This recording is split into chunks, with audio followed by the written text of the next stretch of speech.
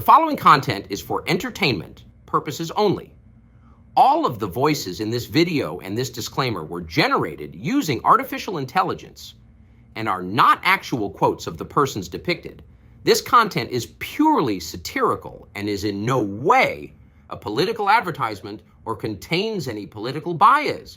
Viewer discretion is advised. Hello everybody and welcome to episode 1 of Presidents Play Pokemon Crystal. This season on the channel we're doing a randomized Nuzlocke so all of the Pokemon we encounter can be different than they normally are. It's a whole new world Joe, we what live the in. fuck are you talking about? This isn't episode 1. This is episode 21. I'm telling you to fire that damn yes man you have as a White House doctor because your dementia finds a brand new evolution every episode. Donald, what are you talking about? How could it be episode 21 if we're in New Bark Town? I'm starting to think you're the one with memory decline. If we were as far along as you said we would be in Blackthorn City by now. But holy shit, forget that. Can you believe how great this randomizer is? Instead of a Pokédex, we got a Master Ball. I can't wait to see what the starters are. I really hate take your kid to work day. Obama put a leash on him or some duct tape over his mouth. If I have to go through these trainers while listening to his nonsense, I'm going to blow a fucking gasket. If anybody's going to talk about bring your child to work day, you're the last person who should be doing that. But Joe, if you don't get your head on straight this instant, I'm putting the lot back on the freezer until next week's episode. Please, Dad, don't take my ice cream away from me. I wish I went to work with Mom today instead. She's so much nicer than you. Take your child to work day was in fucking April.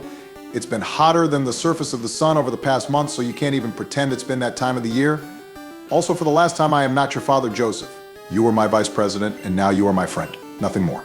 Barack is the father of the year over here. I can't believe he just disowned his son in front of 15 people on YouTube. I'm so sorry, Joe, but I guess you have to go to the orphanage for all 1,000-year-old zombies now.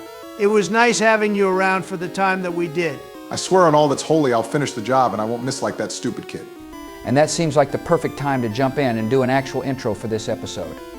Hello everybody and welcome to episode 21 of Presidents Play Pokemon Crystal Randomizer Nuzlocke. Today we have Donald taking on the first half of the trainer gauntlet on the way to Victory Road. He'll also be getting 3 encounters, so some big chances to fill the vacancy of our 6th party member. However, today we already have our 6th party member being my amazing Egg Hatch from way back in Ekrutake City. Of course, we all knew that it would end up being the perfect hidden machine slave, being able to learn Cut, Waterfall, Whirlpool, and Fly. Oh yeah, you had so much faith in Phanpy back then. In fact, I remember you naming it Why No Legend, which translates to Savior of the franchise and my favorite Pokemon. Totally not, goddammit. Why didn't I get a team member that I actually wanted, right, George? That was just a test for you. I knew exactly what its true potential was. And seeing it took until episode 21 to use it, you failed, unfortunately. Such a shame. But I'll tell you what, I'll let you off the hook if you catch this golem. It's not the greatest, but a final evolution with 485 base stats isn't the worst party member if we don't get anything else. Does anyone have a name idea for it when we catch it? Balls, balls, balls, balls, balls, balls. Oh my God, is this finally the end for Joe? I think he's having a stroke. Oh well, you had a good run, Joe. We'll all miss you. Anyway, in more important news, I should have this thing caught any second now, so hopefully it has good stats.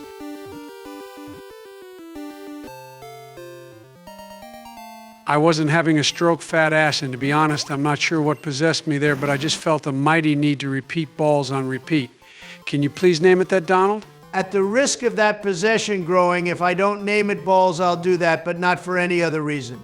I really hope my next encounter is something better so we seriously don't have balls on the Hall of Fame team.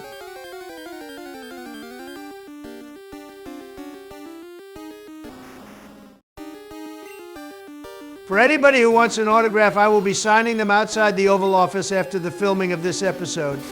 Prices start at $100 per signing, and you can only have something autographed that you purchase separately from my personal store.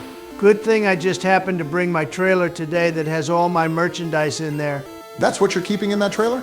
No wonder nobody has been anywhere near it all day. But all things considered, that's an awesome encounter, Donald, and if it has anything close to decent stats and moves, you just know, this is going to be a crowd favorite. Hell of a job, man, just catch it now. I even have Rudy Giuliani working there for some extra cash since he just got disbarred in New York.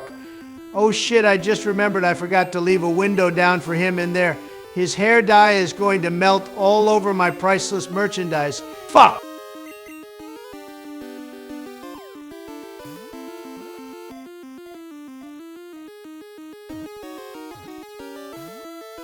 Don't worry about it, Donald. I'm sure the people will survive without your $60 Bibles and gaudy-ass gold shoes. In fact, those shoes might look better in black anyway. Quiet. I need silence for this capture.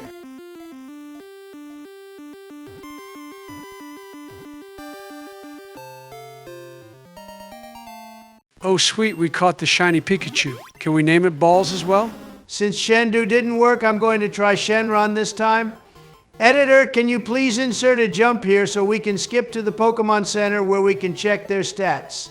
Also, everyone I know why Biden is saying these stupid-ass things.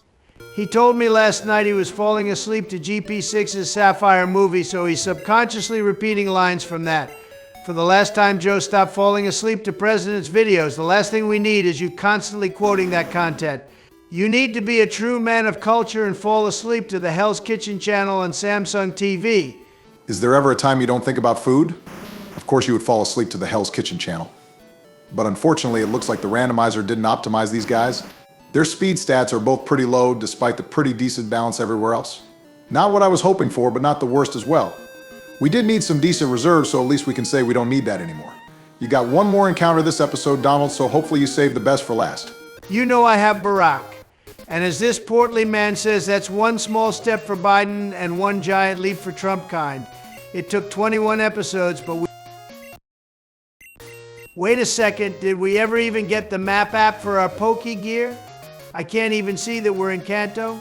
God damn it, how is that even possible? While that is indeed as disappointing as you butchering Neil Armstrong's quote, I do have to say the waterfall animation in this game is just awesome. I'm not sure why we needed to go full Tony Hawk mode and do an 1800 on our way up the waterfall, but it's still so cool. Couldn't have given the credit to a professional surfer since we're in the water there, George? In all honesty, I couldn't name a professional surfer if my life was on the line, so no disrespect intended. I'll instead throw my disrespect onto Donald for getting a Pokemon as wide as him instead of something useful for his third encounter. When are you going to encounter a legend like I did Donald? 1 weakness and 450 base stats is far from a bad encounter, George. This might end up being pretty damn good for us. But can one of you catch it for me? I just got the notification that my DoorDash order is here, so I'll be right back. Yeah, I got you. I don't even think I need to land another hit on it and can just chuck Ultra Balls at it. Did you get anything for us? He's gone already, so he can't hear you. Only time he moves quickly is when he's on his way to food. But can you think of any time he ever ordered us any food? Every time we ask, it's always buying extra in this economy this, or I'm up to my ass in debt. Because lawyer fees that. He'll never even get us fries to split. I never thought about it, but you're absolutely right. He's going to walk back in here with a family-sized meal, and we're going to look like John Goodman's family in that Family Guy scene. That's it. I'm getting revenge on him for this. If he ever wants to use this Chansey that he thinks will be useful, it will come at a price. I got the perfect nickname for this thing.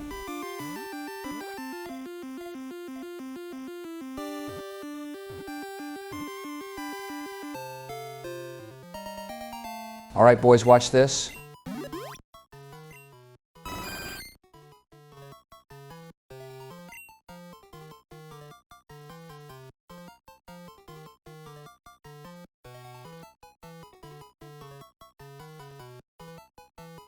Oh my God, that's absolutely perfect, George.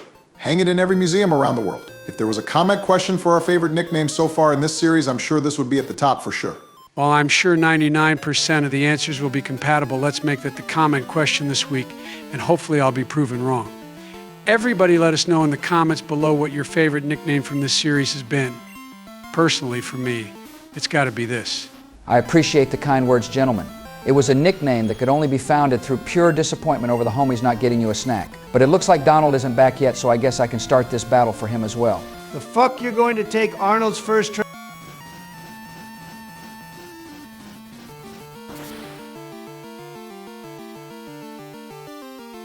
controller. Now, you liability-looking yeehaw ass. One fucking matchup and you prove you've learned nothing from your last episode. I swear I'll get Joe enough ice cream and Obama enough drones to convince them to ban you from playing with us. I thought Arnold was gone for sure. Heart attack avoided, but don't worry, George, no amount of drones would be able to make me vote to ban you.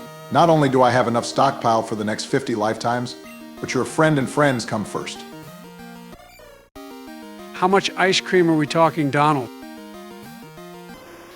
I mean, of course, I would never hypothetically agree to this, but I wouldn't be doing my due diligence if I didn't at least entertain this offer of yours. Art of the deal, am I right? I can see you're learning, Joe. Did you have one of your staffers read you my book as a bedtime story? Regardless, here's my offer to you.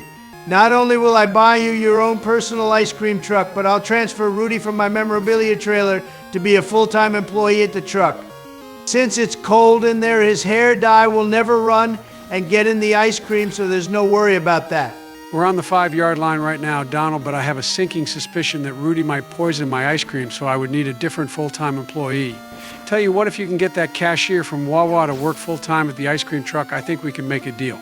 Yeah, I'm going to stop this conversation right fucking now. Joe, you aren't taking this deal and George isn't going anywhere. I'm ashamed at you for falling for one of Donald's ploys. But speaking of Wawa, the donations are how we eat there. So let's get into the donations from last week. Our first one came from our boy Legendary Gamer. He throws us 7 more Canadian people money and he answered our comment question by hoping Squirtle would be our 6th member. There is a chance, of course, we find one and it would evolve pretty quickly. Thanks again for another donation, buddy. Despite this incredible slander and knowledge that a cold treat means more to Biden than my play, I'll somehow muster the strength to do this next donation. Because despite all my rage, I'm just trapped in this cage. Our next donation came from, yeah, you're right, and he sends us $10 through Ko-Fi. Thank you again for donating that way so YouTube doesn't take any fees on your donation and we get the whole thing. He wonders why you turned down Donald's challenge to Golf Joe. You upset his mom by doing this and she's not even a Trump supporter. When you've got this level of drip and you pull as many shotties as Joey B got, sometimes you're going to leave one of the ladies disappointed. But I didn't turn down his challenge. I got my handicap down to a 6 when I was vice president. Donald just never agreed to walk the course because he needs a cart. I mean, who else would want to golf against somebody who has their handicap down to an 8? Did he get something else from the Crazy Cap store? Because if Drip Biden is back and Joe is talking like that, we need to get rid of that clothing immediately.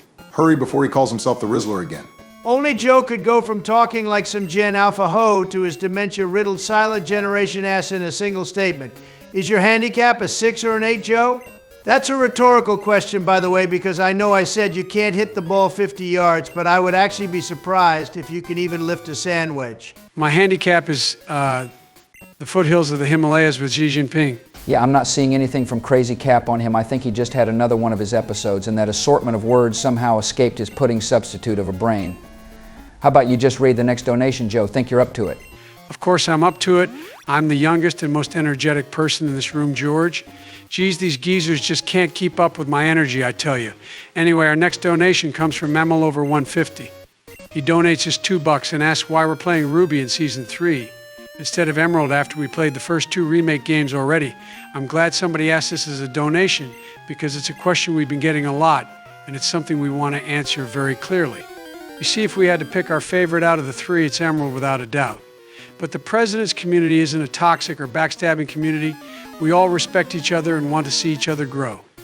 Our basketball spinning showdown battling friend already made an amazing Emerald series that is about to come to an end, and gay producer Dick's already made an equally great Sapphire series. We would never step on either of their toes and make a playthrough for a game they already made. Instead, we're not only going to complete the trilogy of Generation 3 games, but we're also going to complete the trilogy of playthroughs as well.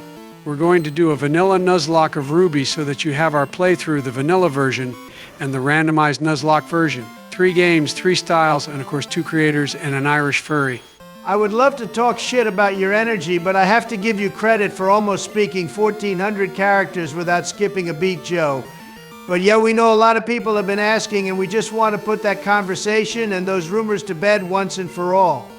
Anyway, moving on to our final donation, it was an absolute whale of a donation as it ties the all-time channel record being for $100. And again, thank you so much for doing this through Ko-fi so YouTube didn't take almost half of it. Can you believe those jackasses take almost half your donation if you donate through this platform? That's why we don't have our memberships on here, because it's stupid to see half your money going to them. But again, shout out to AC Gonzalez for his incredibly generous $100 donation and for saying this is the best series on YouTube. We here also look forward to the return of Dark Brandon and Clinton as well. Maybe they can even show up and play for Bush next time he's up.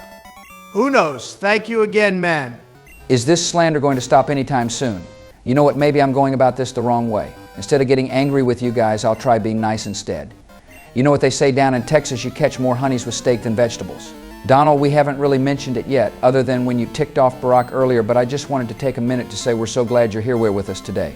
We couldn't be happier that piece of shit missed his shot, and that you escaped with only the small damage to your ear that he did. I doubt I've spent a week of my life in that state, but I'm pretty sure that nobody says that saying there or anywhere on this planet Earth, but I do have to agree with him, Donald. If anything, that's a sick new ear piercing you got. Have you picked which rock you're going to put in there? I appreciate the kind words, gentlemen, and Obama, do you think it would be too over the top to put an 8-carat diamond in there, or would I become that guy? The last thing I want is to become a person who has constant drama and controversy surrounding me. Oh, Donald, no, you would never be thought of as a controversial figure. Everybody only has the purest of thoughts about your character. But if you ask me, you gotta go big when it comes to a right ear piercing. Show everyone out there that you're happy with who you are. Why are you putting emphasis on the piercing being on my right ear? Oh wait, never mind, I remember the meaning of that. Never mind, piercing plans have been canceled. Thanks a lot, Obama. Bro was literally about to come out of the closet in front of the entire RNC, and you just had to remind him what that meant. But to be honest, Donald, we are all very happy that the kid who looked like GP 6'5" years ago is a worse shot than Hank Hill. I actually needed sports to realize this happened. The second I saw Nick Castellanos hit a home run, I went searching the internet for a tragedy, and what do you know, I see what happened at your rally. I swear that man is a witch who needs to be burned at the stake. How does he hit a home run every time a really bad event happens? And to think nobody would have realized that fact if it wasn't for that Reds announcer being a homophobic jerk-off, as there's a drive into deep left field by Castellanos, it will be a home run. And so that will make it a 4-0 ball game. Legendary copy pasta right there, but Donald, are you sure about the switch to Starmie right here? Don't you remember the last time we faced one of these? It knows growth, which is a pure counter to drill peck. If it knows any other moves, we could be in not only massive trouble for this matchup, but if that legendary powers up too much, it could mean the end of the run. Would you prefer I bring in Arnold, Mystery, or Arcanine, who are all weak to Bubble Beam? We have to act off the known and not the unknown. Also, if it knows a stab psychic move, then we resist that as well. I'm putting all our eggs in the Me Too basket, and this probably isn't the last time one of these situations are going to arise. With the levels as high as they are, any matchup could be our last, and we have to battle with knowledge and passion. Never fear. And you nailed that decision right there, Donald. With the speed edge now, we'll be able to knock out before that bird's next attack. Hell of a job, man. Keep that fire burning. That's just what being a trustworthy trainer is all about, my man. Sometimes you just gotta trust your instincts, but you always have to stick by your decision no matter what it is. But never mind on keeping that fire burning, because now we need to extinguish our second legendary bird in this trainer battle. I'll switch to Arcanine and throw non-rock type attack rocks at it until it falls right out of the sky. I think you should have left Starmie in right there, Donald. It doesn't have a great physical defensive stat if I remember. As I was saying, switching out of Starmie was absolutely the best decision you could have made right there, and well done on making the exact same read I made there, Trump. Anybody with half a brain would have known Fire Chicken was going to use Thunder. Were you two in another drone strike at the same time that we were? But instead of being knocked unconscious, it took away your future sight abilities? Maybe Donald and I should just split the Elite Four and lance ourselves, because holy shit, that would have been the end of our Mewtwo right there if you were playing. You know when Dementia Joe is able to call out your bullshit you turn that you really messed up.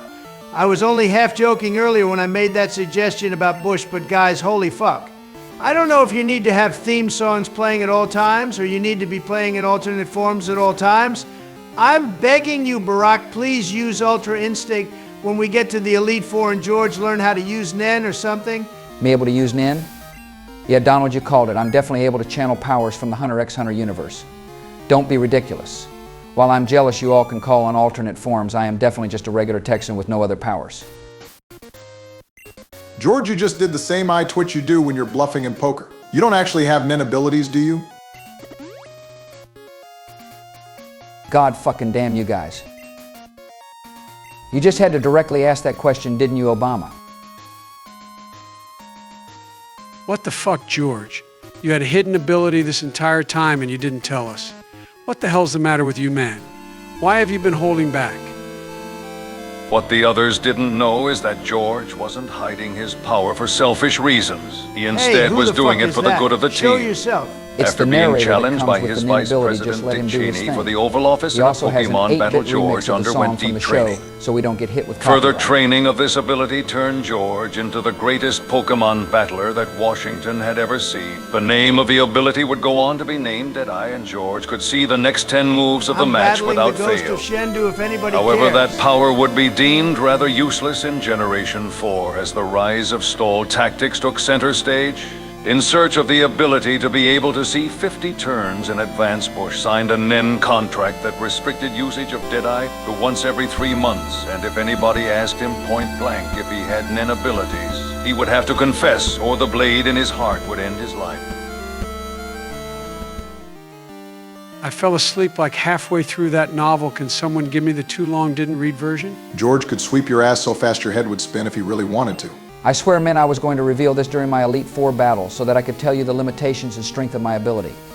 If I use it during the Elite Four and during our battle with Red, that should be able to space it out enough and guarantee us victory. That has to be the most busted ability I've ever heard of. And since you're using NEN, nobody who can't use it themselves like any of us would even know. George, I don't know what to say except I'm sorry. With you on our team, this run is guaranteed completed. Hold on for a second, Donald. Wouldn't that make things too easy? How about this? We let George use his ability only when it's his turn against his Elite Four member and his certain Pokemon against Lance and Red. He can't use it to assist us. We still have to do our part ourselves. Yeah, I suppose that's fair. Biden, what do you think about it? Oh, Jesus Christ, Biden, wake the fuck up. I'm awake for real this time. Is it my turn yet? No, you moron. You wouldn't even play until next week anyway. But seeing as you look like you could fall asleep any second now, how about we call this Shendu family reunion our last battle of the episode and you can take over after that? Yeah, that sounds like a plan to me. I'll give you credit, Donald, you actually played pretty well today. And I thank you very much for keeping the entire team upright for me. I can't wait to get us right to the Indigo Plateau next episode. And just think about it, men. In 2 weeks' time, we'll be 2-time Hall of Famers and 2-time certified Pokemon Masters. It's very rare indeed, but you hit the nail right on the head with that one Joe. But everyone watching, I hope you all were satisfied by my God tier play today, and hopefully Biden can replicate it next week. Thank you so much for showing up today, and we can't wait to see you next Thursday for episode 22. That's pretty cool ending the episode going up against the entire vanilla Shendu evolution line. Good thing we unfortunately know its weaknesses. A huge shout out as always to our channel members Bradley and Hector over on Ko-fi. If you would like to join them and be mentioned at the end of every episode like this, you can do so by heading over to our Ko-fi page in the description. We can't wait to see you next week. I forgot how fucking epic I look when I'm in this form. And for anyone out there thinking, hey George, aren't you using the ability right now? How are you going to use it in 2 weeks' time? Don't worry about that. I haven't actually used Deadeye, I just used my powers to make my appearance visible for all of you. And of course, as always, don't forget to answer our comment question and join the Discord in the description below. We just passed the 700 member mark, and if you haven't joined yet, you're really missing out. See you next week, partners. You're the best community on YouTube. We appreciate each and every one of you, and holy fucking shit, guys. George is glowing. What the fuck is going on? Joe, I actually can't even.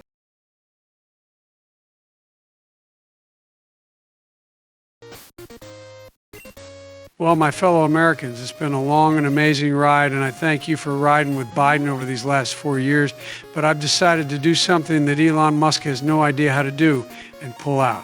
Effective a few days ago, as you all know, I am suspending my bid for a second term so that Kamala can hand Donald his second straight defeat.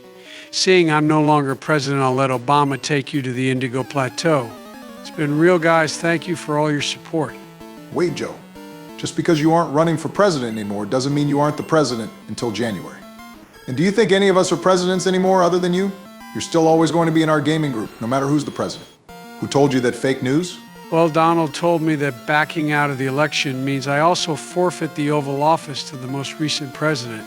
I mean, that sort of makes sense, and to be honest, I just want to play more Pokemon in College Football 25. Oh, don't give me that look, Obama. I was just trying to move my stuff in early was all. Fine, Joe, I'll admit it. You're still president, unfortunately, until January, and you're still going to play with us on this channel after that as well. Can you blame a guy for trying, though? Yes, you most definitely can, Donald. Especially because Joe's playing today and it's our last episode before the Elite Four. If all goes well, so the last thing we needed was to take him off his game. But enough of that, and welcome to all of you in attendance to episode 22 of Presidents Play Pokemon Crystal Randomizer Nuzlocke. It's not going to be the longest episode today, but we'll have the most challenging battles of the entire series, most likely as Joe completes the Trainer Gauntlet and takes us to the gates of Victory Road. How are you all doing today? I'm doing great, thanks for asking, Barack. And before I forget, guys, we need to issue a huge apology to AC Gonzalez. He was our highest donator from last episode, and while we mentioned his donation, our smooth brain editor didn't get the actual picture of the donation pictured. We made him fix it in the most recent movie at threat of deportation. But we just wanted to show our appreciation, AC, and again apologize for our error. I told you back in Pokemon Yellow that you needed to fire that guy. Let me do it, because I'm the best at firing people, believe me. Do you guys remember when I had a TV show where I did in every episode? For the 1,000th time, Donald, yes. We all remember you had a television show. It was mid at best, and my greatest moment as president was when I interrupted one of your premieres to go live at the White House. The fact I did that was even better than actually announcing that SEAL Team 6 took out Osama. I swear on my hair, I will never forgive you for that. You could have gone live at any other time, but no. You said, hold up, let's wait until Donald is captivating the hearts of billions of people around the world. That episode passed the viewership number of the most recent Super Bowl. Such a fucking cap, but don't blame Obama. It was actually my idea. I was sipping on some lean and told Obama, what if we wait until they were in the boardroom part of your show to reveal it, despite the fact that he was taken out hours earlier? That's actually diabolical, Joe. I can't believe you openly just admitted that with Donald sitting right next to you. I should have backed out of the election months ago. It's so awesome to not worry about every word out of your mouth being talked about for a week on the news and being turned into an attack ad. Joe, I still don't think you're grasping the fact that no matter what you do for the 2024 election, that you still won the 2020 election, and you are the president until a new one gets elected in 2025. The media coverage may not be as fierce on you since you're basically a lame duck president at this point, but you still have to act with the same dignity and respect for this nation as if you were still running for a second term. TLDR, hit me up when you've got something not boring to say Obama. I might as well just let Kamala be president right now so I can focus all my efforts on gaming and to absolutely make the people who bought merch that says Trump will be the 47th president look stupid. I already made it suck for all the people who bought the Let's Go Brandon merchandise, and let's see if they can restock on new gear if the economy is really as bad as they say it is. Oh, I remember when I first realized the end of my presidency was coming up and went through this exact same phase. Enjoy it, Biden, but just know eventually one of your advisors, or in my case, Dick Cheney, is going to bend you over and give you a paddling when you take it too far. Wait, did your vice presidents or cabinets not paddle you with a piece of wood from one of George Washington's cherry trees when you did something stupid? No, George. No, they did not. Okay, so that's all well and good with your paddle fetish, but you guys need to realize something. I am Joseph Robinette Biden Jr. I am not only the greatest president of all time, but I'm also the...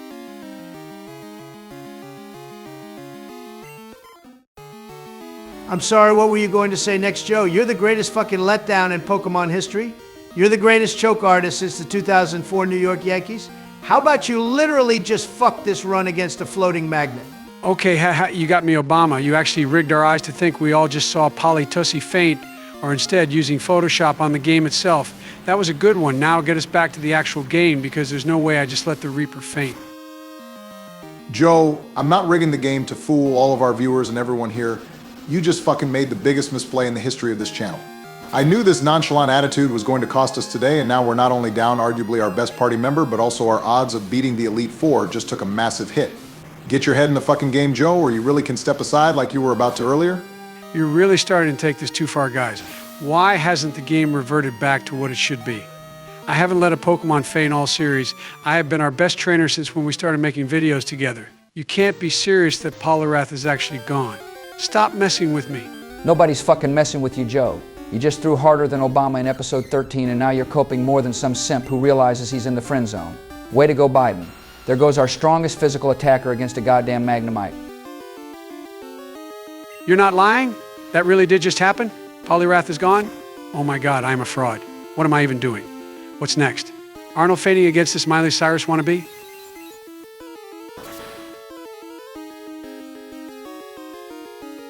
Joe, just fucking breathe for a second. Calm down. This run is literally on the brink of disaster right now. You just need to relax and focus. Drill peck the encounter into oblivion? Is that what I just heard? Oh my God, the room is spinning. East is north, black is white, and the NFL is rigged. I mean, he was right about the NFL being rigged. Donald, shut the hell up and call Secret Service. Joe just collapsed. Hang in there, buddy. Help is on the way. Wait a second, if Joe fainted, how is he still playing the game? Doesn't that seem weird to you guys, or is it just me? You're right, that is rather strange. It's almost as if there's an entity inside Joe that takes over for him when he's in times of trouble, and right now he's... And right now, he's back to save the day. Brandon. Is there an echo in here? Or is that my ears just adjusting to this world again? Whatever it is, it feels good to be back, but to bring me back there must have been a colossal fuck-up by Joseph.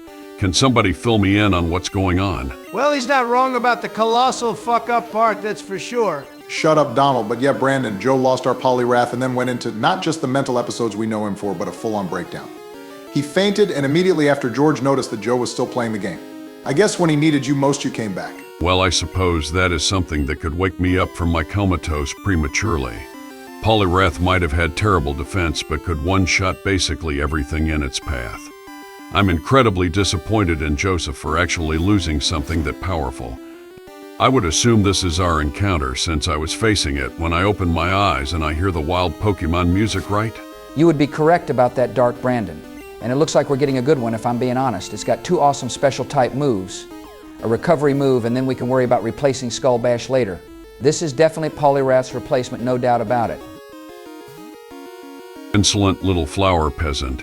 How dare you break out of that Ultra Ball? Let's try this again. Ultra Ball, bring us our newest team member.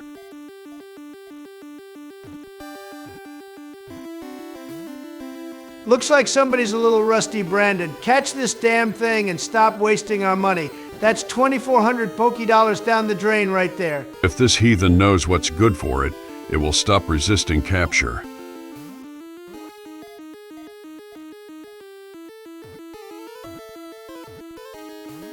Well, awesome, you little shit. Join our team now, or I'll throw you straight into the volcano on Cinnabar Island later in this series.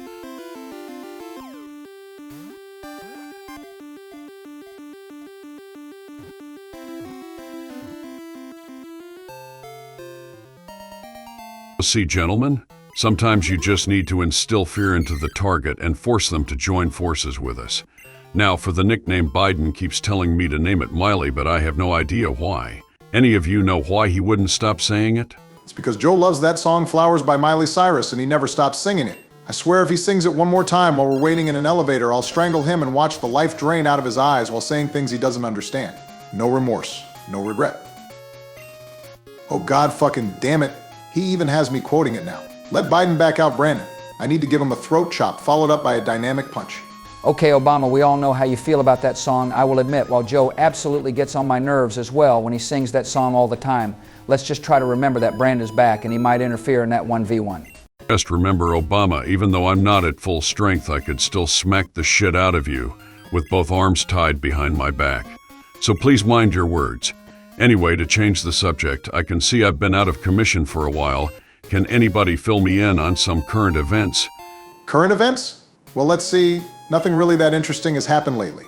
Donald got shot. Our editor started a brand new college football 25 series, where he put his Division III alma mater into a dynasty mode, and Joe dropped out of the election. Just the usual run-of-the-mill week or two. Hold on a second. What the fuck did you just say about Joseph dropping out of the election? You're talking about the election for treasurer of the Ice Cream Social Club, right? Not the presidential election? Obama, don't fucking make jokes about that. I'm all right after being shot, if you're wondering. I shrugged off the bullet from that lone wolf beta cuck like an absolute Chad and gave a fist pump Nobody to my cares about your new ear-piercing, you land whale. Right now I'm trying to tell if Obama just made a bad joke, or if Joseph needs a little more than a stern talking to. So he's not kidding, Dark Brandon. Last weekend, after numerous calls within his party and tens of millions of dollars of funding withheld, Joe had to make the decision to not pursue the 2024 election anymore. His party really just threw him aside because they lost all faith in him. He endorsed Kamala as the party's candidate. But why are you so upset about this? The reason I'm so upset about this is because how can I control the free world from his fucking beach house while somebody else is running the country? Sure, I'll never have to worry about a crack supply, but I can't follow through on my plans if I'm not in power. Fucking hell, Joseph. I'm going to kick your ass inside out style. So if you were running the country these past 4 years, can I submit an expense report to reimburse my bank account for the self-destruction you did to the economy? Normally, I wouldn't nitpick about a few $1,000,000, but these lawyers keep calling me about unpaid bills, and I really don't want them to send my bills to a collection agency. That shit stays on your credit report for like 7 years. Be handling the economy? Yeah, sorry about that, Donald, but I only handled the matters that actually mattered. Things too big for you that your cabinet handles for you while you rant on Truth Social. But I assume since you have lawyer fees that you won your trial, so I will congratulate you on that. Yeah, I totally beat all those liberal judges in their fake news trial, but let's change the subject. I get tired from all that winning, you know. What's recovery been like, Dark Brandon? Was it a dream that went on for a long time or something different? Well, how can I describe it? When I originally split my powers, everything faded to black. I had believed the darkness consumed me whole, and that I wouldn't be powerful enough to maintain in this realm anymore. But then when I woke up, it was something that even terrified me. I had none of my senses, but I knew that I was alive. After that, I saw a flash of light, and before I knew it, I was in another universe with all of you, as well as a talking duck and dog. There was also some monkey man or something. I know you mentioned crack earlier, but I didn't know you were a straight-on addict like Hunter. What the fuck are you talking about, Brandon? I know it doesn't make any sense, but there was also some people that go by the names of Sora. Ben Shapiro and Jordan Peterson. Have you guys ever heard of them? As crazy as it sounds, maybe he was in another universe, Donald. He's never interacted with Ben or Jordan in this universe. But to answer your question, Brandon, Shapiro is some whiny podcaster who everyone thinks is into his sister, and Jordan is an attention whore who acts smarter than he actually is. There's a reason we never interact with them, but maybe they're different in other universes. That's a theory for another day. Ben didn't seem like the Alabama type, so maybe that personality based off universe theory has some merit, Obama. But yeah, after we finished the mission we had there, everything faded to black again, and then I just woke up here. It was a scary time for sure, but I couldn't be happier to be home and safe. I guess my other question for you, Donald, would be, has the power I bestowed upon you become anything? Me having powers? Of course not. Your gift was life, and that's all I needed. I'm eternally grateful for all you did, and nothing more needs to be said. That was a rhetorical question, Donald. I can sense a much higher power level on you than before I left. Come forward, my other half. Oh, little shadow, I was starting to think you would never come out to play. The kids' table is back in the recesses of Joseph's mind. This is the adults' table. So, yeah, Dark Brandon, I would like to introduce you to Dark Maga. What brings you to hang out with us today, Dark Maga? Don't play dumb, George. You know exactly why I'm here. I've waited a long time to face my weaker half in person, and now I finally got the chance. He took a little longer than I was expecting, but nonetheless I can finally show him who the new sheriff in town is. Oh my God, I think I might actually die from laughter. You being stronger than me. Bro, you know the meme about preparing breakfast for 2 people? You're the slice of bread that was just enough to keep Donald alive. If you even tried to make a move, I'd destroy you faster than a Yemeni village hosting a wedding during Obama's presidency. Don't see why I had to catch a stray right there, but okay, hope your family reunion is going well. That's big talk for an entity not at full strength right now. I won't spread your essence to the winds right now, but I just wanted to introduce you to the person who ended your pathetic existence.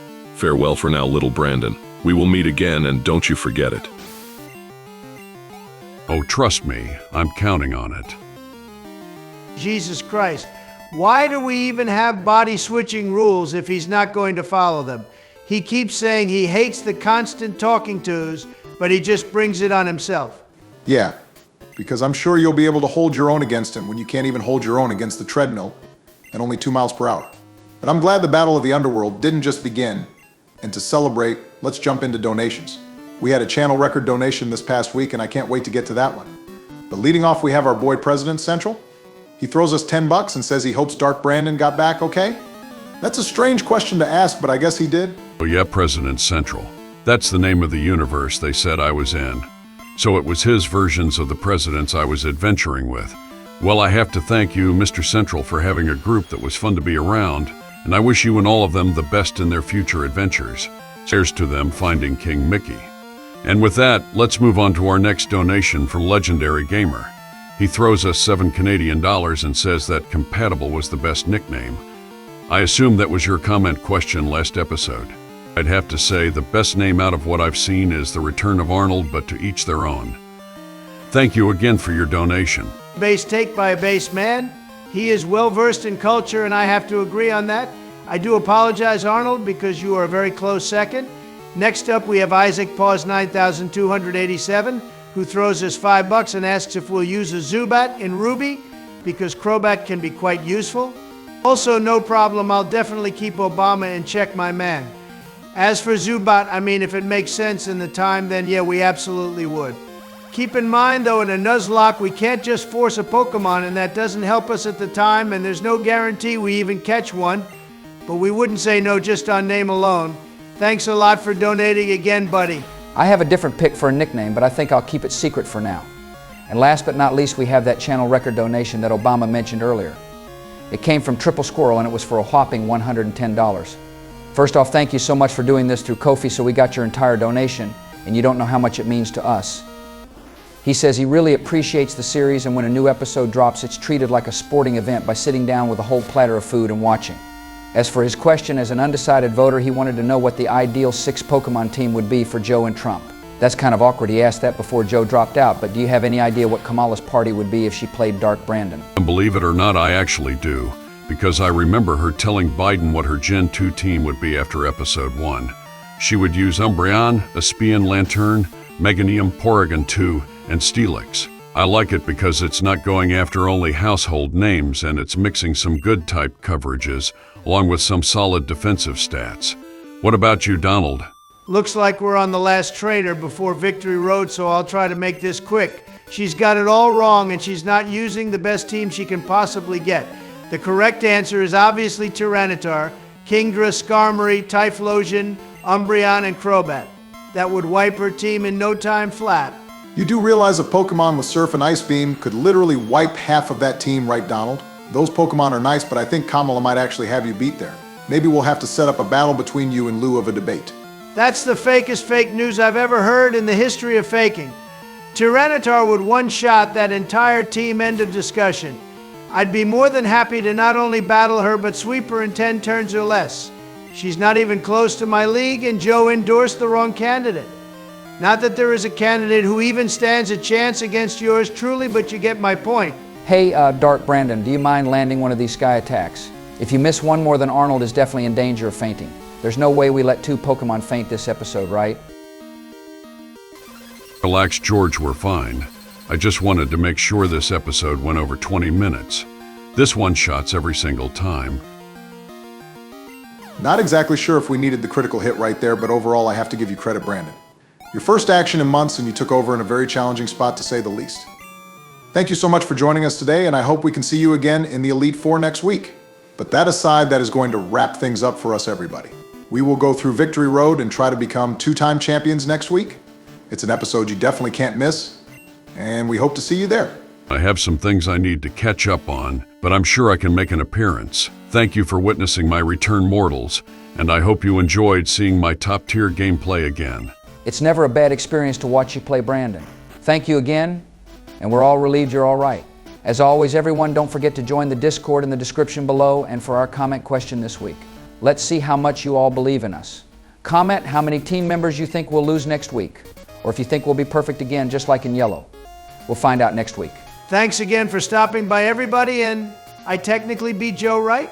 Just because he quit doesn't mean he doesn't take the L, right? Guys?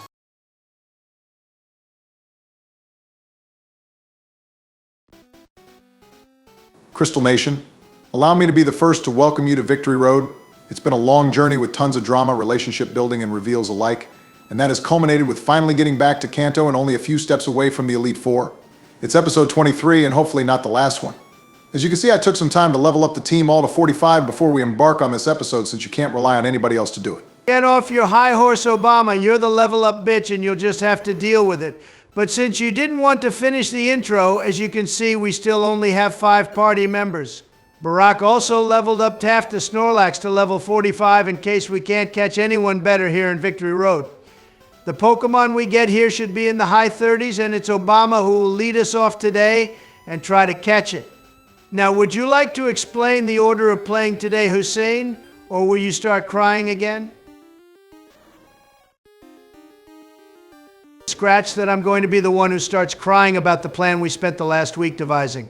Obama, you're not leading off today anymore? We've been gifted a second chance at catching Sweet Coon, and you're not going to blow it for us again? 0% shot of that Agent Orange. Time for me to apply all I've learned and make up for my past mistake. After everything that happened with Thor and the first Sweet Coon, we will be taking a legendary into the Elite Four. In case you guys forgot, there's two other presidents here. Donald, you know we agreed on the plan, and while Obama tries to get this capture done, I'm going to explain it to everyone. Now, we decided to split up the Elite Four members and champion just like we did with Yellow, and we're doing this based on performance in the entire run so far. Obama will take Will, Joe will take Koga, Donald will battle Bruno, and I will wrap things up with Karen. Can't lie that I'm pissed you guys took me off the anchor spot just because I let Poliwrath faint, but it is what it is. And for those of you wondering why George is getting the fourth Elite Four member when his play was mid as fuck throughout the run, it's because we're going to utilize his Deadeye ability and he can take Karen down with no casualties. Since he can only use the ability in that battle, he'll take out Lance's first Pokemon, Obama will take down his second, I get the next two, and Donald gets the last two. It's going to be a great day if we can all do our job. I even made sure to take all of my medications so I can be at my best today. Don't give me that it is what it is bullshit, Joe. You threw the biggest hissy fit when we decided to give Donald the anchor spot. You started crying, throwing all your framed photos, and even tried to flip the Oval Office desk, which I can't lie was pretty hilarious because you couldn't even lift it off the ground and then took a nap because you were all tuckered out. But I will give you credit for taking your meds and being the best you can be today. What I'm pissed about is that I didn't film it. I know I couldn't have used it for an election attack ad, but I'm sure there was still some blackmail to be found. Tell you what though, guys, since this is a legendary and Obama is playing, I bet this is going to turn into a multi-episode special, so let's do donations earlier than usual today. It's not like we're going to have a chance to do them during the Elite Four either. Blow me, Donald. This thing is razor leaf, so I'm not going to risk bringing in me too, just to paralyze. It's clearly a special attacker, so that's just playing with way too much fire at this stage in the game. But speaking of fire, having Flamethrower means this moveset is incredibly busted. I'm kind of upset I wasted that time leveling up Taft. But anyway, let's get to donations like you said, and the first one came from our boy Legendary Gamer. He throws us 7 more Canadian people money and answered our comment question by saying we wouldn't lose any team members today. Thanks for the vote of confidence, my man. He also says we need Bill in Generation 3, and he might have some screen time. We'll just have to see. Thank you again, man. It has Thunder as well. Great switch in to Arnold Obama that's some sick damage evasion. But combined with Mystery and Miley, we could have a deadly trio of special attackers. Just keep chucking Ultra Balls Barack. We'll get it soon. The next donation came from fellow creator Presidential Gaming Drive, who paid homage to the return of Dark Brandon.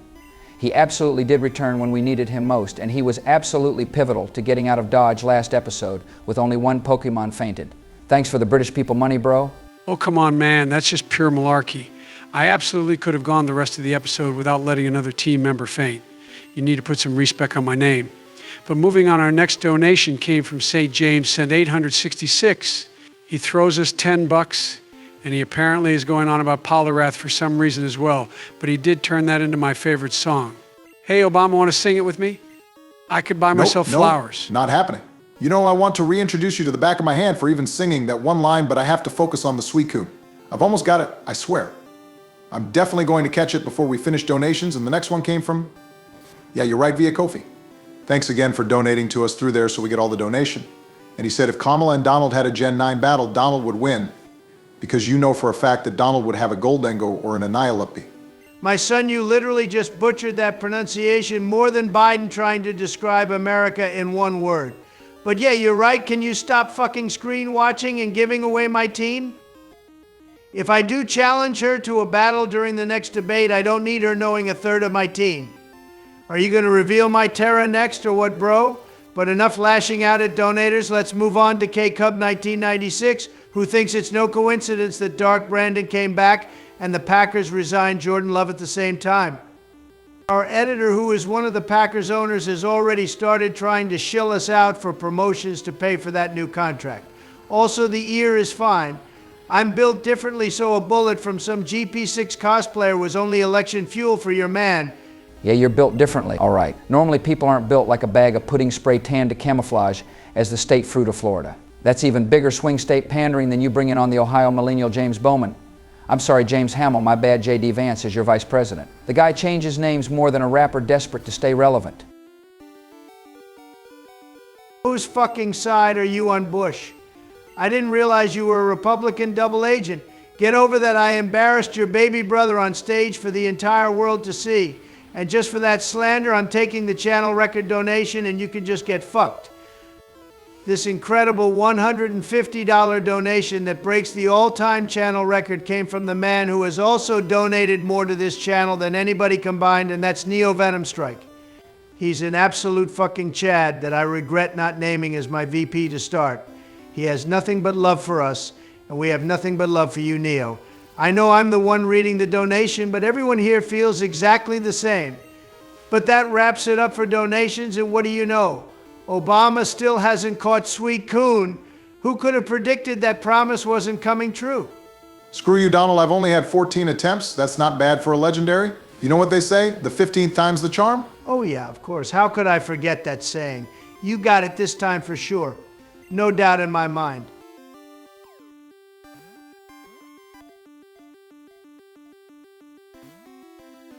Everybody knows 25 is my lucky number.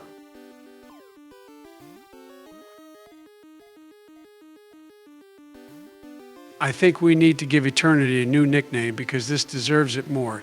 It's like you didn't even listen to me explain how catching a legendary works. Use a Pokeball Obama.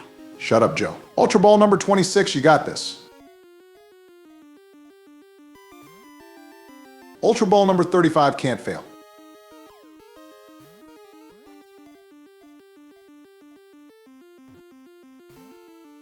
Apparently it can. For the love of God, number 40, please be the one.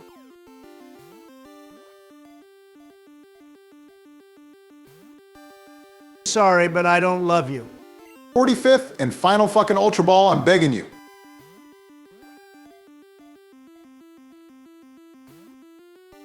We're actually not catching this, are we? Of course we are, George. And to quote you, fuck that noise, great ball go.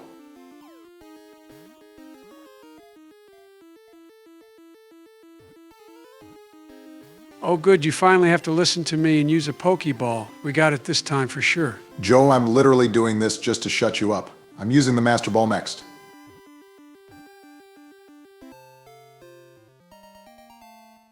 How the fuck does this keep happening? First with Thor and now with Suicune? Why does a Pokeball always work better? Fuck it, Joe is now the ball whisperer in more ways than one.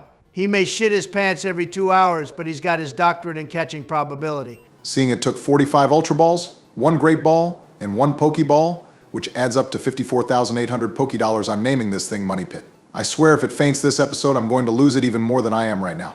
Everybody, I want you to remember the comment that Obama just made when Kamala and I debate the economy. The Democrats have no shame in using nearly 55,000 Pokedollars on a single encounter.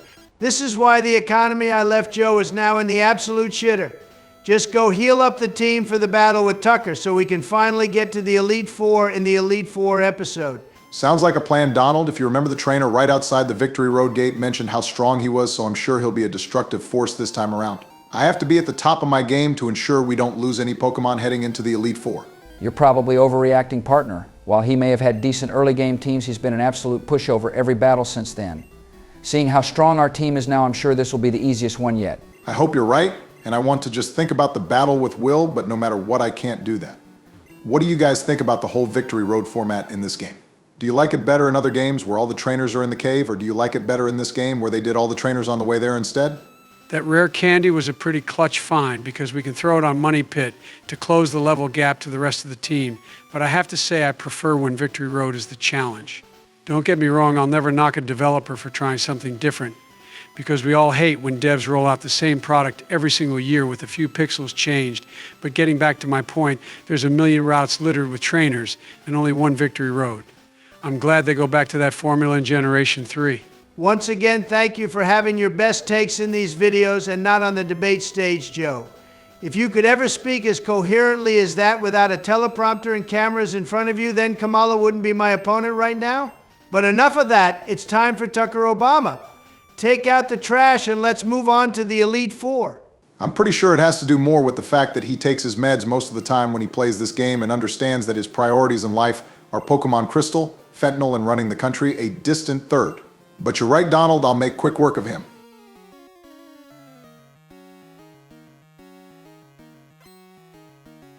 That banger of a rival theme will literally never get old. Thank you all for respecting it and letting it carry the video for a minute. And I told you he would be at Pushover Obama. He's leading off with a baby Pokemon, a vastly underleveled one at that. I guess the game said let's screw up the level scaling one more time just for fun. The level scaling giveth and the level scaling taketh, but that was nice of the game to make Tucker look like a bug catcher compared to us before the real grind begins. Looks like he's got another fighting type up next, so Mystery, you know the drill?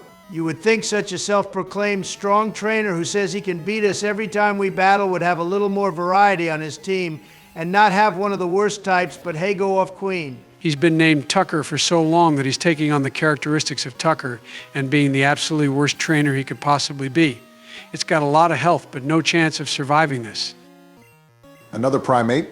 There's no chance his entire team is just fighting types, right? There's no chance the randomizer could have fucked him over this badly, right? Technically, he can't have a full fighting type team because he will always keep his starter, but he could potentially have 5 fighting types, I suppose. But yeah, there's no way that's going to happen. Watch him be setting us up for having 2 Mewtwo's right after this. Yeah, you're probably right. Legendary incoming right here.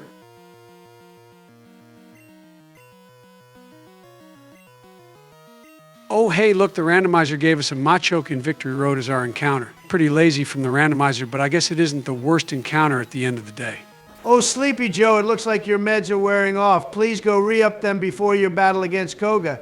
The last thing we need is you having a repeat of last episode and causing everyone who thought we would lose 3 Pokemon this episode to be right. Last time I checked, Koga was a gym leader and not an Elite Four member. Maybe it's you who needs to take their meds, Donnie boy. Joe, please take a few more pills just to be safe, but Koga is an Elite Four member in this game and his daughter Janine took his spot as gym leader. Also, holy shit, Tucker actually did bring 5 fighting types to this battle. Bro had a full-on crisis after we smacked him around in the underground. This was a nice warm-up, though, I can't lie. Wait, there's seriously a 3rd Nepo baby gym leader in this game? Game Freak got really creative when it came to choosing gym leaders, said no one ever. The strangest part about it, though, is they could have used Aya, who was introduced in the anime as Koga's younger sister and actually had a battle on screen. Instead, they decided to create a brand new fictional character who will be by far the weakest gym leader we face in Kanto. She has a level 33 on her team, and she's the only gym leader who doesn't have any Pokemon in the 40s. So basically, the rule of Pokemon is whenever a gym leader introduces themselves as a child of the former gym leader, you know they're going to be an absolute pushover and they should just hand you the badge without a battle. Yeah, that basically sums it up, but it couldn't have been easier than this battle right here. It's a shame we only get to kick his ass one more time, and he's going to be underleveled in that battle as well. Tucker went from an intimidating figure to an absolute pushover in no time at all. But all that's left for us to do now is grab Money Pit and start the journey that we and all the viewers have been waiting for. You might as well buy all the Ultra Balls you can again, seeing you use them all to catch Suicune. We should have enough money for like 20 more, and then the Elite Four winnings will be a nice little stimulus to our bank accounts. I've also been working on having some of our most recent payment to Israel embezzled into our balance so money won't be an issue. Should we even buy more Ultra Balls? It's not like they ever work for us looking at Eternity and Money Pit. It seems like we always get the capture with regular Pokeballs, so I think we should just buy 100 of those. But Joe, how do you think it's even remotely possible to wire real-life money into a Game Boy cartridge from 2000? Even you have to realize that's absolutely impossible. It's clear you've only played this game with an emulator, George, because any true gamer would know you just have to hook up the Game Boy printer, and then I can shove the money in through the printer, putting it into the game. It's actually first-grade knowledge, bro. Keep up. Joe, you smooth-brained fossil, it doesn't work like that. What are you going to do with that money anyway, once you realize your plan is more of a failure than your administration? Are you going to give it back to where it's supposed to go? There's absolutely no chance it won't work, so I haven't even considered that possibility, but in the off chance that Game Freak patched the printer method in a recent update, I'll probably just end up keeping that money. It's so much easier than tracking them down and handing them over what was missing. Worst thing that will happen is that a bunch of people will question me, and I just have to mumble and gaze off into the distance. They'll give up and leave soon enough, and then I have money to spend on college football Ultimate Team packs. Exactly how much have you spent on that game so far, Joe? I saw you spent $200 alone when I walked in on you playing in the Oval Office yesterday. Let's see, if I carry the 3 and move over that decimal point, then I think it comes to like $42,000 after tax. It's the tax that really kills you at the end of the day, but I haven't spent that much. You spent over $40,000 on a game mode you can play for free? Holy shit, bro, the odds of pulling any player's worth a damn are like 20%. Stop spending the nation's budget on Ultimate Team. Wait, I can spend the nation's budget on that? Oh, hell yeah, I have to grab the country's credit card. I'll be right back. Oh, no, you fucking don't. You leave that credit card right where it is and with a high enough balance so that I can be the one who buys packs in November. But getting back to the game, it looks like Money Pit is a pretty unique Pokemon. It's got stupid high health and speed, pretty good special attack, and no defense to speak of. It shouldn't be like Poliwrath where one hit knocks it out, though, because I doubt a Thunder attack could even take out over 200 health. Couldn't agree more, Donald. Our Suicune has all the makings of a powerhouse for episodes to come. And let's not forget that the moveset is absolutely busted. We've got Surf, Flamethrower, Thunder, and Razor Leaf. We must keep it alive at all costs. As for my battle with Will, I think I'm going to lead off with Arcanine. One move we've never used on it is Substitute, and in a 5-battle stretch, we're keeping our team alive as the top priority. I want to try and limit as much damage as possible. But enough talk, men. It's time for action. Our second Elite Four journey officially begins now. We all need to be at the top of our game and show all we've learned throughout this series. Do your job and hand the team off to your teammate. We got this. Let's become 2-time champions.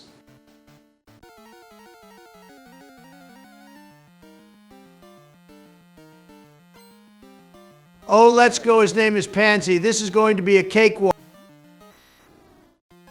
He has to be flying type, right? No chance we get dragon type, seeing we already faced that gym back in Violet City? Obama, tell me the randomizer does every type before we face a double. I thought so, but let's not jump to conclusions before we even see his second team member. Right now I'm focused on fake Shendu, and I really thought I could one-shot it. Guess I should have stuck to my strategy and used Substitute so I wouldn't have got paralyzed. I'll just heal up and then finish it off next turn.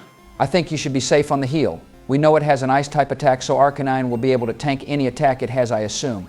But don't get cocky with the level edge we have right now, Obama, because any one of his Pokemon can change our entire strategy.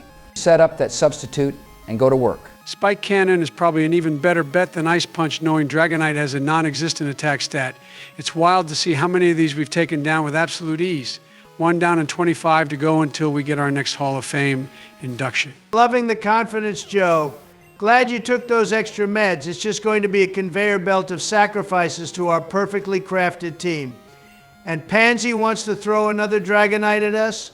No problem at all. Ain't no way it can break a Substitute. I hope his entire team is Dragonites. We'll take out 5 of those false gods with ease. I would definitely welcome having to face 5 Dragonites, and the Substitute plan works perfectly right here. Not going to let Will paralyze us again. 2 down and 3 to go this battle. No matter what he's got. He's got nothing on us. I think we can agree that Will is a Dragon-type user, seeing there's a ton of flying types and we've seen 2 Dragonites. The only other dragon he could have at these levels is a Kingdra, so remember it has Hyper Beam and Shadow Ball at the least. Bro, honestly, didn't just try to use Glare 2 times in a row on a Substitute, right? Now, I know we aren't nerds like the Obama and Dilkson's universe, so we can't tell you what the AI is thinking in situations like this, but any move would have been better than that. Is Will just throwing in the towel? No shame in throwing in the towel when you're going up against the GOATs. And I know I was wrong earlier in the playthrough about Faulkner having a Kingdra-type gym, but I'm all but assured this is not the flying type or the dragon type. This is the Dragonite-type Elite Four member. You were wrong then, and you're wrong now, Joe. I'm telling you, there's no such thing as the randomizer just giving a trainer all of the same Pokemon on purpose. We'll probably see a Kingdra in one of the last 2 Pokemon. Now hold on, Obama, let him cook. We already thought the type couldn't repeat, so maybe the type isn't repeating, because this is in fact the Dragonite-type gym. There's going to be 2 more of these dipshits that use Glare on a Substitute, and then we'll be on to Koga. Speaking of dipshits, can you tell me why you're using Bubble Beam right here, Barack? We both know that's going to do like 2 damage and not finish off that sliver. Stop trying to be cute and just finish it off. I'm not trying to watch Substitute animations for the next 20 minutes. Well, excuse me for trying to save one of our strength attacks for the rest of this episode, but yeah, I will admit that was a tad ambitious. I'll finish it up next turn for sure. Good thing this Spike Cannon isn't going to scratch our Substitute at least. I'm not sure which developer sat down and thought, hey, let's us the sound effect of haze from Yellow as the sound every time the Substitute switches in and out, but it just sounds so out of place. Can we hack this mod to have the morning sun sound effect instead? How the fuck can you remember the sound effect for a useless move that never gets used from 1998, but you can't remember what color the socks you're wearing right now are without looking down first? Sorry, I should have said the first half of Surf's sound effect for casuals such as yourself. And who the hell can remember what color their socks are? You would have to be some crazy morning person if you aren't sleepwalking when you get dressed in the morning. He actually does have a point there, Donald. Do you remember what color socks you're wearing right now? Because I think mine are white. No, wait, fuck, they're black. I'm wearing my limited edition Gold Trump 2024 socks. Obviously, they go perfect with my $200 Never Surrender Gold high-top shoes and a $60 Trump Bible, all available at my merchandise trailer right in the parking. Hey, where the fuck did my trailer go? I made sure to park it right behind Biden's Corvette so I wouldn't forget where it is. Oh, I had that eyesore towed. It wasn't because I needed to leave and you were blocking me. It was just so ugly compared to my vet and all the Secret Service vehicles. Biden, you idiot. Did you forget that Rudy works in that trailer? He's probably scared and confused because he has no idea where he is. And nothing of value was lost this day. Moving on to more important matters, Obama, can you please change the sound effect of substitute like we were talking about? Because since you can do things like make Elite Four members have an entire team of Dragonites. While I will admit it's strange that one trainer had 5 of the same Pokemon, that's not a thing I can do, Joe. I'm also pretty sure you can't do anything with the sound effects, but that's also because I'm clueless when it comes to coding. Not gonna lie, it's a tad suspicious that you encountered a legendary. Tucker had a team of fighting types which we can easily counter, and Will had a team of Dragonites that consistently tried to use Glare against a substitute. Did you hack this ROM to make your battles easier this episode, Obama? Oh yeah, I definitely made it so I would use all 45 of our Ultra Balls to put us in a shitty financial situation and hack this battle to make it so Will would have 5 ghosts of our former teammate. You caught me, George.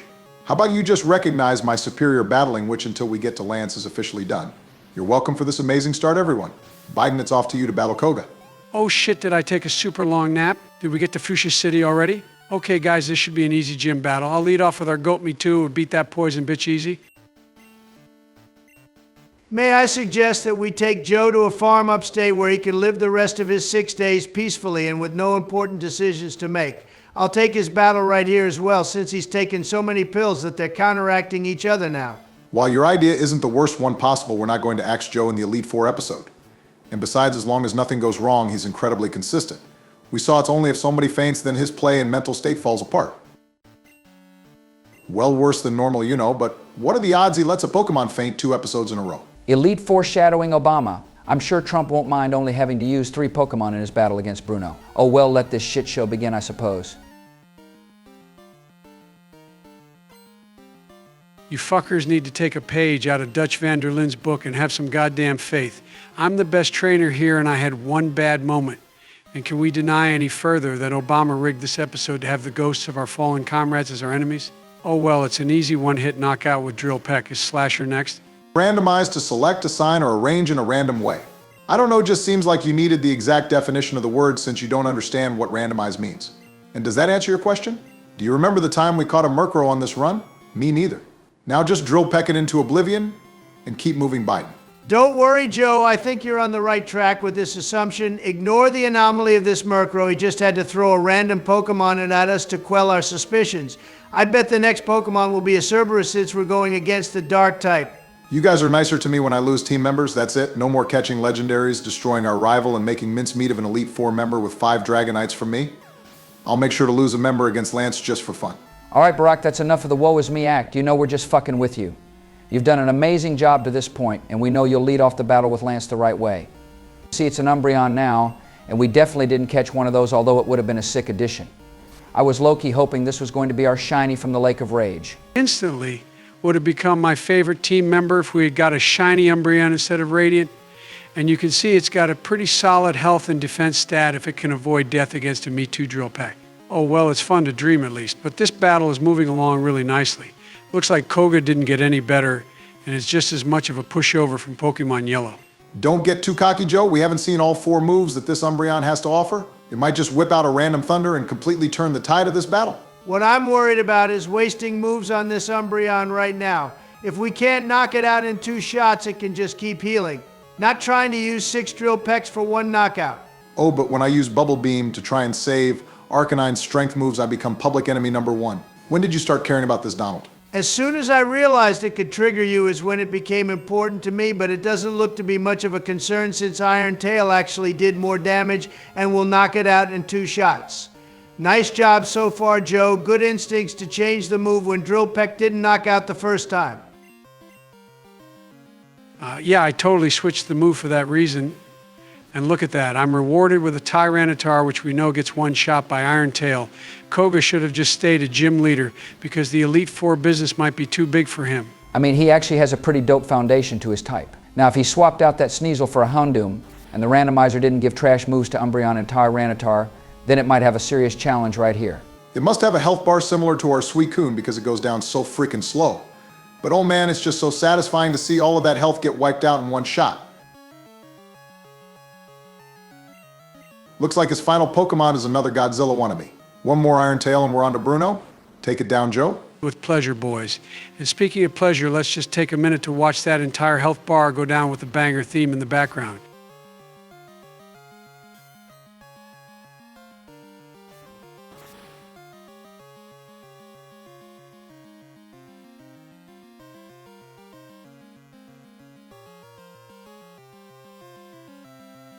The art of letting the game speak for itself is sometimes better than anything that we could ever say. Nice job, Joe. We'll see you for Lance's third and fourth Pokemon. Mission accomplished, soldier. Yeah, you're without a doubt the last person who should ever say the phrase mission accomplished. But with our second Elite Four member down, it's time for the second best battle of this episode after Lance. It's Donnie time, and it's time to show Bruno why he should have retired after the first time we smacked him around. Pass me the Game Boy, Joe. Joe, give me the fucking Game Boy, what are you? Oh my God, he's sleep playing. God damn it, Biden, I'm going to beat you with a Trump steak. Wake the fuck up. Oh, that's so cute. He's all tuckered out after his battle. But Donald, you know what they say. You can't wake a sleepwalker or player, I guess, in this instance. You just have to let him take this battle, I guess. Sorry, but I've never let science or decency impact my decision-making at all. Hey, what the fuck was that for you fat orange bastard? Well, I guess science is right that a sleepwalker is violent when they're awoken, but that doesn't change the fact you were about to take on my trainer. I'll be taking that Game Boy now, jackass. If you want to sleep, go to the corner and do it over there. But I'll thank you for putting Arnold in the lead because I was going to do that anyway. Looks like Bruno in the randomizer isn't much different than Bruno in the vanilla game because he's using the ground type. Shouldn't be a challenge seeing half our team knows Surf. I guess we should have given me a bigger challenge. You were never getting Karen seeing I'm going to debut Deadeye for that battle, but don't talk about this being so easy when Dugtrio is going to take off most of Arnold's health bar right here. Well, you clearly aren't using it in this battle because my future sight clearly told me that we were getting the critical hit right there. I'm going to throw it over to our best girl Mystery for hopefully the rest of this battle and just ride that Surf like I'm over at the Olympics right now. Is there a reason we didn't heal up the team after fighting Koga? After that battle, half of our team is just sitting over 50% health. I don't think we need to sound off any alarm bells right now, but keep an eye on that later in the battle. You can blame Sleepyhead over here for that one. Someone with my pedigree would have made sure we went into this battle at full strength. Maybe Biden was just trying to sabotage me and the rest of this team. I wouldn't put that past him after I ended his political career in that last debate. You mean just like I ended your undefeated record in presidential elections? I only stepped aside so Kamala could kick your ass and we could get a new addition for when we play Ruby. I mean, if you're that willing to step aside from the team in place of her, that's your call, bro, but don't worry, you'll never have to make that choice. Because we all know there's a 0% shot she's beating me. That stick in the mud vice president she chose the other day ain't gonna help her case out much. She should have chosen a younger person from a swing state like yours truly did to get more votes.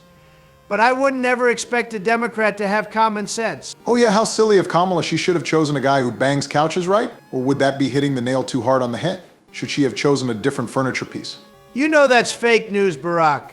Don't be spreading your misinformation during my most important battle of the series.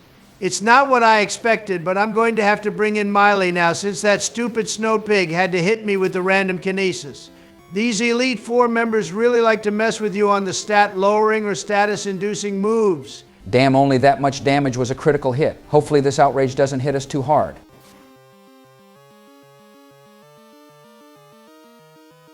Holy fucking shit, that hit pretty damn hard. Maybe I underestimated Bruno just a tad, but please tell me I can finish off this Nidoqueen right here. Full send Miley.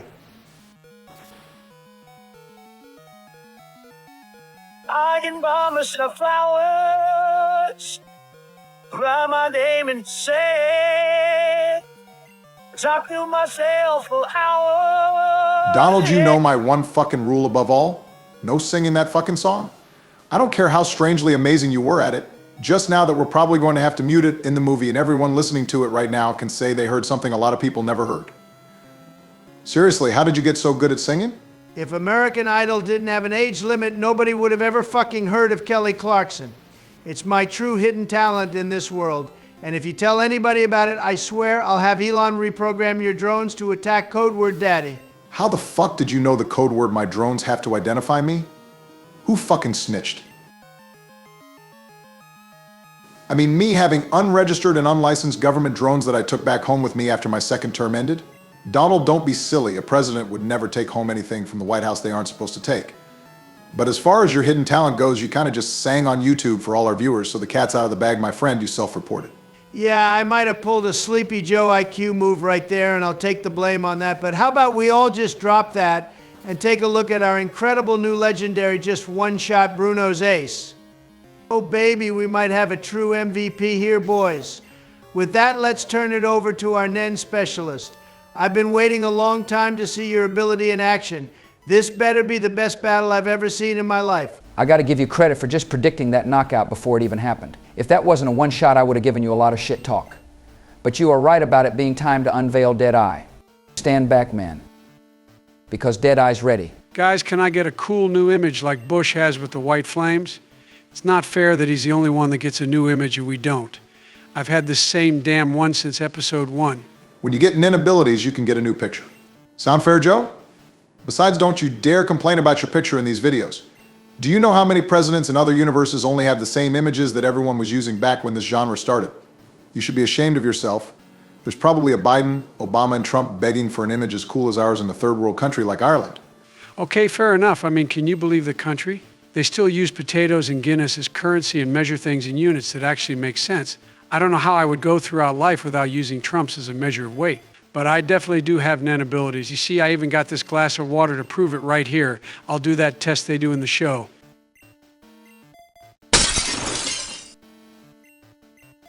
Oh shit, that's so cool. It went flying and exploded. Pretty sure that means I'm a specialist. Joe, we all watched you throw that glass of water across the Oval Office. Don't even think for a minute we're going to believe that was proof you have Nen. And also your image that wasn't even a proper PNG didn't have the leaf in it. I'm sorry, Joe, but your Nen hasn't been awoken, and George, I beg you to not let him have any more powers than Dark Brandon.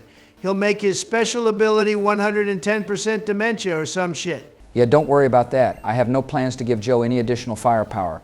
But I almost forgot that we could use Miley's soft-boiled ability to heal the rest of the team, so we can save potions and only use one once everyone else is healed. It's such a clutch move. Hold up a second, that's a thing?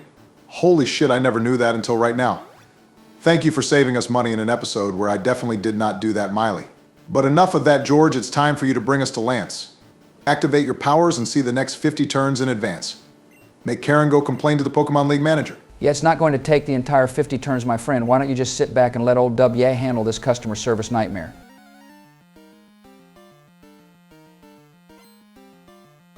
She's the best looking Esteban I've ever seen for damn sure.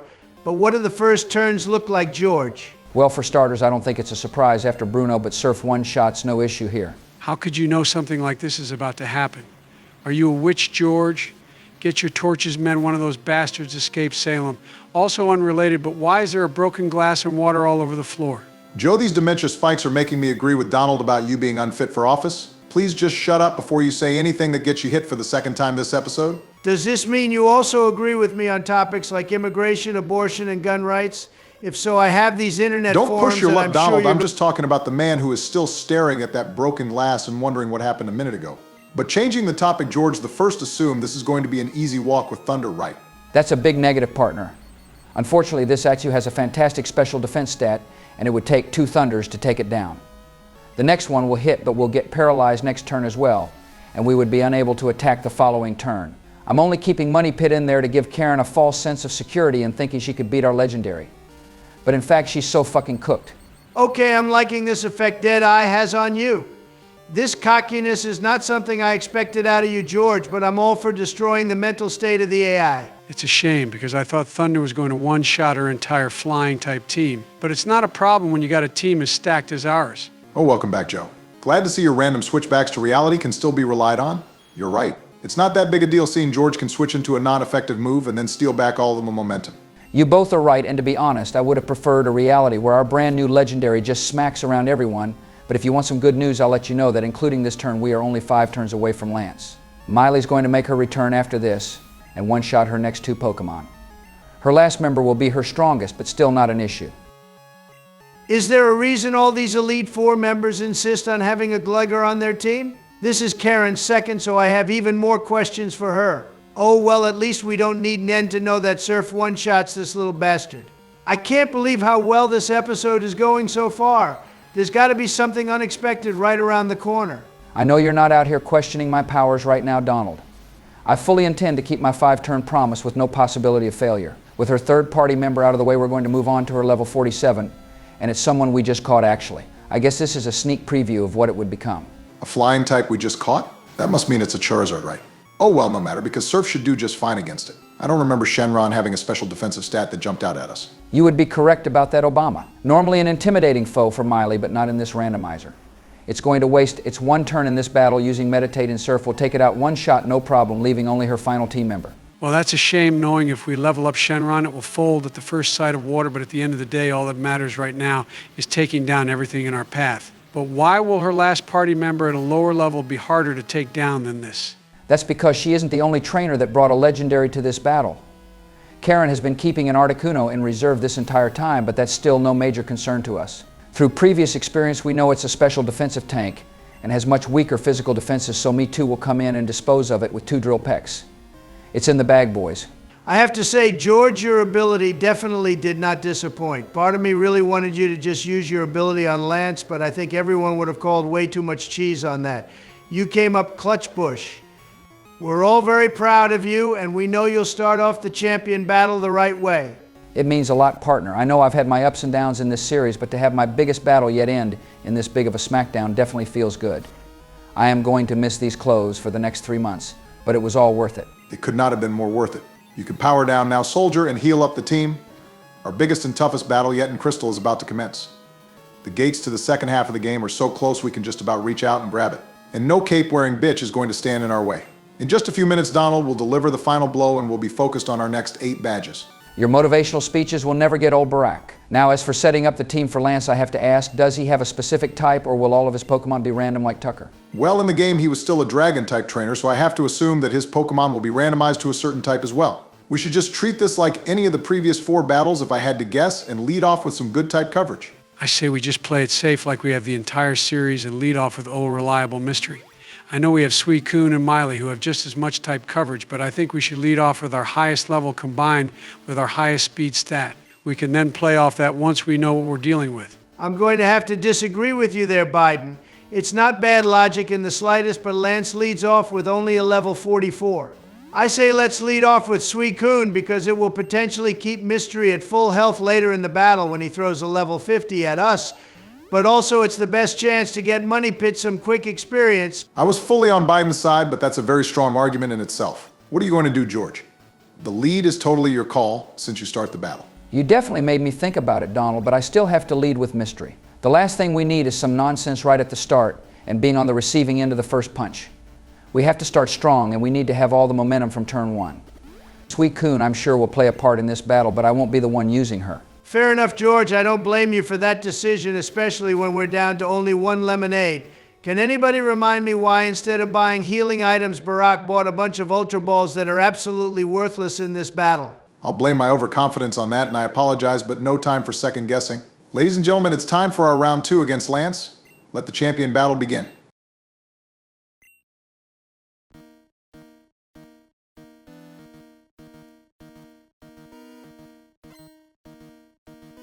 There's room for only 1 rich boy in this room, and it ain't you cape-wearing bitch.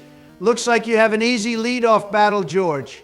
Knock out that Sneasel and let's move on. We know the physical defense is a lot lower than the special, but Surf should still be able to one-shot, right? I would have to assume so. It's just a level 44 Sneasel, right?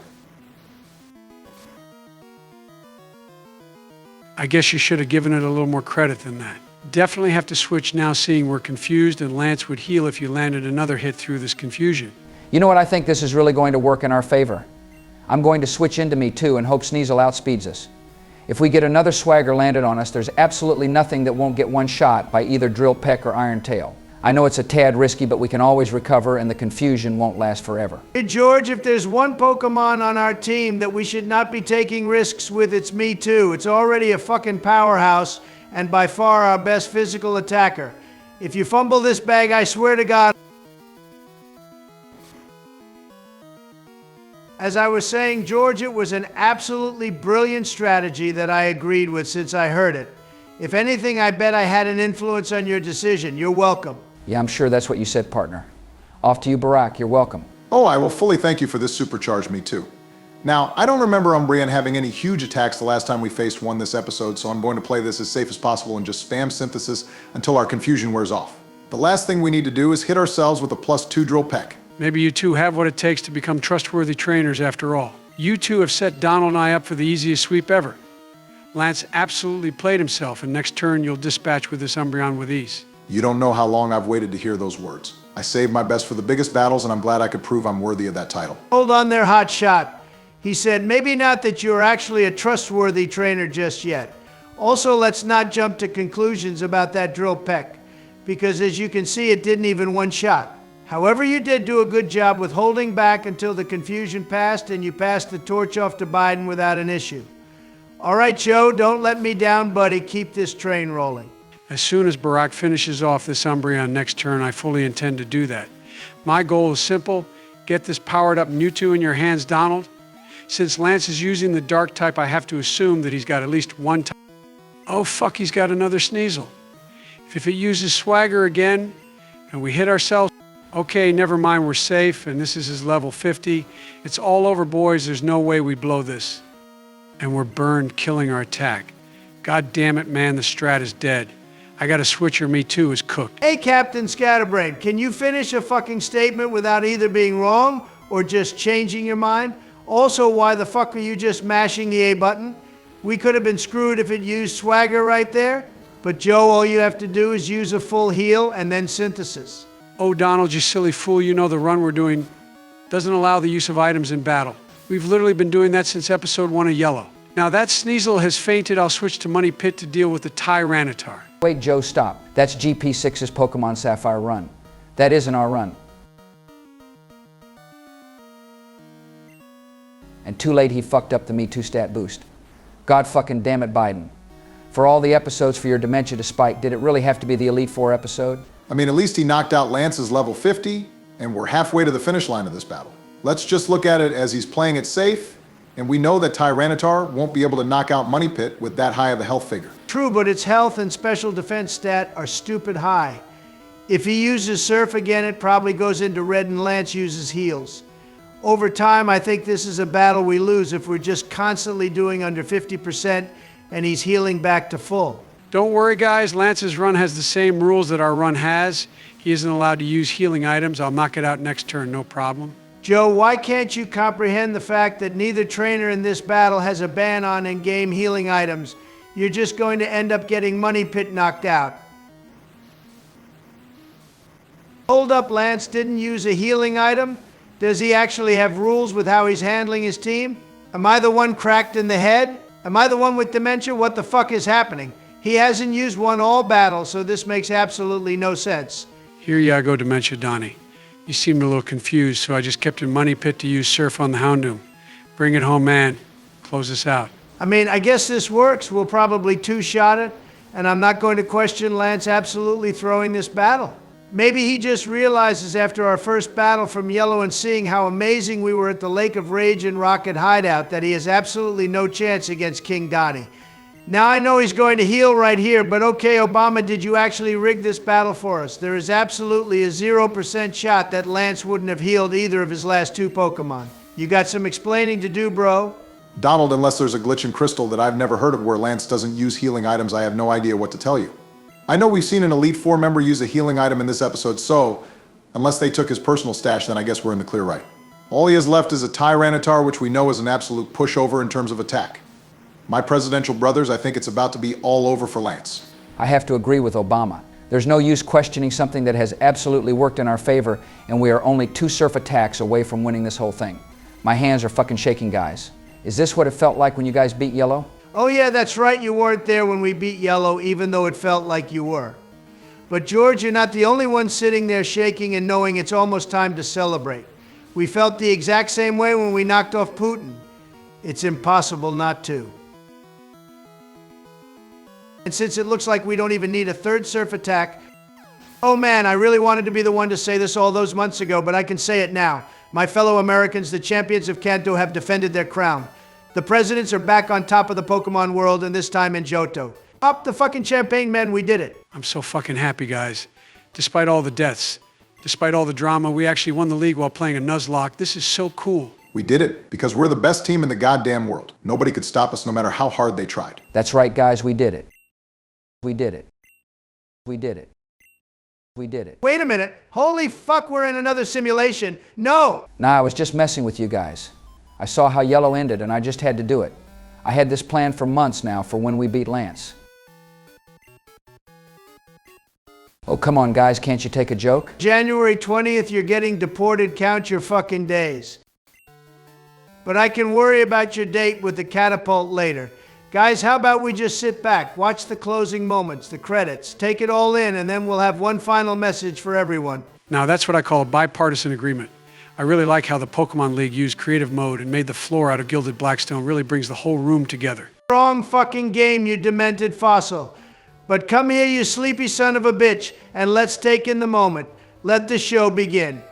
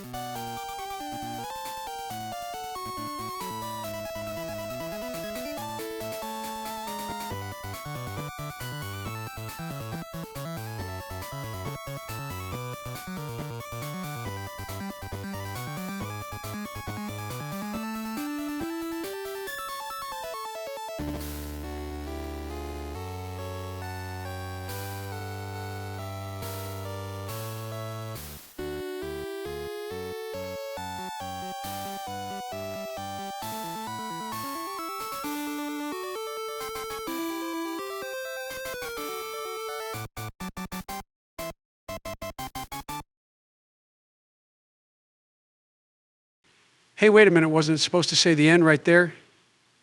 Did the emulator shut off? Well, how can it say the end when it's not the end? We can celebrate for now, but job not done, Sleepy Joe. What you need to do now is get some rest and get ready to finish off the rest of this game. We've got a date at Mount Silver with Red, and we're going to kick his fucking ass. Hell yeah, Donald. We've got a lot of work to do, and the real celebration is still to come. For everybody watching, we're going to take a small break to rejuvenate and get back to our peak form as we return to the land where we first became champions so we can remind them why we're in charge over there. Thank you everyone who is here right now, have been here since this journey started or joined anywhere along the way. We love in each and every one of you. Crystal will return on Thursday, September 26th, your normal noontime. The editor has a vacation planned, and that's when he'll be getting back. In the meantime, we will be uploading a movie that has every episode up until right now. We can't wait to see you for episode 24 next month. Have an amazing rest of your summer. We'll see you in Kanto.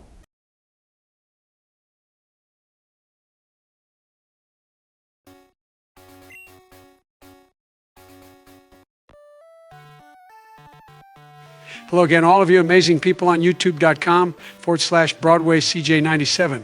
I have awoken from my 2-month nap, and we, the Presidential Boys, are finally ready to bring you our newest series, Presidents Play Pokemon Ruby Nuzlocke Edition. Hold the randomizer. I will say, though, I am quite disappointed with the graphics in this game.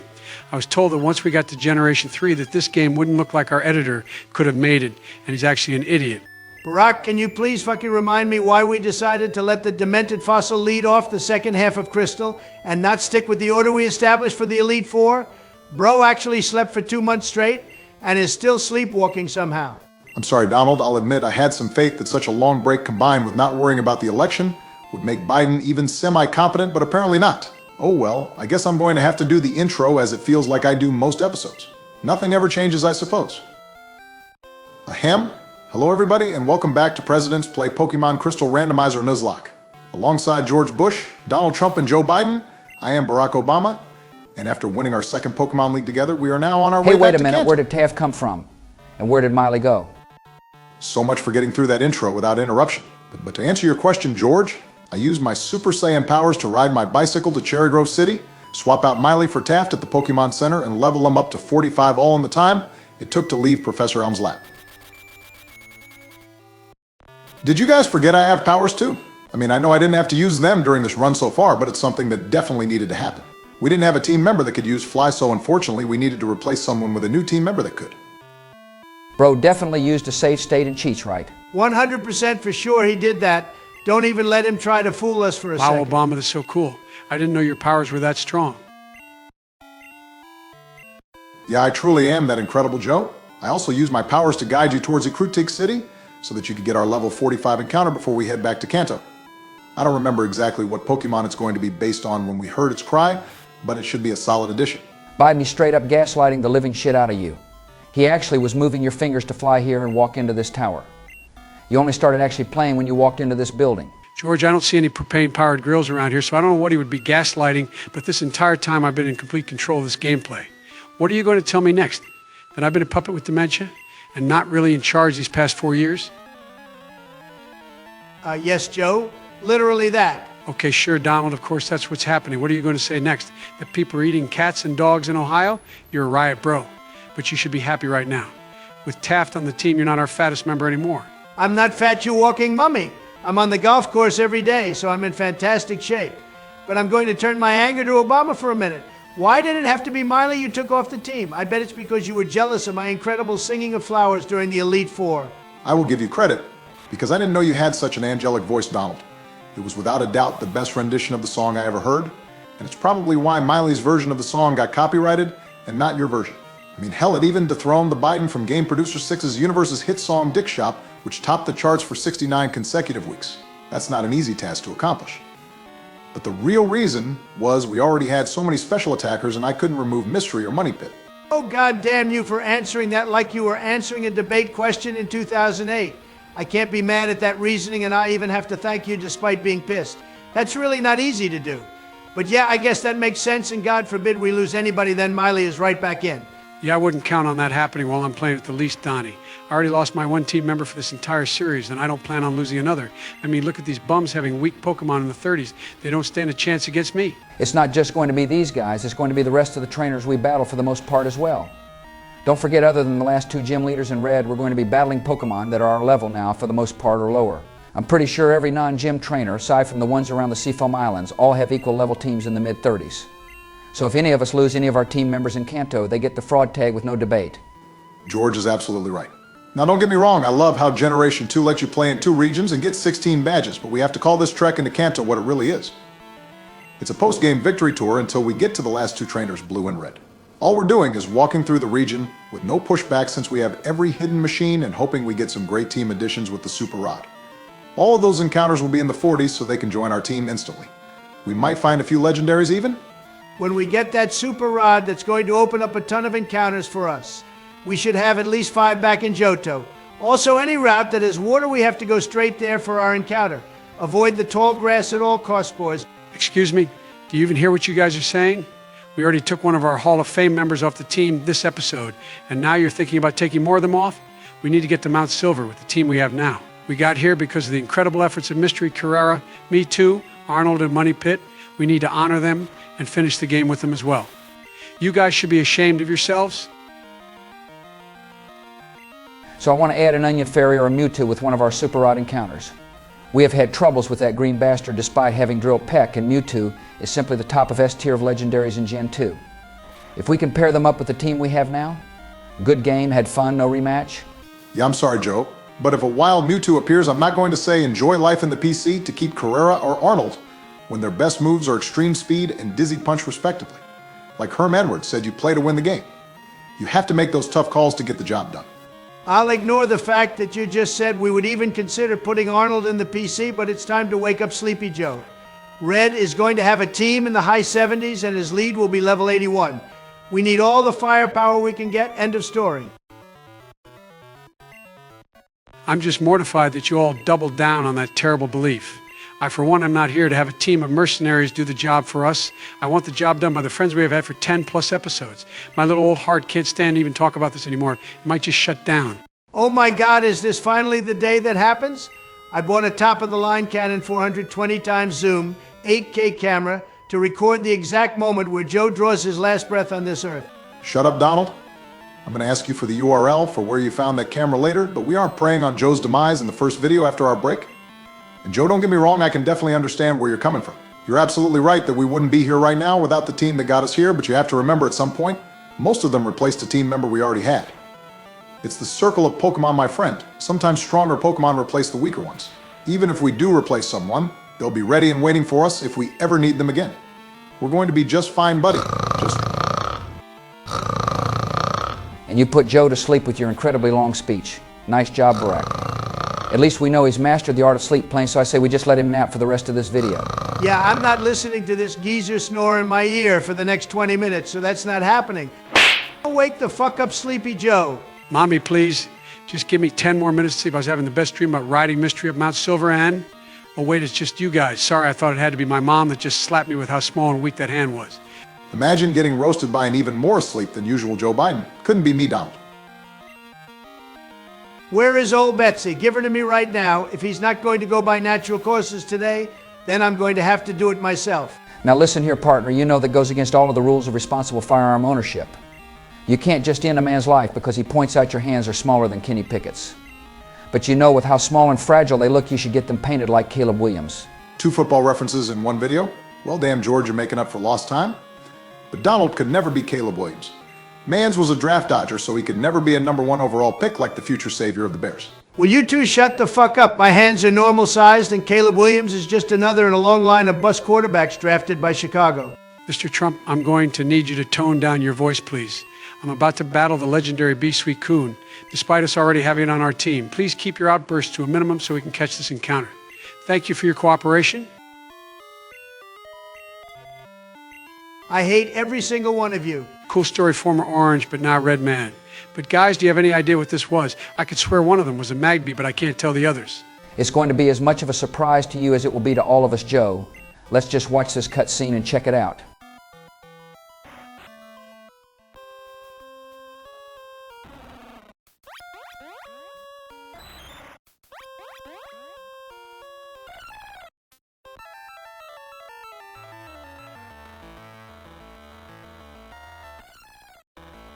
Okay now, this is not a terrible encounter, boys. We don't have a grass type on our team, and it could always evolve into a legendary flying type as well. I say we take this any day of the week. I thought the game would fully force it to evolve at this point, but I suppose not.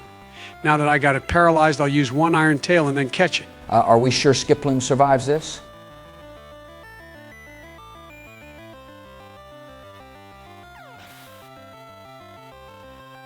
Weight Iron Steel type moves not very effective against grass types. How many fucking times do I need to tell you to go over your damn type chart, Biden? God damn it, man. Not only did you just cost us a level 40 grass type, but you also cost us the chance to catch a level 60 if we caught the other dogs. Is Kanto going to be your fraud arc or what? Seriously, Joe? That was a misplay and a half. You should have switched into Taft and used Waterfall so we could chip away until we caught it. I'm just going to pretend that it would have evolved into a Fearow and it wasn't worth it anyway, but no more misplays from you today.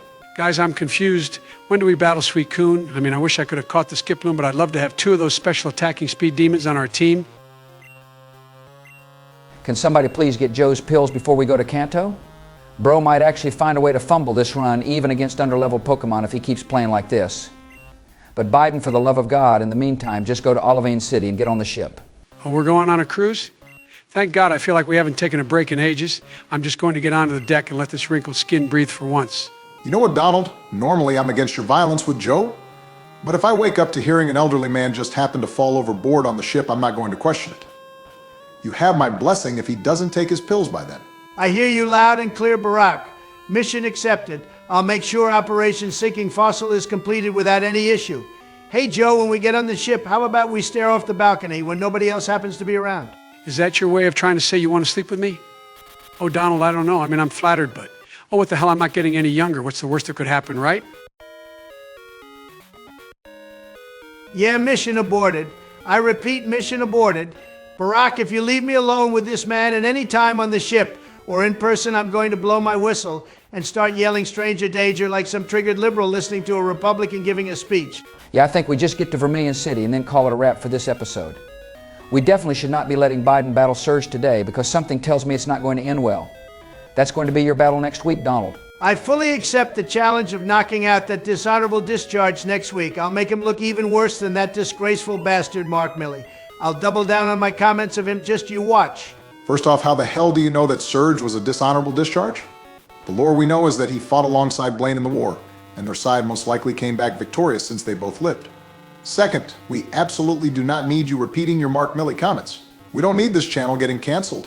And with the election coming up around the corner, you know... Oh my God, little girl is all on her own on a cruise ship and ready for me to come, quote, rescue her. Guys, why didn't you tell me this side quest was in this game? We haven't a moment to lose. Uncle Joey's on the case. Where is the end recording button? I completely forgot they had us do this while we sailed to Vermilion City.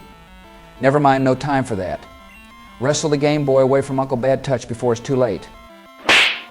Now you listen to me, you yeehaw looking ass. I've sat here playing this stupid game and the one before it for hours upon hours. This is the first interesting plot that I have witnessed. And I'm not about to have you take this away from me.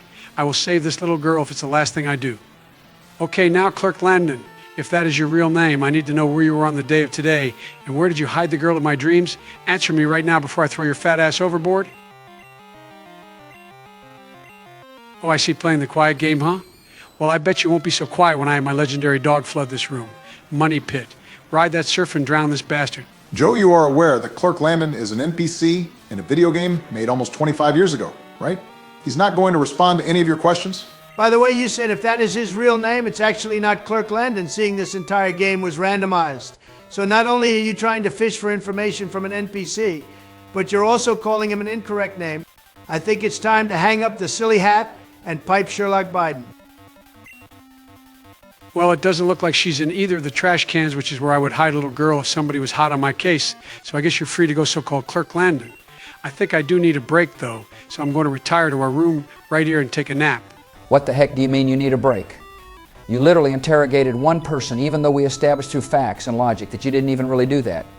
There's an entire rest of the ship to look at you, demented fool. It appears our little detective is using his hidden ability sleep playing again, so how about we don't punch this gift horse in the mouth and take a break from his totally not as innocent as he's leading on quest to, as he said, quote, save this little girl. I gotta hand it to him, it's actually incredibly impressive that he can play this game in his sleep and he stops snoring. So I'm absolutely with Barry on this one. Let him keep sleeping before he breaks out a comment about the implication. He's been watching too much Always Sunny again. More than fair enough, boys. That's the last thing we need to hear him say about this situation. In our downtime from Joe, though, you guys want to go over our donations from the Elite Four special and then ask our comment question of the episode? Yeah, I'm down for that. These amazing fans have been waiting a minute and a half to hear their donations get called out, so let's get right to it. Our first donation from the Elite Four special came from Legendary Gamer, who throws us $6.99 Canadian people money. Legendary congratulates us on the dub of winning our second championship, and thank you very much for that, my man. We also appreciate how you become a regular fixture in this segment, so thank you very much for that as well. We all love you here. Seeing how Obama is once again talking about how he loves men, I think now is a better time than ever to take the microphone away from him and read off our next donation, which came from another regular to this segment, MMA, Lover150, who throws us $1.99 real people money. And our true red-blooded American hero decided to give me some advice for my showdown battle with Kamala, saying I should definitely use the pitch black mythical on my team because it could sweep everything she has to offer. That's not a bad idea, my man, but I don't even know if I'm going to have another battle with her. After that last debate, she showed that she's an incredibly nasty woman who had very mean things to say about me. I don't think I want to be anywhere near her for the foreseeable future. Okay, a lot of things to unpack with that rant. First off, you can't just call the American dollar real person money because you're going to offend the audience and potentially get us demonetized, seeing this platform has done it for way less. Second, how can you of all people call somebody else mean? Correct me if I'm wrong, but your list of nicknames created includes Sleepy Joe, Ron DeSanctimonious, and Lion Kamala, just to name a few. Also, don't think I forgot your comment about me loving men. I'm straight you over ripe orange. Did you not see our episode last season when we took on Sabrina? It's clear to everyone watching that I'm into women and not men. Oh, you're absolutely right, Barack, my mistake.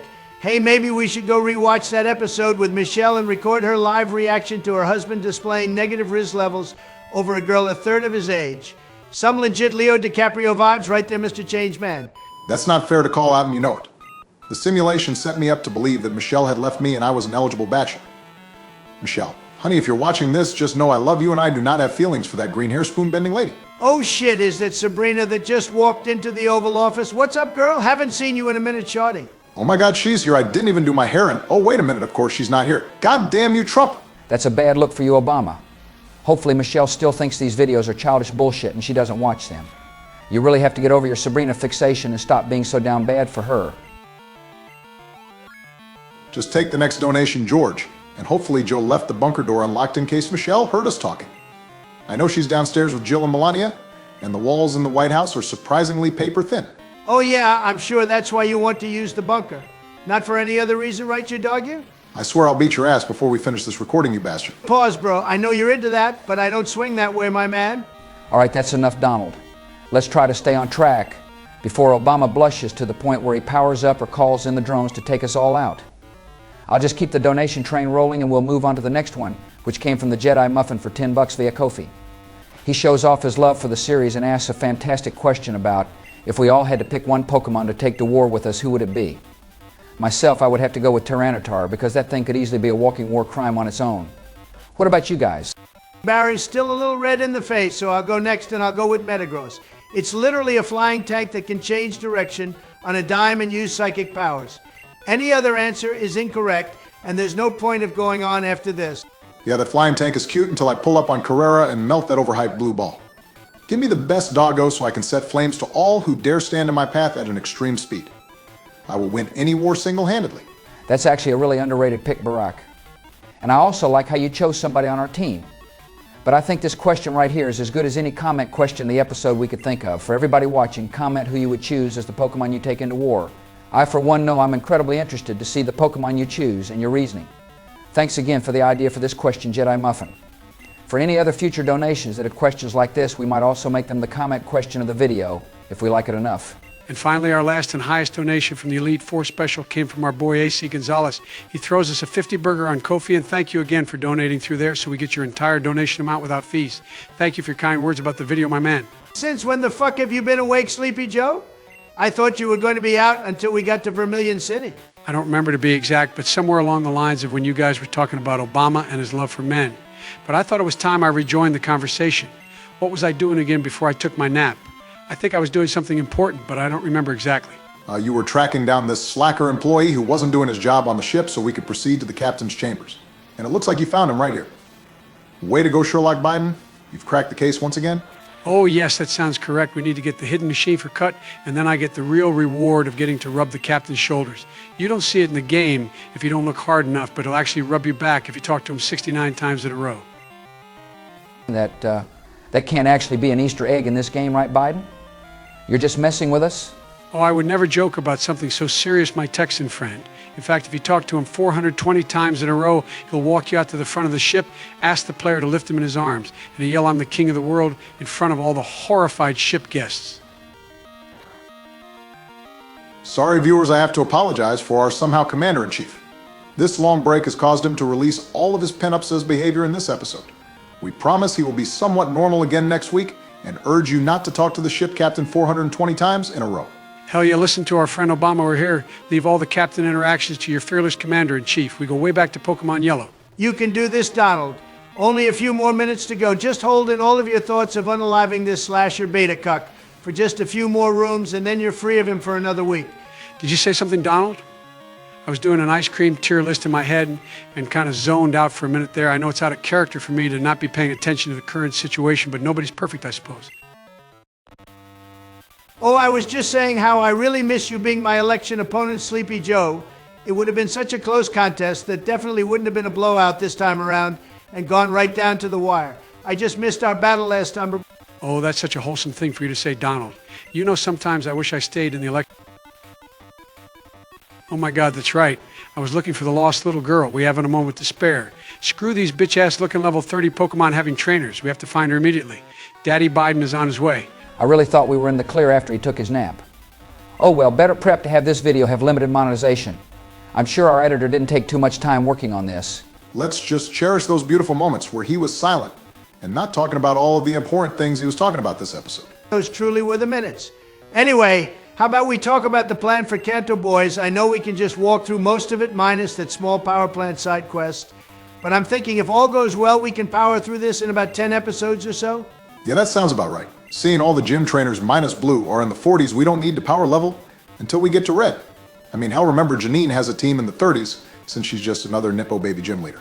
Missing little girl without an adult spotted. I repeat, missing little girl without an adult spotted. It's Joey's time too. Oh wait, never mind, this isn't the girl we're looking for. She's too old and is a Pokemon trainer. Oh well, I'll just inflict maximum pain on her team for deceiving me. How exactly did you know this isn't the girl we're looking for? I mean, she could easily be the one despite being a Pokemon trainer. Also, am I going to regret asking this question? Elementary, my dear George, the scent on her hair was not one of adventure and the slightest bit of fear, for knowing deep in the back of her mind she's lost on a cruise ship with big scary sailors miles away from civilization on the open waters. It's a dead giveaway. Yeah, I'm not sure what I expected there. I'm sorry about that, guys. I should have known better than to ask that idiotic question. Don't worry about it, Bush. We've all made that mistake a few times. But just sit back for a minute and watch Biden's little old heart get shattered to pieces in just a moment. The moment I've been waiting for has arrived. Oh, hey there, sweet little girl. Of course I'll play with you. This is a dream come true. Wait, what? No. Don't go back to your grandpa. Stop. I gotta hand it to you, Joe. You really saved the day. You reunited this little girl with her grandpa and you got us to Vermilion City. You did a fantastic job today, man. Well done, Mr. President. It takes a great man to go out of his way and help somebody with no ulterior motives of wrongdoing. You truly are worthy of our nation's highest office. Maybe I was wrong about you, Joe, after seeing how you went out of your way to help this game is ass. I hate Pokemon. I'm never playing this game again. Fuck you all, and see you next week. Yeah, I can't lie, that pretty much made everything worth it. Thank you, Game Freak, for making this game Joe Biden proof. But gentlemen, I think this is a fantastic time to end this video as we have made landfall back in Kanto. We will be back next week when Donald looks to earn our 9th badge overall and first in Kanto against Surge. Thank you so much for coming back, everyone, and we will see you next Thursday. I would like to take a minute to shout out our channel member Hector over on the Ko-fi side. We will make sure to shout out these members at the end of every video going forward. And if you would like to become a member as well, please visit the link in the video's description. Thank you again for stopping by, everyone, and we'll see you next week. And last but not least, our community Discord AI Force 1 has just passed the 800 member mark, and we would love to hit 1,000 before we finish up Crystal. Please also join that via the link in the description below, and don't forget to answer our comment question. We love you all. Oh fuck, we forgot to rename our Zubat Redeemer for Isaac. I swear we'll do it in Lavender Town, buddy. Our bad.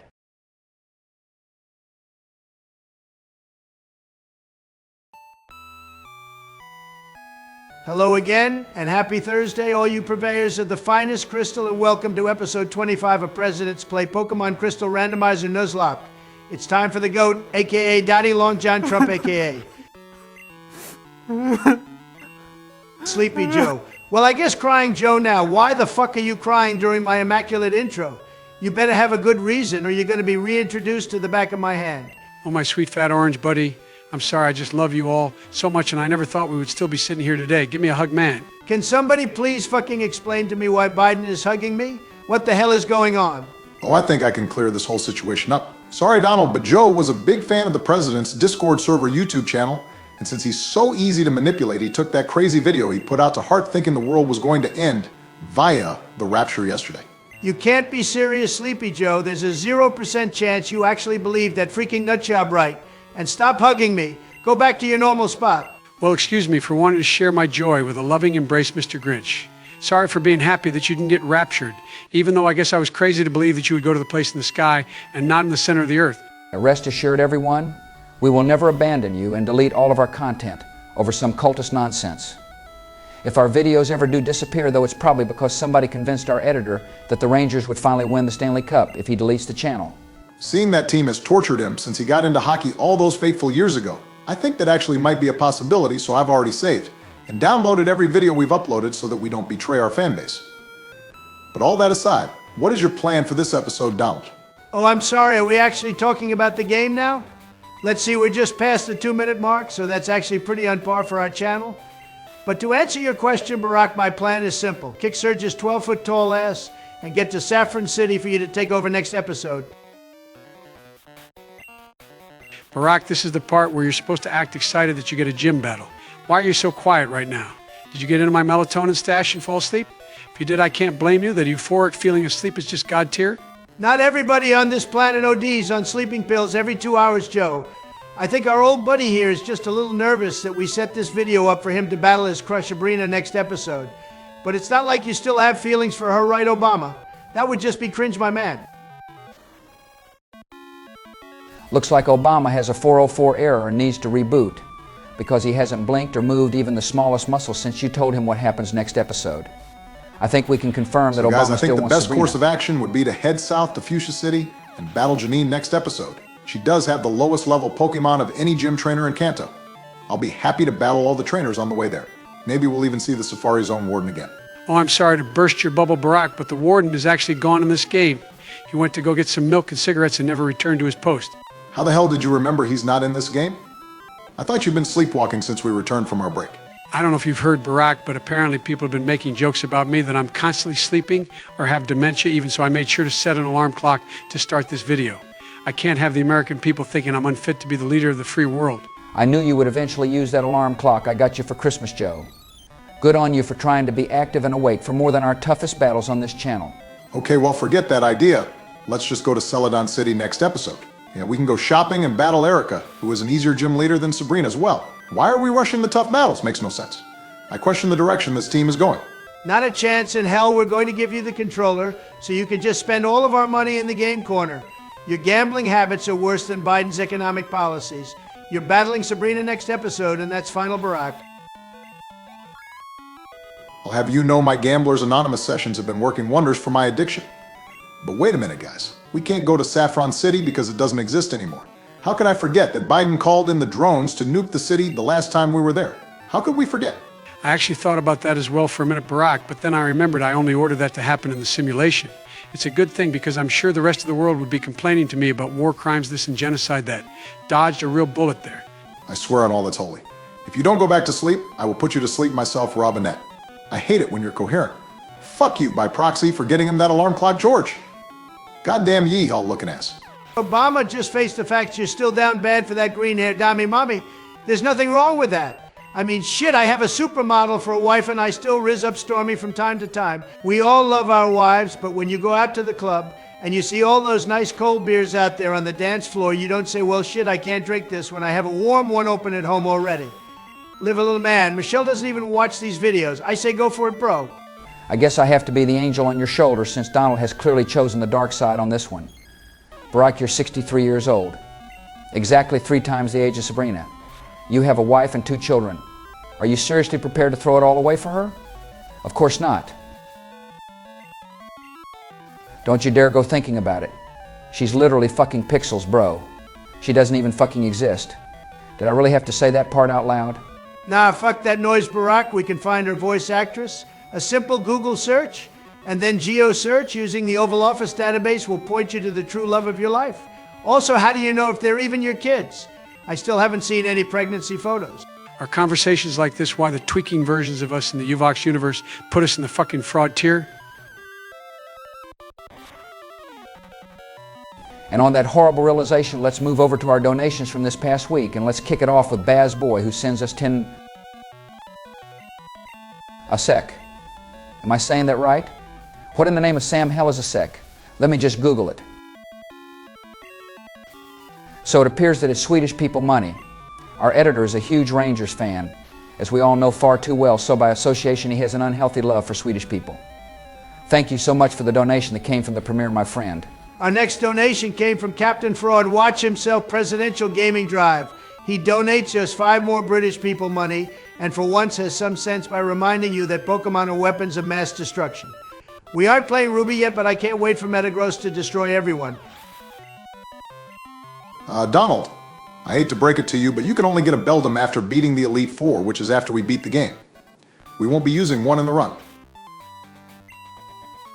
Fuck the normal Nuzlocke. We're doing a randomizer and resetting until Metagross is one of the starters.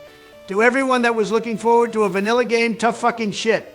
Donald gets his weapon of mass destruction, and you are going to like it. Trust me, I much rather would have done the randomizer in that game, instead of this game, since 3/4 of that generation is water routes. But we've already promised to complete the trifecta, and we can't lie to all of our viewers. Dude, if lying was an Olympic sport, I'd have more gold medals than Michael Phelps and Simone Biles combined. If you don't want to dirty your hands, I'll take all the blame and do what needs to be done.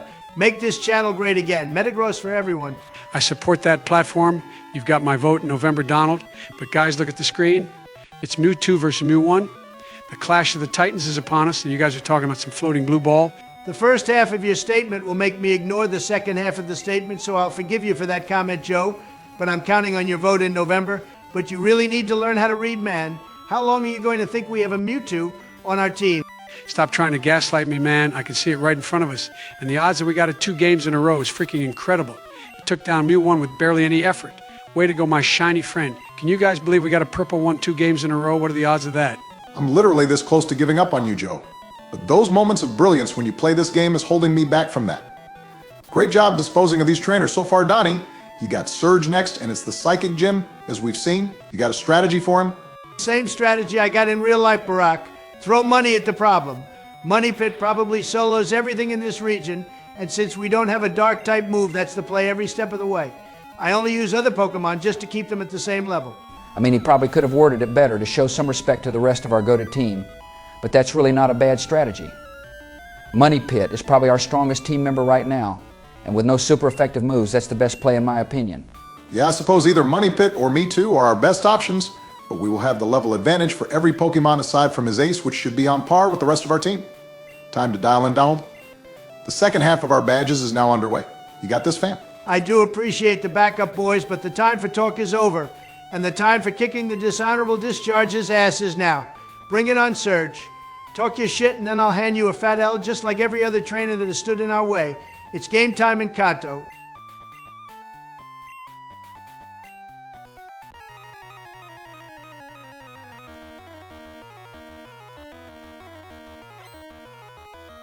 Oh wow, you got some cute $10 sunglasses you got on the boardwalk at the Jersey Shore. I'm so afraid. Of course, the dishonorable discharge would have Osama on his team. Time to burn that fucking onion fairy to a crisp. Eat up Money Pit.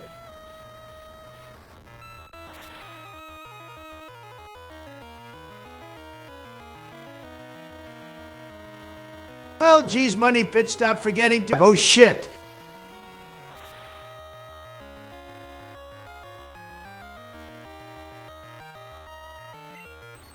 Those who doubt the Onion Fairy will encounter its wrath. Good thing he let us off easy right there, but so much for soloing the entire region. Money Pit couldn't even solo the first Pokemon of the first gym leader in Kanto.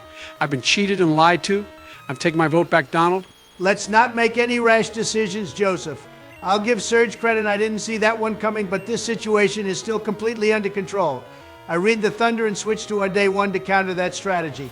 And after a dizzy punch, we take the lead, boys. No problems at all. Nice save and nice read there, Donald. Definitely a wild card to start this battle, but you handled it with ease. What's your next play? I assume Arnold has to go since he's weak to psychic type moves, right? Unfortunately, yeah, I would love Arnold to solo everything, but this isn't his battle. Just a quick counter in the grand scheme of things. I'm going to switch to our best girl here and let her get some screen time. I remember this deformed giraffe horse's faint attack, so Me Too isn't coming in. Donald, I gotta hand it to you. The level you're dialed into is a freaking 12 right now. It's almost as if you have some negative history with Surge you've never told us. Oh shit, the editor did that thing where he goes from foreshadowing to showing one of our faces on screen but not saying anything. That means for sure there is some untold backstory between Trump and Surge. Story time. Get the popcorn, George. Fine, I'll grab some, but stop breaking the fourth wall, Joe. The day was September 25th, 1998. I was just a young 52-year-old billionaire finishing his ruthless business takeovers for the day as I sat down to watch episode 14 of my newest favorite show, Pokemon. After winning his second gym badge at the Cerulean Gym, the bated anticipation of Ash winning his third gym badge at the Vermilion Gym completely took over me. Like I honestly didn't give a fuck about anything else, I just wanted to see that battle more than anything. Right out of the gate, even faster than when shit got real in Attack on Titan, you see all these Pokemon being rushed around on stretchers thinking what the fuck is going on in this city. We've never seen anything like this before. And when we find out that it's the gym leader doing this, everybody gets a quick reality check that you're not always going to be gifted a badge for being wholesome like the show has shown to this point. Shit is about to get real and Ash is going to have the battle of his life. I've seen this episode a dozen times, but for some reason I'm so dialed into this explanation thinking I'm going to hear something I've never heard before. Ash walks into the gym, greeted not as a challenger, but as a fucking baby. Immediately trashed for his size, and then our hero Pikachu steps up to get the exact same treatment when Raichu is summoned to the situation. We, the audience, experience true doubt and fear for the protagonist. We wanted Ash to kick Surge's ass so badly, but Bro got humbled harder and faster than we ever could have imagined. Raichu just decimated Pikachu at every level, and before we knew it, our Yellow King was on a stretcher like all the other challengers to that evil gym. Holy shit, Donald, I had no idea how much you cared about that episode. I definitely understand now why you're going all out in this battle. It changed me as a man, George. When Pikachu turns down the opportunity to become a Raichu, it made me realize you always have to stay true to who you are and what you're all about. Everyone can succeed in life, even if you were raised from humble beginnings like myself. Humble beginnings, my ass, you silver Pikachu spoon, baby. comes out of the hospital, that orange bitch gets what was coming to him, and Ash wins his biggest battle yet. Even Team Rocket was rooting for him. It was the greatest episode to date, and an easy S tier on any list to this day. And for that reason, fuck you, Surge. I'm kicking that ass. I'm upset at myself for not remembering the significance and pure brilliance of the writing in that episode. I fully support the Surge needs to get his shit rocked every time he gets challenge movement. Keep going here, Donald. Losing anybody is completely unacceptable. I think we just stumbled upon our comment question of the day, boys. In the comments, everyone let us know what your favorite episode of the anime was and why. It can be from any season, so let's see if you share Donald's belief or you have your own. Can't wait to see your answers next week. And boys, this battle is as good as chopped for the lieutenant. If that even was his rank, what a fucking idiot to raise the attack of our strongest physical attacker. I'll just heal this burn, and then we're going to one-shot the rest of his team. Good game easy, no fucking rematch. It's almost as if Surge didn't watch our Elite Four special, because why else would he try using swagger on me too? I will say though, this battle wasn't as easy a walk in the park as I expected it to be. Kanto might not be this victory lap I had first said. Now I think we can keep talking that good shit, Barack. Don't get me wrong, I didn't think Money Pit would have an issue, and I expected more one-shots. But at the end of the day, we're going to sweep Surge and get badge number 9 with no casualties. What did I tell you all? Once again, it's Mewtwo carrying this team and destroying everything in its path. When will you non-believers come over to reality and realize this is our MVP, not just in yellow, but in crystal as well? Devote yourself to our one true savior. Joe does have a point, Donald. I think you gave the crown to Money Pit a little too early. I think you need to apologize to the rest of the team and realize this is a team effort. Everybody, not just our legendary, will be responsible for us beating Red. Yeah, whatever, you might have a point. But Money Pit will shine through the rest of this gameplay. Don't doubt our Suicune for a second. One last Iron Tail to wrap this all up, and gentlemen, we are off and running in Kanto. 9 badges down and 7 to go. The grind rolls on. And as for you, Surge, get fucked, you cocky son of a bitch. The hero wins again while you get humbled once again. Goddamn, that feels good.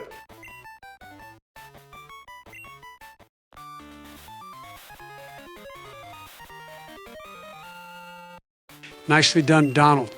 All that's left for you to do today is fight a few trainers and get us to Saffron City so we can end this transmission and hand it off to Barack for next week's long-awaited battle with Sabrina. Isn't it wild how it just happened to be his turn for this battle again? Oh yeah, there was absolutely no manipulation in either of these completely random setups. I still think we should go battle Erica first, seeing Sabrina has 2 level 46 Pokemon and her ace is a level 48. We're taking unnecessary risk. We're not having this back and forth again, Barack. Either fight Sabrina or forfeit your turn. Stop being a down bad simp like Donald for compatible. It's a bad look, bro. Did somebody say compatible? There's a Vaporeon in this grass? Holy shit.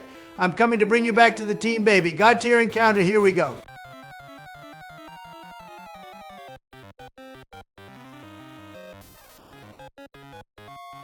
Donald, why the fuck would you go into the grass and waste an encounter? I told you we have to save all of our encounters for the Super Rod since they'll all be in the 40s. Wild encounters in the grass will all be a super low level and not even worth it for us. But I thought they would be compatible. Donnie want compatible.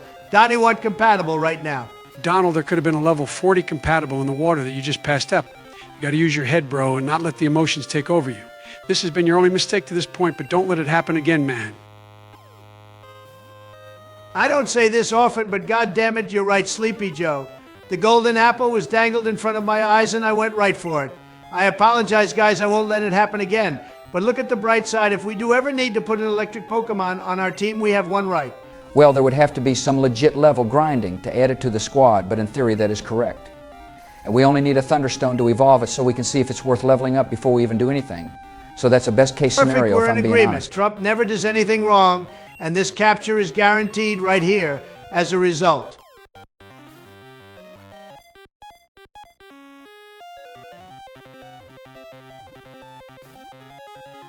As much of a guarantee as the 2020 election, right, Donnie? Eat my ass, Joe, this time for sure.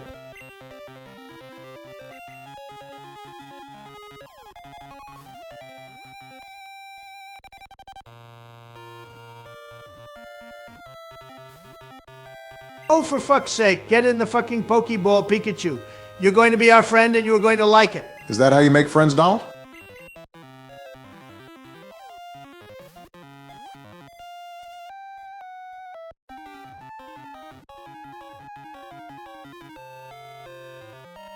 That's clearly how you make friends, Barack. Take it from me, I have the best friends ever. Nobody knows friends better than me. I'm going to name this little scamp Jerry since I loved that cartoon growing up. Hopefully the name fits the evolution if we end up making it happen. You really think we're the best friends ever? Oh, Donald, I never knew you felt like that, but that just makes me all warm and fuzzy inside to hear you say, thanks, best buddy. Yeah, I was totally talking about you guys. Hey, let's get back into donations while I take care of these 2 trainers before we get to Saffron and sign off. Our next donation comes from Legendary Gamer, who throws us another 7 Canadian people money and answered our community question by choosing Mousehold for his Pokemon to take to war. I can't lie, tidy up. Population bomb is absolutely overpowered if you don't have a counter. Great pick, man. And thank you very much for your weekly donation. I'll go next, best buddy, Donald. We shift over to the Ko-fi side for our last 2 donations, and this one came from, yeah, you're right, who throws us $10 and has an awesome comment with his suggestion on our power levels in normal and powered up forms. Thank you so much for donating over on the Ko-fi side so we don't get fees. I really think these levels are absolutely spot on, and I wouldn't change them in the slightest. I think Dark Brandon and Mag are somewhere around 20,000, which is about 20,000 more than Fraud Kuna. I think I could be a little bit higher, but I'll just train harder and raise it on my own accord. Our final donation and highest donation from this past week came from Alana Nix, who donated us $30 over on the Ko-fi side. Thank you for the congratulations on beating the Elite Four. It really means a lot to us. Also, Alana answered the comment question by choosing the Destruction Legendary Yveltal, which is a fantastic pick. Oblivion Wing would wipe out the opposition while healing your own troops, so that might be the most base pick to anything we've seen in the comments so far. Thank you so much for the donation, and enjoy your pin for the most recent episode. Looks like our last obstacle this episode will be this Snoop ripoff. which means I'm getting through yet another one of my episodes unscathed. All of you next to me and the viewers are welcome for another perfect episode from the most perfect president ever to grace this office. I accept all gifts. Would it unalive you to just be humble once in your entire existence, Donald? I may not have an end contract for it, but I pretend like that is my condition for a blade not piercing my heart. You don't achieve success like this any other way, little bro. Call me little bro again, and I'll abandon you at a gas station faster than Max Verstappen's dad after he lost a kart race. Just get the TM from Mr. Psychic's house and shout out our channel members over on the Ko-fi side, Donald. We've been pushing it with the football and hockey references, but Formula One references are the ones that probably only Presidential Gaming Drive and one other person will get. But I got you with the channel members, and a huge shout out to Hector for being our lone channel member. If you want to join him and get a shout out at the end of every video, hop on over to our Ko-fi page in the description of this video. But thank you to everyone that watches these videos to the end. We owe a huge thanks to Uvox because his newest tier list video ranking AI president channels has brought an influx of new members to, dare I say, the new and real president's Discord server, aka AI Force One. Our goal is 1,000 members by the end of this series. Link to join is in the description. And of course, as always, please don't forget to answer our comment question of the episode before clicking off today. We love you all and thank you so much for being here. We will never abandon you. Well, seeing that absolutely nothing else of value could possibly happen at the end of this episode since I'm the last person to give our goodbyes. Holy fucking shit, we just got the most broken move in the entire game. It's Jover Boys Plan the Parade.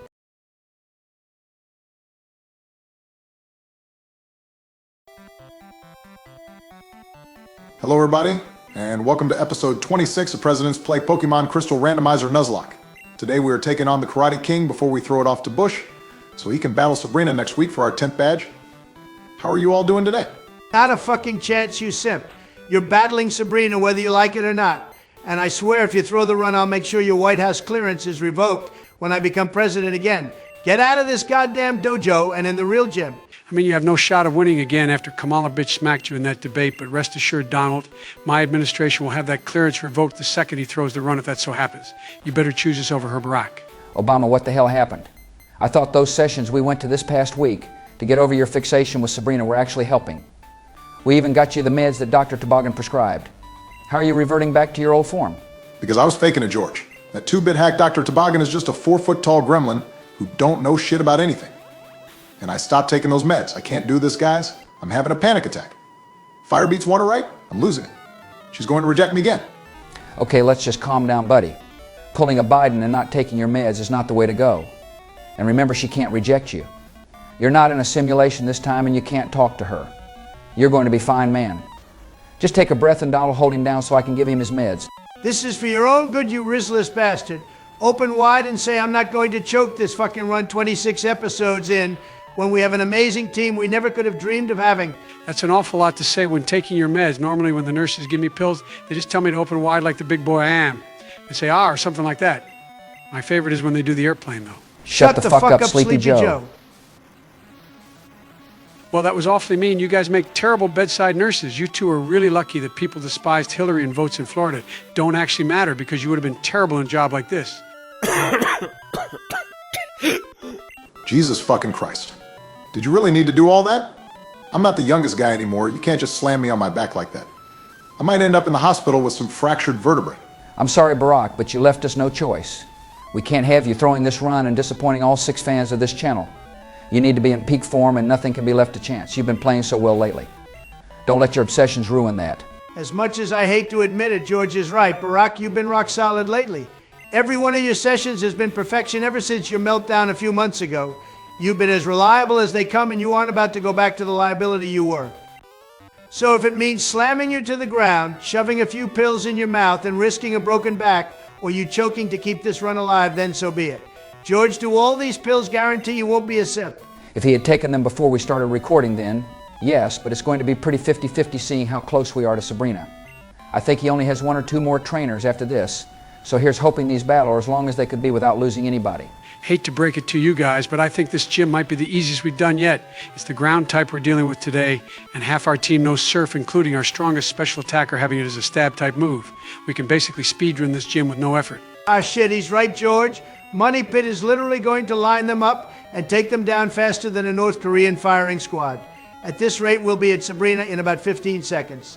I mean, we can always hold out hope that Obama forgets the route to Sabrina and ends up battling every trainer in here before getting hopelessly lost in a maze of warp panels that allow the pills to kick in. Upper right, upper left, and lower left teleporters is the optimal path to reach Sabrina's chamber with a total of 3 bitch-ass trainers standing in the way between me and the Angel of Saffron City. So I think it's safe to say that he knows exactly what he's doing, and there's no chance of any delay in the matter. It doesn't even matter if a Quagsire shows up seeing Money Pit Nose Razorleaf. And you, Sweet Coon, for being the greatest avatar in the history of randomizers. It's an unstoppable, unaliving machine, and it's in the hands of someone more determined than if we were facing red. We're doomed, boys. Someone go download the ROM for Ruby. Oh, calm down, guys. I'm not going to throw the run. I'm going to defeat her, and I would never betray our audience. We aren't President's Discord server. I'm going to beat my queen, but at the same time, I'm going to express my feelings for her. Is that fine with you guys? So when you say beat your queen, do you mean how like a British man beats his wife when Manchester United lose every Saturday? I'll give you credit, that might be our best sports reference of the week yet, but no Donald. I'm just going to 6-0 her in a Pokemon battle. Bros before hoes, but I'm going to do it on my terms. You guys got that? I mean, I guess that's all right as long as you win Obama. Do you guys see any issue with this request? It sounds good, but don't forget we're talking about the King of Sweet talking right here. I feel like there's more to this than he's letting on about, but if he promises a 6-0 victory, then I guess we roll the dice, seeing the series will live to see another day. This is definitely an episode where Biden took his pills because he's absolutely right. You better not have some sacrifice after the battle or some promise you make on behalf of our group, Obama. I'm genuinely concerned because I care about this run more than all 3 of my sons combined. Even more than Baron? That's wild, bro. I know you would trade Eric and Don Jr. for all the change in the Flying Dutchman's pocket, but Baron, you really do care about this run. I'm in my 80s, George. I don't got much to live for at this point. Just another 4 years in the White House, and these games we play together. I expect the same dedication from all of you, but all right, Obama, it's your time. Don't let us down. I don't plan on it, Donald. I'm going to win this battle, and there will be absolutely no repercussions after the fact. I'm going to lead with Taft since Money Pit leveled up last battle. I finally arrived again, my darling Sabrina. While I must defeat you today, I will let you know how I truly feel and make up for my poor attempt last time. Prepare for the most satisfying defeat of your gym leader career. Guys, why are the lights dimming? You better fucking not, Barack.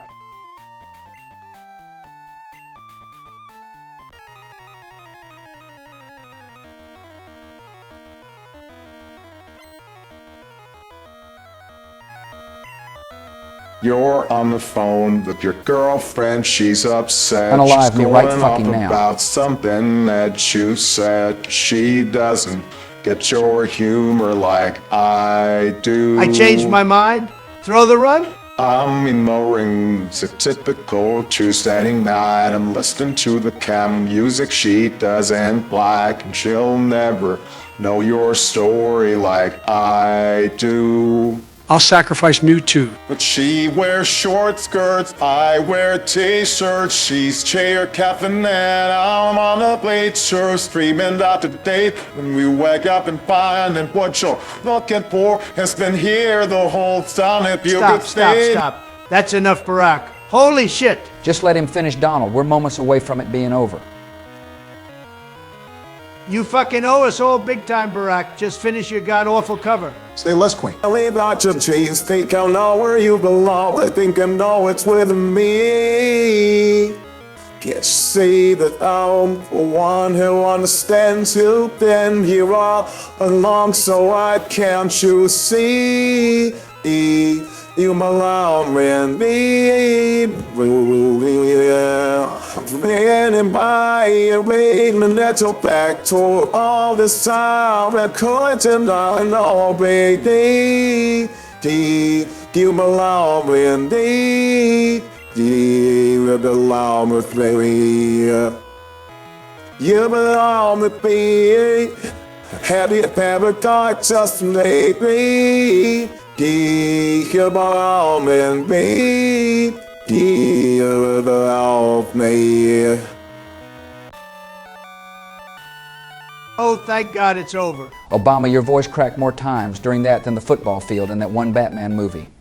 You are not meant to sing a Tay-Swift song, my man, but as long as you got it all out, I guess Sabrina, we my can't be green hair upset. goddess, I know I will never have you, and while this may be the final time we meet on this channel, I just want your spirit to know if you ever did come to life, I would absolutely throw it all away for you.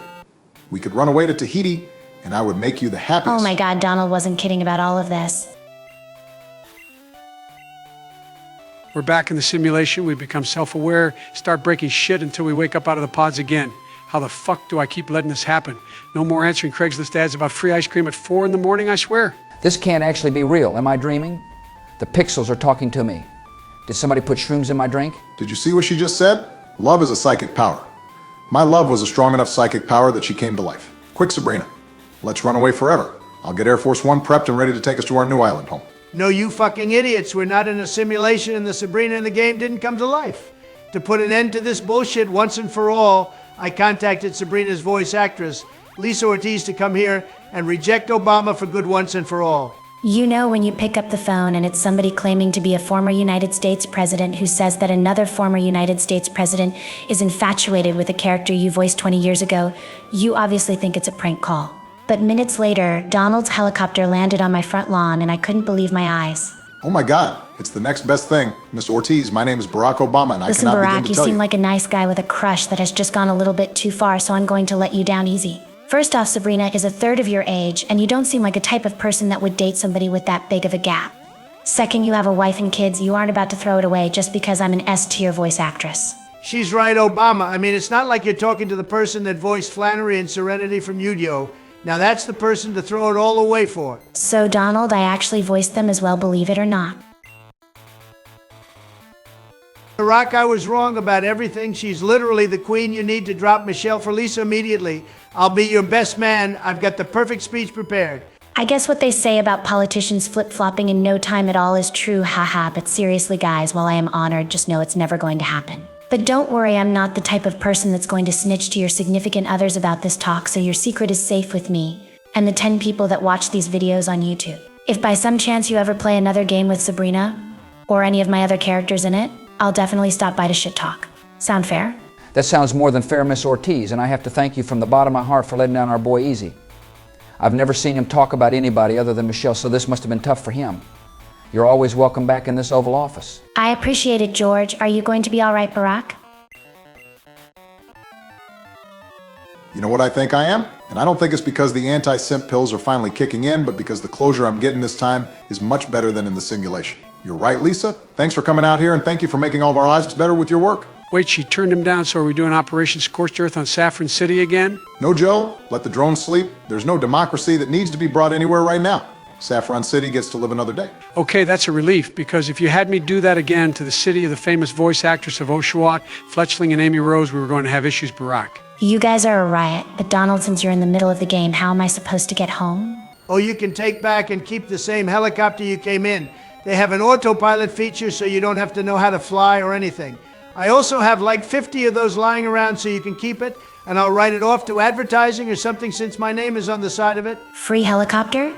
Sick. Don't have to tell me twice. Catch you later, guys. Why, Karina. Wow, that's like the best guest I've ever got in the Oval Office while president. Normally it's people that just yell at me to sign bills. Yeah, that honestly couldn't have gone any better if you ask me. And you're seriously all right, Barack? We aren't going to have you chasing after that helicopter, are we? No, George, I'm seriously good. Like I said, that was the perfect closure, and it made me come to my senses. Thanks, Donald, for bringing her here. Despite the shit you say sometimes, you really are a good friend, and I don't know what I'd do without any of you. You know that shit we say to the media is just for votes. In here, it's all love, and I'd do anything for you boys. How about we keep the good vibes going and go over last week's donations? Also, great job on getting us our 10th badge, Barack. We never mentioned it with everything going on. Donations sound great. And thanks, bro. I can't lie, I definitely got lucky battling round type when water is our strongest type. But we've had tough battles too, so we deserve an easy one every now and then. But moving on to donations, and it looks like we get one for everyone this week. We start with our first one from the Queen VS Slime 1, who donates 2R and says, "That Sabrina sent you a letter, and I'm not sure if I can read it on this platform. I'll just put it up for everyone here. Joe, has Lisa been sending you private letters behind all of our backs? I swear I'm over it, but be honest with me."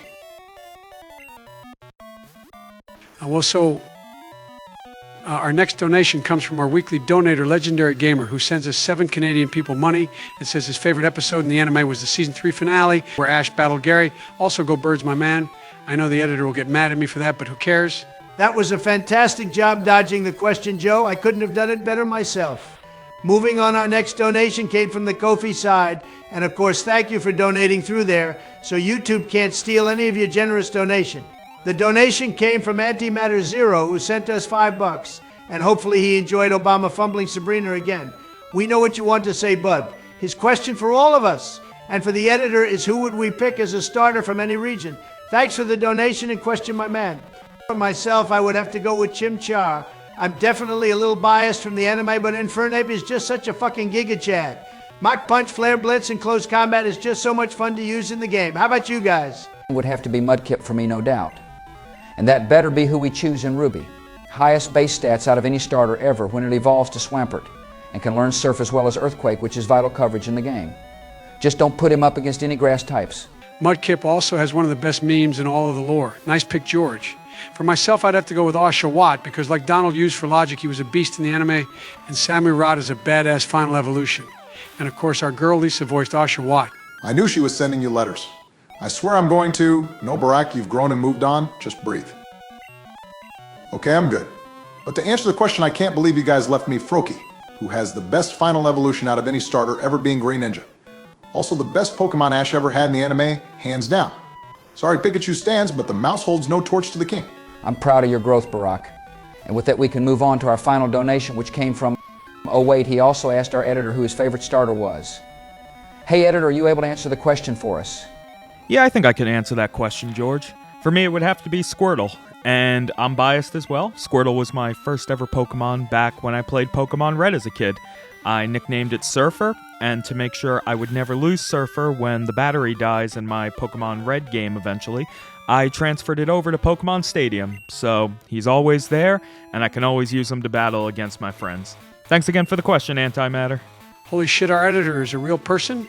I just thought Obama edited the videos and we made up that he was an actual person to appeal more to the audience. Yes, Sleepy Joe, I am a real person. And if you ever say Go Birds on my channel again, I'll replace you with Jimmy Carter or Kamala. Got that, bitch? You sure it won't happen again? Joe, do you think I'm really insane enough to record all this gameplay, then spend a little over 10 hours each week editing a video, so that it can go up every Thursday at noon Eastern Standard Time? Bro, I may be retired, but I have a life. Seriously, bro, you couldn't pay me enough to do all that for every single one of our videos.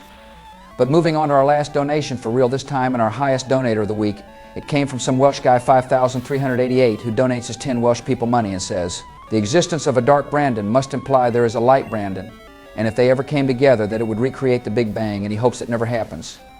Enjoy your pen, my guy, and Joe, is that true? Is there a light Brandon somewhere out there? I actually asked Brandon this question once when I was high out of my mind off Hunter's stash, and he told me to his knowledge there isn't a light Brandon out there, but it's a big universe. So who knows? Maybe there's a light Brandon out there we'll encounter one day. Joe, how many times do I have to tell you to stop using Hunter's white powder, but that's for another day. As for this day, I'm going to battle this last trainer, get to Lavender Town, and then we will finally do what one of our viewers has been waiting for months for. Yes, Isaac, it's time. We will finally be renaming that baby Zubat we hatched Redeemer, as you asked all that time ago. We hope you enjoy that and know we value you as a viewer of our channel. Of course, if anyone else wants to have a Pokemon named after them in Ruby, you can ask in a donation, and we'll try to get it done. We ask that all names please be something that won't get us demonetized, but you are allowed to make funny jokes and references like we make on this channel already. We'll be keeping a spreadsheet, and if multiple people want the same Pokemon nicknamed, highest donation will be the tiebreaker. Again, everybody, this is for all Pokemon in Ruby, and it will not be randomized, so if you ask for a Pokemon, please ask for one that we would have a chance of catching. But moving back to this episode, we're all proud of you, Barack. You didn't throw the run, and you got over your simp era. Great job, bro. Donald, don't fucking jinx it. He didn't finish this battle yet. Last thing we need is a disaster before we sign off. Don't worry, Joe. It's all under control. Since Carrera got poisoned, I'm just going to bring in Money Pit to take care of business against Potosi and whatever else he has left. I will say it's a shame the trainers are so underleveled in Kanto, but hey, we take these dubs, boys. I'm going to stay skeptical, but to change the topic, I feel like I should say something since I'm president. To all of our viewers out there in Florida, we know you're going through some tough times with these hurricanes, and all of us here are wishing the best for you and that you can recover quickly. Rest assured that Marjorie Taylor Greene is an absolute whack job, and unlike what she said, we are absolutely not controlling the weather. Biden couldn't have said it better. You're all in our thoughts and prayers, and we hope this storm is nowhere near the strength that is predicted. Well put, men. Just curious, since it's your episode next week, George, you have a real choice of what direction you take us. Will you be heading north to Cerulean City to battle Misty and tackle the power plant, or will you head south to take on Janine and the trainer gauntlet along the way? I hadn't thought about it, to be honest with you. I forgot that I could go either way at this point. I think I'm going to take the week to think about it, weigh all the positives of each path, and we'll take it from there. Sound fair to you guys? Please head north, George. If you do that, it would set Biden up to battle Brock and I would get Blaine. Give me the challenge of facing his level 50 and the tougher trainers along the way near the Seafoam Islands. I'm our man for the job. I promise whatever decision I make won't be about who gets what battles, but instead what makes more sense and helps us out for the run. I'd say we should make that our comment question of the week, but I think we should use the question that Antimatter asked in his donation and have all of you tell us who you would pick as your starter if you could pick one from any region. Give us your answers in the comments below. I'll slide you a 20 to sway your decision later, but as Obama wraps things up and renames Zubat, I'd like to thank all of you for coming by to watch another episode of this series. We love you all and can't wait to see you again next Thursday. Shout out to our channel member Hector over on the Ko-fi side. And if you would like to join him and get mentioned at the end of every video, you can become a member by going to the link in the description of this video and making a monthly pledge. We are grateful for all of you and have a great week. And of course, also in the description of this video is the link to join the best community Discord server for all of the best presidential AI content. We're about to hit 900 members, and we would really love to hit 1,000 before we finish Crystal. See you next week, everyone. And as I put the finishing touches on this new nickname that is going to wrap things up today, everyone, we have picked up our 10th badge and we only have 6 to go. No matter what path George takes us next week, I believe it should end with a chance for our 11th badge, so make sure you're here same time, same place next Thursday. Have a great week, everyone. Sorry for everyone that prayed on my downfall today, but there will be an episode 27.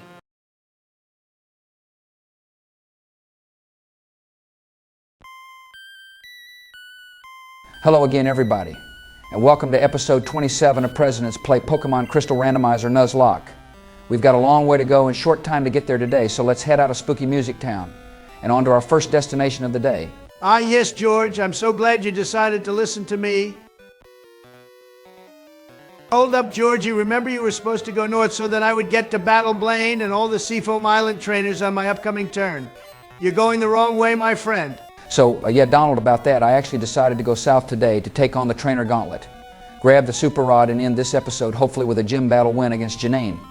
I thought it would be more important to grab the super rod. You steel beam melting bastard. I thought we had a deal. I even took you to a fucking Texas roadhouse to seal the deal of you taking care of the power plant and battling Misty this week. Do you know how hard it is to find a Texas roadhouse in New York? I have never been betrayed like this before. Of course you have, Donald. Remember when your vice president absolutely threw you under a fleet of buses saying January 6th was your fault? I can't believe you would forget something like that. Are you sure you aren't getting a touch of the dementia? I have some pills you might like. You know what they say, Donnie? It takes one to know one. So if our resident dementia patient says you have it, then please remind me to forward you the phone numbers for all of Joe's doctors. I think they will really help you in your time of need. You are absolutely the last person I want to hear from right now, Barack. You should be happy that I even decided to come to the filming of today's episode after all the mean and nasty things you said about me this week. Not nice at all, Mr. and I quote Hopi and changey guy. Oh, come on, Donald, you can't be serious. Wasn't it you just last week in episode 26 that said we say all we say to the media because we have to, and at the end of the day we're all friends? It was just a campaign trail speech. Give me a break. Between the betrayal from George not going north like I thought I paid him off to do so, and you saying I put my name next to Matthew and Luke in my $60 Trump Bible that may or may not be made in China is too much for any man to handle. I think I should just take my leave since I'm unwanted. The door's that way, big boy.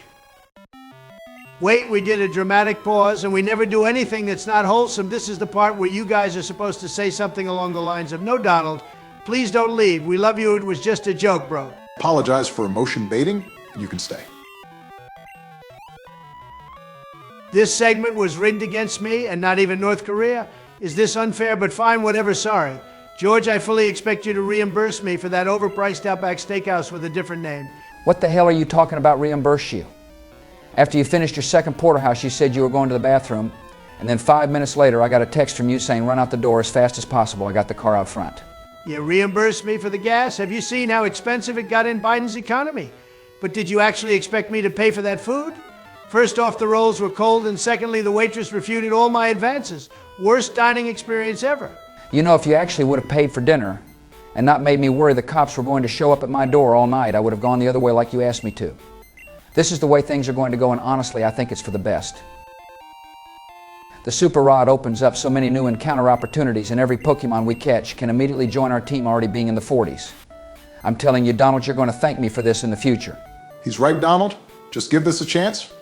We can't do any other wild encounters aside from fishing at this point, since every wild Pokemon in Kanto is a super low level, and we can only get encounters in places without Grassback and Johto. Fine, whatever. But if we don't get some God-tier team member and my last gym battle is against Erica or something, then I'm going to build a wall around all of your houses. Aha, sure, Donald, whatever you say, but if I remember correctly, you should have a bunch of encounters this episode, George. So let's start it off with a big one. You got this, fam. Thanks, Joe, but be quiet, guys. You're going to scare the fish. I mean, technically, because it's a randomizer, you don't know if it's even going to be a fish. It could be a bird somehow. Donald, I said be quiet. Fishing requires silence. Technically, you spoke there, George. Lower your voice. Oh, blow me. Okay, this time for sure. Hurry up, George, I'm getting sleepy. Oh, baby. This feels like a big one.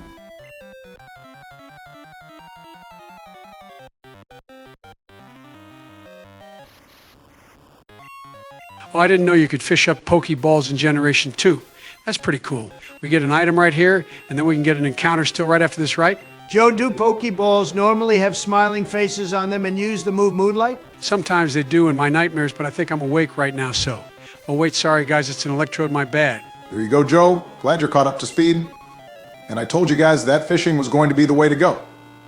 This electrode is already leveled past our entire team and has a recovery move. A great addition to the PC for now, but George, you should probably switch. I know it's strange to be in a situation where we're under-leveled in Kanto, but if this thing knows Thunderbolt, then me too might be gone for good. If it had Thunderbolt, then it would have used it already. While its defensive stat is sublime, seeing Drill Peck barely puts a dent in it. It's paralyzed and in yellow, so I think I'll just start chucking Ultra Balls at it. George, it's a wild Pokemon. It just chooses a move at random. It very well could have Thunderbolt. Please switch for the love of God.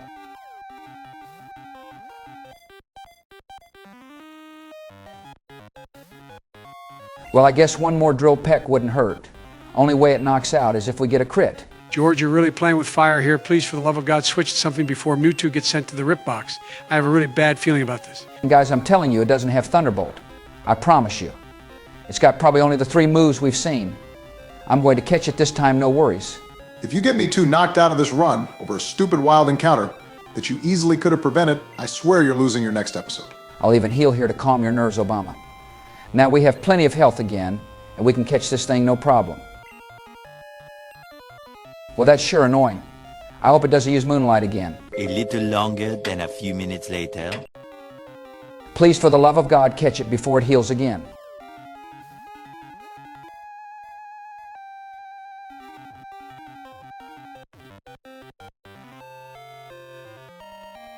Oh, thank Hank Hill, base God, it's finally over.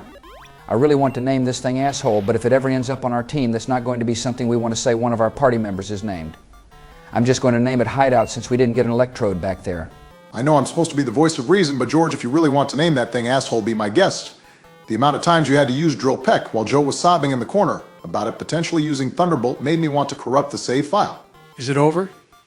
Is Mewtwo still alive? Part of me kind of wishes it wasn't, because your illiteracy is one of the many things about you that drives me up a wall, but yes, Joe, me too, is still alive.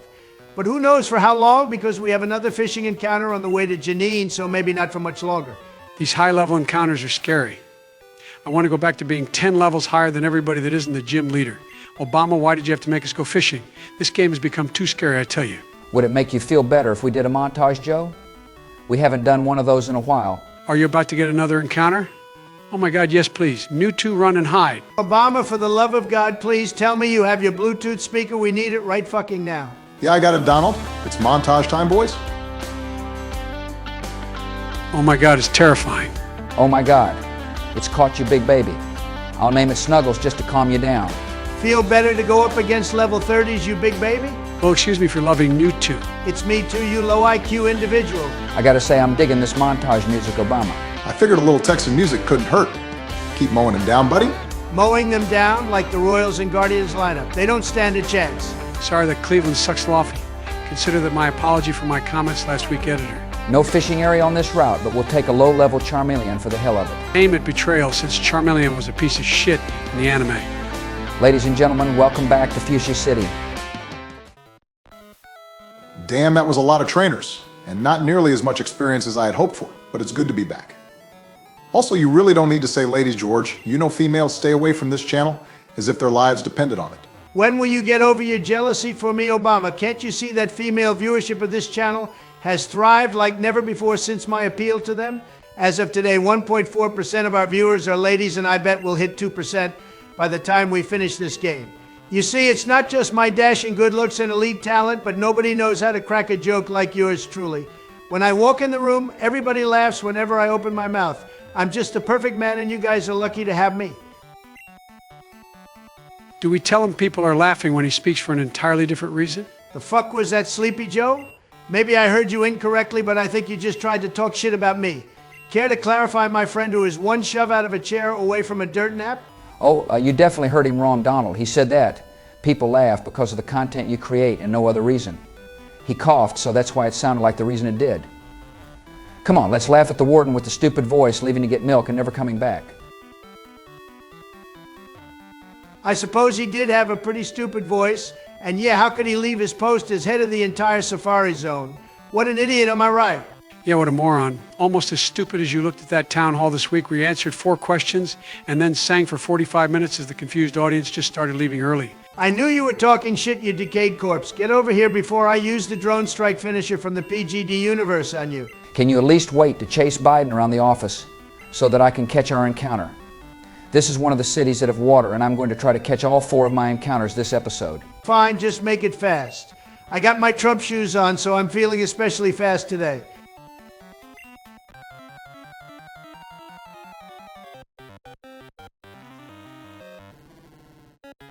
Hey, it's Derpy the Frog, a super underrated happy boy that would be a great addition to our team. I'm not even afraid of its level since it just makes me smile. And he says people laugh at the things I say. Oh, just can it for a second, you two. This is actually looking to be a pretty solid encounter. Not just for the fact that it's the level of our team and has 500 base stats, of course, but it knows growth and sacred fire. It can power itself up and destroy everyone. Gotta catch this one, George. Oh, I'm fully aware, Barack. I just hope that Drill Peck does a little more damage than it did to the electrodes, seeing it's powered up by growth.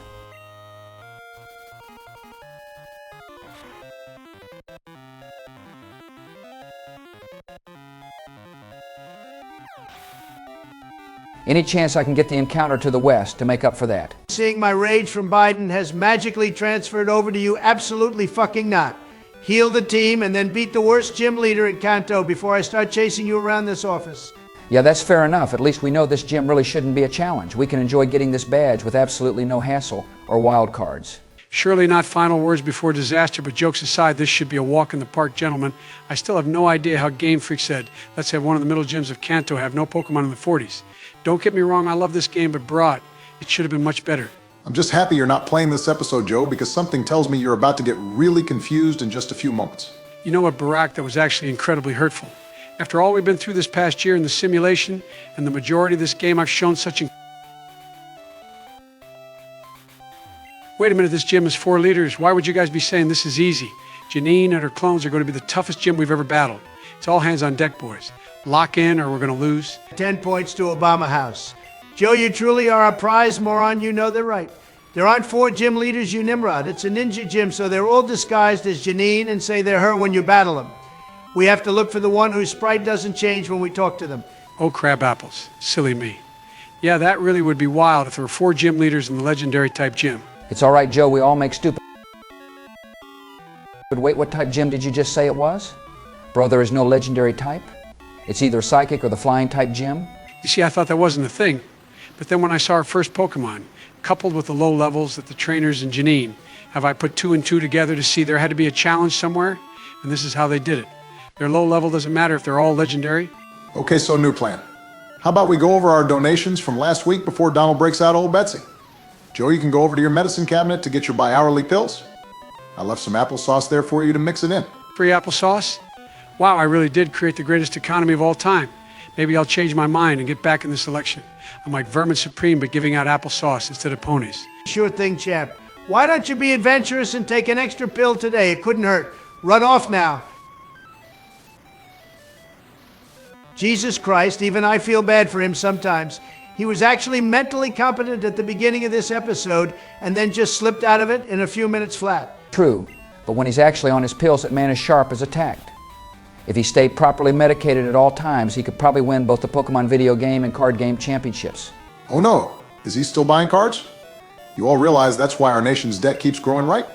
He spends billions on packs using the country's credit card, and then ends up throwing millions of packs out when he doesn't get a secret illustration rare out of the first pack he opens. How do you think I've been paying my lawyers Obama? I had one of my boys over an anonymous hack the account of that credit card so I see whenever he makes one of those card purchases. I know that's the day to wait outside the dumpster to grab all those sealed booster boxes before Pelosi nabs them. I've made millions on the resale market without even buying a single pack. If that's not the art of the deal, then I have no idea what is. Just last week, Joe threw out a first edition base set box that had the Holy Grail and also a Blastoise in there. Your boy is back on top of the financial world. That actually gives me a good idea for our comment question of the week. Today, everybody, we're asking you to tell us your favorite ever Pokemon card. It can be from any set in any language. What's your favorite card and why? Let us know because we can't wait to see what you say. But before you get another few felonies added to your already record-breaking total of a United States President Donald, I'm just going to actually dive into the donations now.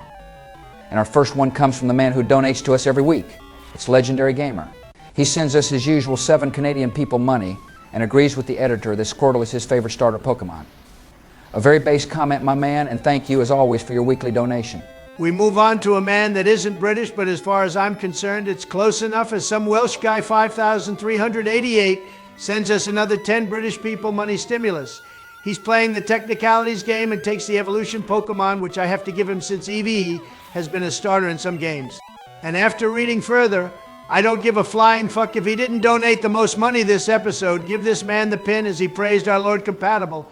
And despite him being some tea drinker from across the ocean, he's a very smart man, and there has never been a better donation before. You can't just assume that somebody drinks tea just because they're from the United Kingdom, Donald. But moving on, we have our boy Isaac Paws 9,287, and you're welcome for getting that nickname done. I also appreciate the props for my battle against Sabrina. Nice pick with Chinchar for our question. I don't know, Barack. I think Donald has a point. Everyone in the United Kingdom definitely drinks tea instead of water. They love that shit for some reason. I can see you took your pills, Joseph. The effects are clear already with your base take. Both of you are idiots, so I'm just taking another donation. Another one of our highest donators of all time, yet you're right, comes at us with another $10 via Ko-fi. Thank you so much for continuing to donate there since they don't take the fees like YouTube does. But don't you talk shit about the best starter ever. That shit was scripted, so that Ash could have the scripted wins against Leon, Cynthia, and Steven. Bro should have lost all 3 of those easily. Verbally assault our donators, later Obama. We finally found the non-imposter, and it's time for our 11th badge. Yeah, George, you really got to dial in so we can defeat these Pokemon 10 levels lower than our own. However are you going to get this done, man? I would assume you have to use your Nen right? I don't see any other way. Ghost of Ronald Reagan, please save us. Oh, shut up, Donald, and just let me battle her. Take the last donation so you're spouting something other than hate for this horrible level scaling. Oh man, George, I don't know if I'll have enough time left before Janine wipes our entire team, but I'll go as fast as I can just for you. Our final and highest donation from this past week came from the Poisonous Turtle, who provides us with $25 and an absolutely wholesome statement. First off, we hope the recovery efforts from Milton are going well, and second, all of us here at the channel offer the deepest of condolences for the loss of your dog Fenrir. Losing a family member like that is the worst pain imaginable, and we will absolutely name someone in Ruby after him. We hope this episode can be a small drop of happiness in your day, and thank you for being a part of our channel. Wow, Donald, that was without a doubt the most wholesome thing you've ever said. I never knew you had that in you. Maybe there is some hope for Trump after all. Yeah, whatever. Don't go telling everyone I can be nice sometimes, Barack. Too late, Donald. I'm live streaming this right now to my official Twitter account. Smile for the camera, my wholesome friend. You have even less Twitter followers than this channel has viewers, so I'm really not concerned about that, Joe.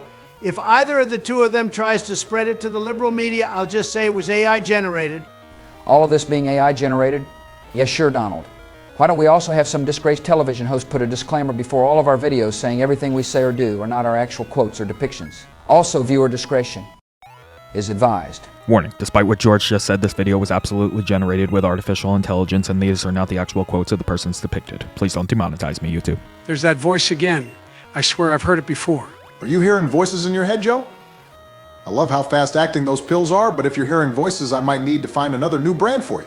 I'm not hearing them anymore, so I guess it's all right. Looks like there's also only one more Pokemon to go, George. It's nice to see Arnold get some gym time, because he definitely could get a little more usage. If he could learn Earthquake again, then Arnold would become an absolute powerhouse. It doesn't even have to be Earthquake, though, to be honest. Just any move better than Dizzy Punch. How dare you speak poorly of Arnold? He is perfect in every way, and don't forget he also knows Sky Attack. When push comes to shove, Arnold is going to be on this team when we reach Mount Silver, and if you even think of replacing him, I'll make sure you regret it. We may not have compatible anymore, but I can funnel all that love into the first Pokemon we ever caught on this channel, who found his way back to us in Season 2. He's a 2-time Hall of Famer. Put some respect on his name. Nobody would ever disrespect Arnold. Don't even imply that. Our boy just wrapped up our 11th badge, and we are now only 5 away from Mount Silver Men.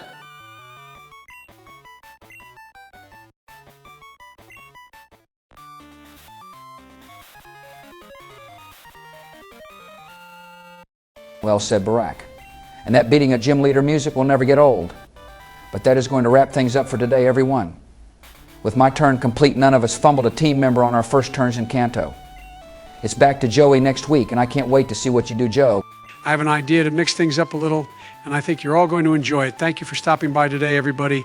And as always, a shout out to our channel member over on the Ko-fi side. If you want to join our boy Hector and get a shout out every episode, you can make a monthly pledge via the link in the description below.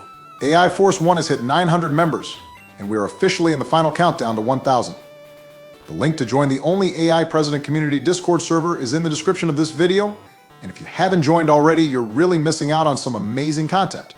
Last but certainly not least, don't forget to answer our comment question about your favorite Pokemon card, and we can't wait to see you back here for episode 28 next week.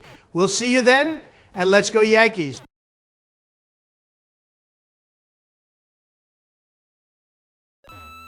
Hey everybody, and welcome back to President Speedrun Pokemon Crystal. Wasting no time as usual as I grab our first encounter of this episode. Let's go, you stupid fishing rod. Don't get me wrong, I'm loving the energy for your episode, Sleepy Joe, but this is episode 28. If we're speedrunning at this point, we're already... Well, I'll be damned. It's the ghost of Shindu, and he's stronger than ever before. Are we catching this one or invoking the Duke's Claws? Well, we know its defense is absolutely pitiful, and it's slower than molasses, but I think we owe it to the original Shendu and the audience to catch this one and correct the wrong that we made back at the radio tower. My thinking exactly, Barack. I'm going to switch to Arnold since I think Drill Peck will absolutely one-shot it without remorse, and Dizzy Punch shouldn't take out its entire health bar. It's going to cost us some precious seconds, but I think this will help us in the end game. This isn't a speedrun, you idiot. As I was saying earlier before we all went silent as this ghost appeared, if we were actually speedrunning, we would be 4 hours behind last place at this point. It's time to reset the run, my man. You really think we should reset? I mean, it seems kind of disrespectful to our audience to start over after 27 completed episodes and all the memories we've made, but yeah, you're right. I'll switch the power off. Get that and hit new game to get a arthritis-ridden proper hand run. away from the power switch right now, Joseph. We aren't speedrunning and we aren't resetting. Why are you trying to do so many different things this episode?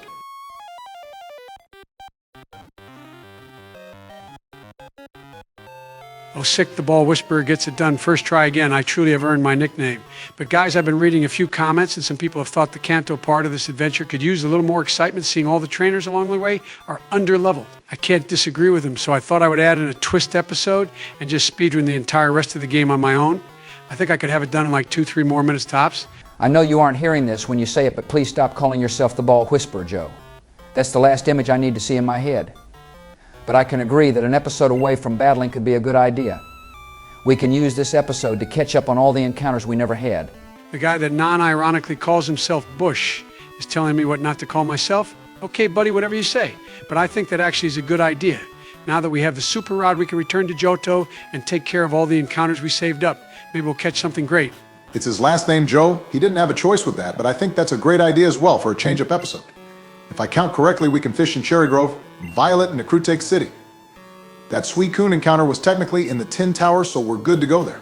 You truly are a bastard, Joe. I wanted to do this for my episode next week. But of course, just like the election, you had to steal this from me. Is there anything you won't take away from me, or is this just the rest of my life? Oh, Donald, I almost forgot you were here. How could you find time to be here around your job at McDonald's? How else could that store survive without you oversalting the fries and backing up the drive-thru line forever by having 10-minute conversations with the patrons that all somehow liked you? How dare you insult a working man such as myself while you just sit back and play video games all day. I'll have you know I'm front-runner for greatest employee of all time after fixing the ice cream machine in my first hour there. You see, this is why my administration is against AI generation, because there's no way that anybody could ever fix those machines. Those machines aren't actually broken, Joe. They stop working when they need to be cleaned, and the employees never actually want to clean them. We know you're bullshit McDonald's. When I want a damn McFlurry, I want you to clean that machine, not hear your fucking lies. What? I like Oreo McFlurries. Was that not a reasonable reaction to being denied the best thing on the McDonald's menu? I could eviscerate that lukewarm take with facts and logic, but since we aren't a tier list channel, maybe we should just get back to what everyone is here for, which is Pokemon. You're absolutely right, Donald. If we actually wanted a high number of views and subscribers like those channels get, do you actually think we would make all these videos at least twice the length and 10 times the effort of a tier list? Come on, now we like making 10 cents per hour word, George. I'm sorry about that. It's almost as if I was possessed by our editor for a minute, because I have no idea why those words came out of my mouth. But enough about that. It's time for our next encounter, men. Oh, hey, it's Miley's cousin.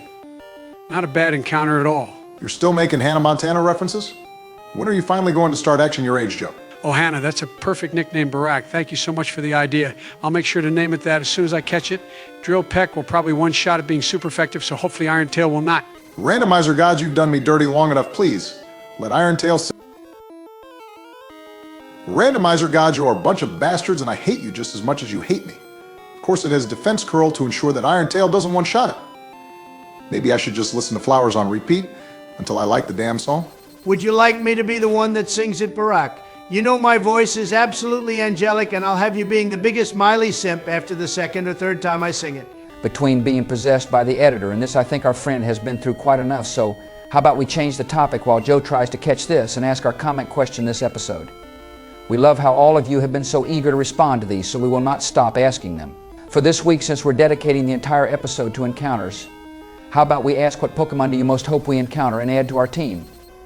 I know we've got a really great team, but this is all in the hypothetical sense, and I promise none of us will take your picks personally.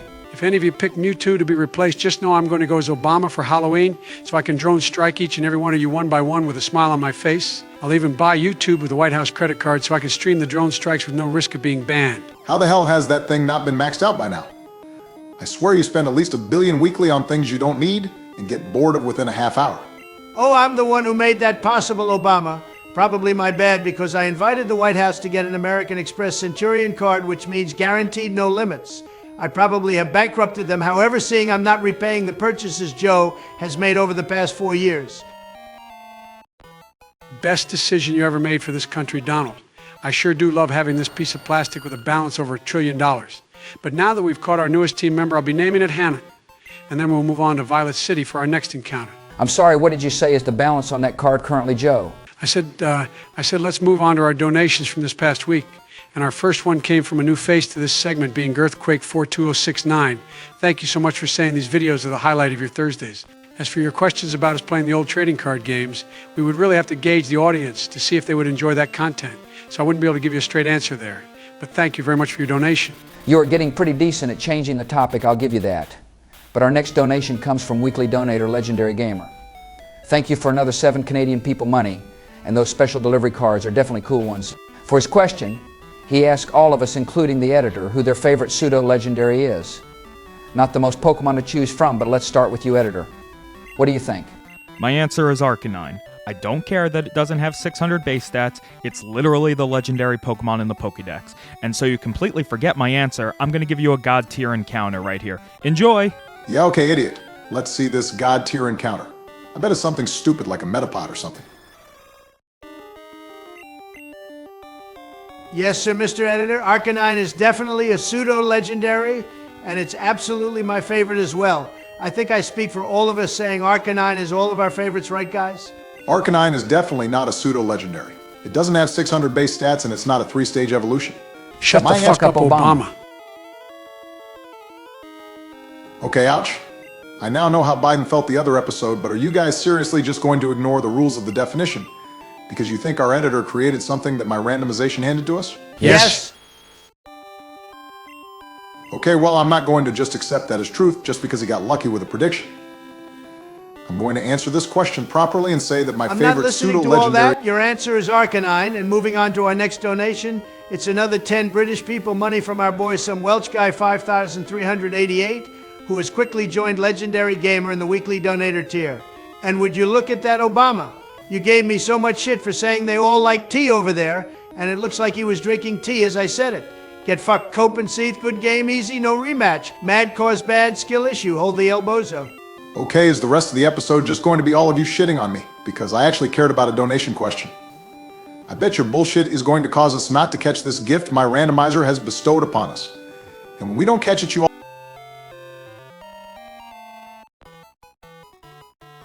How the fuck did you catch that with literally the second ball you threw in the first Ultra Ball? What are the goddamn odds of that? The odds were a solid 103% with a 3% margin of error. I threw the Pokeball first because, as we've already gone over that, has the best chance of catching due to its warm and inviting interior. But when it broke out, I realized, well, goddamn, this thing has the dog in it.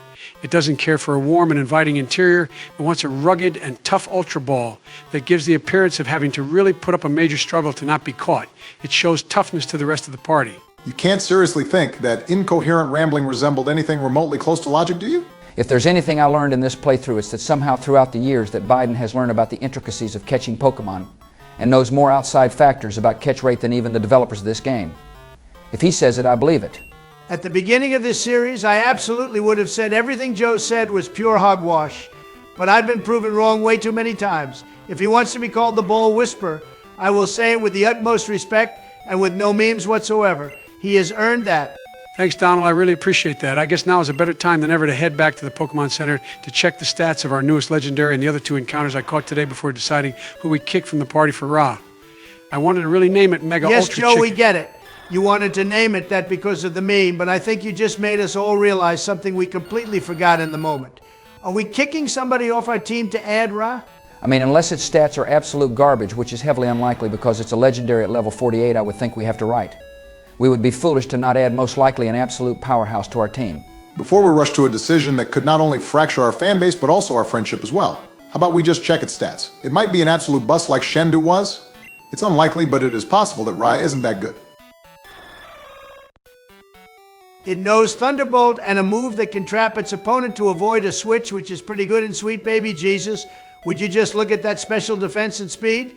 Sure, a rock attack would probably be pretty bad, but 190 special defense and 235 speed.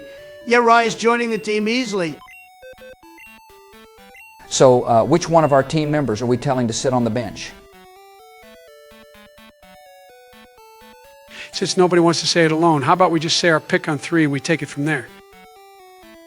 I'm going to start the countdown right now. 3, 2, 1, and... Arnold. Guerrera. Wait, what the fuck? Could you all literally just say Arnold? You heartless bastards, how dare you suggest our day one? Why the fuck should Arnold sit over Arcanine? Answer me that. Its stats are vastly better. It knows more than normal type moves and also has substitute. Oh, and who could forget? It's a pseudo-legendary, right, Donald? How on earth could we ever take a pseudo-legendary off our team? Okay, fine, I take it back. It's not a pseudo-legendary, but the one thing Arnold has is nostalgia. Keep your fucking goggles on, men. Joe, don't you dare keep Arnold in that box. I swear I'm fucking leaving if you follow through with this. Joe, stop, please. Donald, I swear to you, this was the hardest thing I've had to do since we started this channel. Do you think I feel good sending our first ever capture on this channel to the PC? Of course not. But we all know you play to win the game. It was a majority rule, and this gives us the best chance to win. At what fucking cost, though, you goddamn monsters? We're not talking about just anybody, but literally the fucking Terminator. Our first capture. Our two-time Hall of Fame champion. We're talking about Arnold. You can't put Arnold in the PC. Don't do this, bro. It's a business decision and nothing more. Don't you fucking bro me. You're not my bro. You're a heartless monster. You're all a bunch of heartless monsters. If you're done with Arnold, I'm done with this. Fuck you. Fuck this run. I'm leaving. Donald, please, get back in your chair. Burn in hell. Gewape undertained, geneprecht.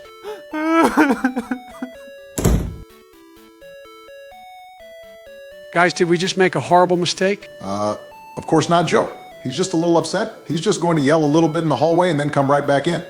I'm sure of it. Yeah, I'm pretty sure he's not coming back today, Barack. Honestly, right now, I'm hoping he comes back next week. Did you hear him crying? I think Donald might have actually quit the team over this. I was fearing the same thing, George. I've never heard him cry except for the times McDonald's told him he would have to wait a few minutes for fries to cook. I hope you guys don't mind that I'm using Spore on right now, but with this speed stat, I don't think there's a better choice. Yeah, sure, whatever, guys. It's Donald we're talking about. He gets emotional and then comes back into the room saying something along the lines of this never happened, and let's just play the game. Stop pretending this is anything different. I really hope you're right, Barack, but I just don't know if I'm being honest with you. I guess time will tell, and all we can do is just finish the rest of the episode. I think you have one more encounter, Joe, so why don't you take care of that and also go over our next donation. All right, I can take care of that, and I really hope you're right too, Barack. I don't know what I would do if Donald wasn't here next week for his episode. Our highest donation from episode 27 came from Ginger Jack 714. He sends us 15 white American people money and talks about the polytoad that George fumbled last episode. I don't know, man, its defense was quite low, and Bush will get another shot at more encounters. Don't worry there. We hope you enjoyed your binge watching this series as well as having your donation pinned on last episode. Thank you for being a member of this community. Oh, come on, you can't say I fumbled the polytoad. How was I supposed to know a Pokemon that was a higher level than ours would get one shot? It could have had God-tier defense as far as we know because we hadn't encountered one yet. All right, enough of the pity party. Let's buckle up for our last encounter today.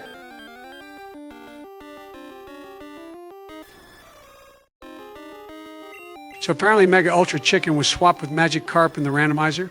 I told you it was my randomizer and not some witchcraft the editor performed for us. Now, personally, I think we should invoke Dupe's Clause because some people might call it cheap to run multiple of this powerhouse on our team. Let's be satisfied with the one. Yeah, I agree. I bet we'll get something better here.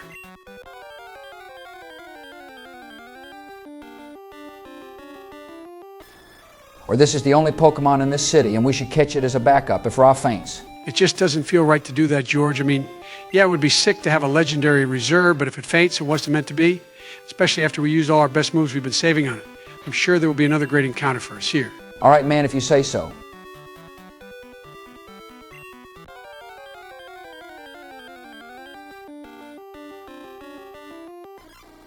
So as I was saying, we should definitely capture a second Ra in case something happens to the first. I think we just need to keep fishing until we find another one.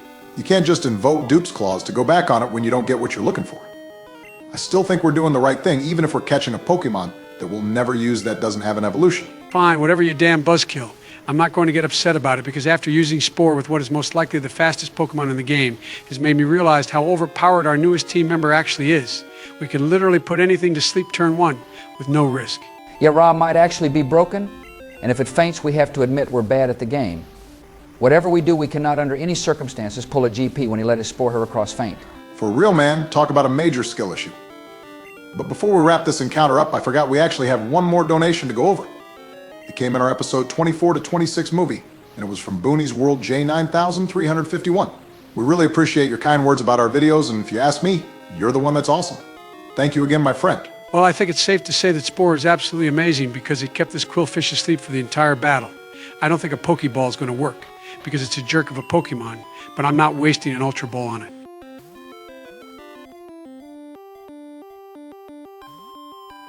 The Ball Whisperer makes another correct prediction, and it looks like you're going to have to use Spore again because it woke up. Since it knows Snore, I'm not sure if that's the best idea, but you know it didn't use that move while actually asleep, so screw it. I'll use our new broken move. Probably the best move. I'm sure you'll catch it this time. I still don't think I will, but at the same time, I'm still not using an Ultra Ball on this thing.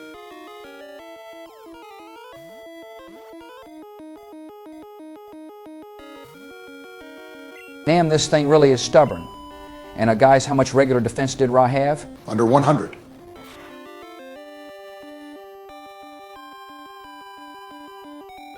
Going forward, I couldn't give less of a fuck if anyone calls having two of the same legendary on the same team cheap. I'm catching it. End of story. Yeah, that's fair enough. And guys, I think this is a good time to wrap this episode up, seeing we lost Donald and we almost just lost Ra too. Let's end this transmission before we actually do lose a team member. Overall, a great job today, Joe. Job well done bringing in this speed demon. I appreciate it, George, and you're right. It hasn't been the longest episode, but at the same time, we've had an awful lot happen. As always, a shout out to our members on the Ko-fi side, which is, of course, still just our man Hector.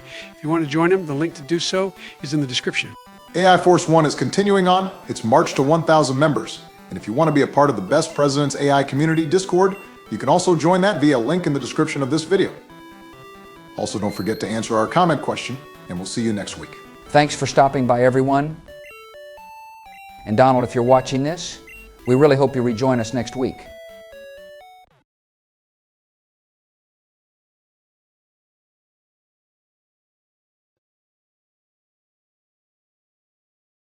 Yeah, okay, idiot. Let's see this god-tier encounter. I bet it's something stupid like a metapod or something. I bet your bullshit is going to cause us not to catch this gift my randomizer has bestowed upon us. And when we don't catch it, you all... But I guess now is a better time than ever to head back to the Pokemon Center to check the stats of our newest legendary and the other two encounters I caught today before deciding who we kick from the party for Ra. Wait, what the fuck? Could you all literally just say Arnold? You heartless bastards, how dare you suggest our day one? Joe, don't you dare keep Arnold in that box. I swear I'm fucking leaving if you follow through with this. If you're done with Arnold, I'm done with this. Fuck you. Fuck this run. I'm leaving. Donald, please, get back in your chair. Burn in hell. Go rape entertain, dinner price.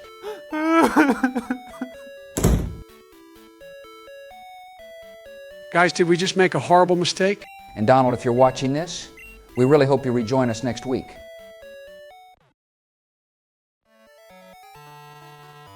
Hi everybody, welcome back to another episode of President's Play Pokemon Crystal Randomizer Nuzlocke. Today would have been Donald's turn, but unfortunately he didn't come in to record today like we had feared. It's just Bush, Biden, and myself today, and hopefully he shows up later. Seeing it would have been my turn after Donald, I'm just going to fill in for him today, and if he comes back next week, he can have my turn. I'm going to get some encounters on our way up to Celadon and then knock off Erica for our next batch. How are you guys doing today?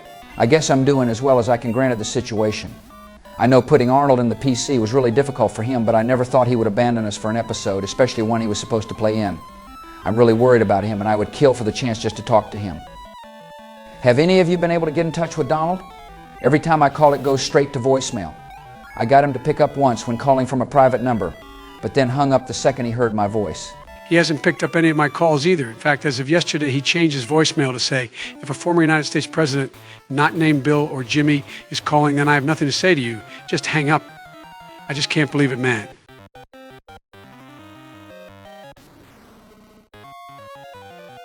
And would you look at that, it's Donald's favorite Generation 2 Pokemon.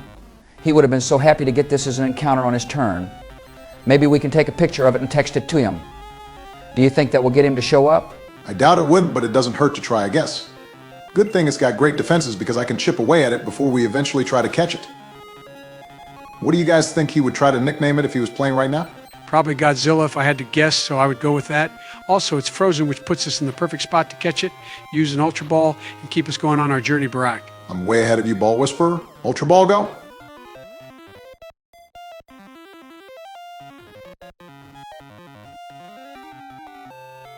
Nicely done, Barack. A nice no-drama capture to start this episode off.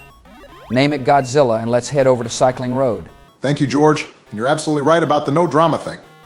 I know what I'm about to say isn't in the sense you meant it, but we need to carry on in this episode with no drama. We all want Donald here, but we can't cry about it. We need to focus on the run. I'll even add on an exclamation point, and that's the last Trump reference I'm going to make today. It's been a solid start to the episode, and I can't wait to see what we get next on Cycling Road. Hopefully the encounter will be the same level as this one here. Oh, silly Barack. Are you getting a touch of the dementia as well? Did you forget we have a super rod so we can fish for an encounter at level 48? We're definitely going to get something at a higher level, so don't even worry about it. Don't even begin to think I have dementia, Joe. I'm a young man in my 60s, and I'm not even close to that arc in my life. But while you're right about there being water on Cycling Road, you can't actually get an encounter with the super rod here. It's not possible. What the hell are you talking about, Obama? It's literally a body of water. You can get an encounter in the water both here and in Celadon City. If you're scared of the high-level encounter, just say so, bro. I'll handle it for you. Joey, you were the one that was afraid of the high-level encounters and not anybody else on this team. But Barack is right here. You can't catch a Pokemon with a super rod on Cycling Road. It's just another mistake they made when programming this game. You're in on this bad joke too, George? Oh, I'm sorry. I didn't know you guys met up before this episode to try and mess with me. Barack is the commander-in-chief of this country. For a few more months, I demand you use the super rod to catch a Pokemon here. You're not fooling me. We're seriously not fucking with you, Joe. But all right, fine, I'll do it a few times to show you it's not possible. I don't think it would be that much of an issue to prove this point. 6.5 hours later. Well, damn, I'll be a son of a gun. I can't believe it's not possible to catch a Pokemon here. All right, Barack, you were right. I'm sorry, man. You can go ahead to the grass and catch our encounter now. I can't believe that you made Obama stand at every possible spot you can to fish on this damn road. Even on the fucking inclines. There has never been a bigger abuse of presidential power, and I move for an impeachment. You listen to me, and you listen good, you fucking corpse. I will make sure we invoke Duke's Claws during our Pokemon Ruby playthrough, and we will not under any circumstances encounter a wild Pokemon on Route 119 until we capture every possible encounter on that route, except for that ugly fish. And when the time comes to catch it, you're going to be the one who fishes on every single fucking square until we get it. I don't even care if you catch it. But you're going through the pain that I just went through. And last but not least, if you even think of taking that permanent nap before we get to that episode, I'll be forever carrying a defibrillator when I'm in your presence, because you're not leaving us until at least after that moment. Do you understand me, Joseph Robinette Biden? Yeah, sure, whatever. I'm not reading all that. Anyway, I see you invoke Dupe's Claws here with little shrooms so that we could catch a Hoothoot. I mean, it's not a bad encounter. It could evolve into a legendary bird for all we know. I'm not sure if you know what you just agreed to, but I'm down for making you do that no matter whose turn it is that day. But yeah, good looks on this encounter. It may not look like much, but Joe's right about its evolution potential, and it will only need one level to do so. Hopefully it never comes to the point where we have to use this little guy, but yeah, once again, it's good to know we have a solid backup in reserve. Hard to remember there was a time where we were actually nervous about our replacements if one of our party members went down. A big amen to that, my good man. And since you have the gym later in this episode, how about we start with our donations from last episode? We did have a bunch of them this past week. Say less, my man. We probably should have got these started earlier because the support we got last episode was absolutely incredible. We had so many returning donators from past episodes, and we could not be more grateful for all of your support. Our first donation came from the man whose name speaks for itself. It's Legendary Gamer with another 7 Canadian people money, and he answered our comment question by hoping we'd catch a Squirtle and put it in Money Pit's place. Not sure why he wants us to lose this run, but thank you as always, bro. I understand wanting to make the run harder, but yeah, we actually want to win Legendary. Money Pit isn't going anywhere. And now that we've caught our new owl friend, I'm going to name it Hooters after the greatest restaurant chain of all time and move on to our next donation from Ginger Jack 714. He loves that the quillfish encounter last episode gave us more trouble than the almighty Mega Ultra Chicken. Can't say I share the same sentiment because that encounter was stressful as hell, but thank you nonetheless for the donation. You are really lucky that Michelle doesn't watch these videos because she would have your ass on a silver platter for saying you love that restaurant. I mean, as a guy, I'm not going to disagree, but you're treading a dangerous path, their partner. I'm a strong, independent man, George. I'm not afraid of anyone. In fact, I think since I'm playing today, I'm going to do some gambling. And to show you guys my Gamblers Anonymous sessions have been working, I'm going to only get 50 coins and buy nothing more. Hey guys, look, Michelle's at the door. I'm going to let her in. Oh, hell no. Turn the fucking game off. I was never here. Yeah, that's what I thought. You'll always be afraid of your wife, bro. You can't fool us. Man, that was a crazy power surge, am I right? I totally was never worried about Michelle being here. Oh yeah, totally. You hiding under the desk, pulling the HDMI cord, and assuming the crash position absolutely screamed that you weren't afraid of Michelle. You have us convinced for sure, Barack. But in your false bravado, you did give me a unique and different idea for a comment question. Let's mix it up from Pokemon this week and go back to when you mentioned Hooters. Our comment question today will be, what is your favorite chain restaurant that isn't fast food? I think it would be cool to get a glimpse from everybody's neck of the woods and see what they enjoy. That's not a bad idea at all, George. I think that should be fun as well. And thank God there's not an overpowered Pokemon as a reward, because we would have needed Dark Brandon to throw him out of the game corner. My Ultra Instinct form could definitely hold its own against Dark Brandon, I bet, so that would be a fun battle to see. But despite the lack of good prizes, I'm still going to play some flip card and try to redeem myself. I'm feeling lucky today, boys. Stay delusional, bro. But while you waste some money, I'm going to hop back into the donations. And our third one from this past episode came from our homeboy. Yeah, you're right, who throws us another $10 through Ko-Fi. Thank you again for donating that way so we don't get fees, my man. That's so cool that you had the same 2 team members in your Fire Red run, and it's wild how Arnold got absolutely nerfed by the randomizer. Shit. But something tells me he'll play another part in this run by the end of the day. Thanks again, my friend. Hey, you skipped right over me. It was my turn to do a donation. Nonsense. I'm getting the next one, and it came from Isaac, who asked if we would ever rank seasons or episodes of Married with Children. Oh, go extinct, you Sorry, stupid man, but none pollywag. of us or the editor have ever watched that show. Thanks for the donation, though.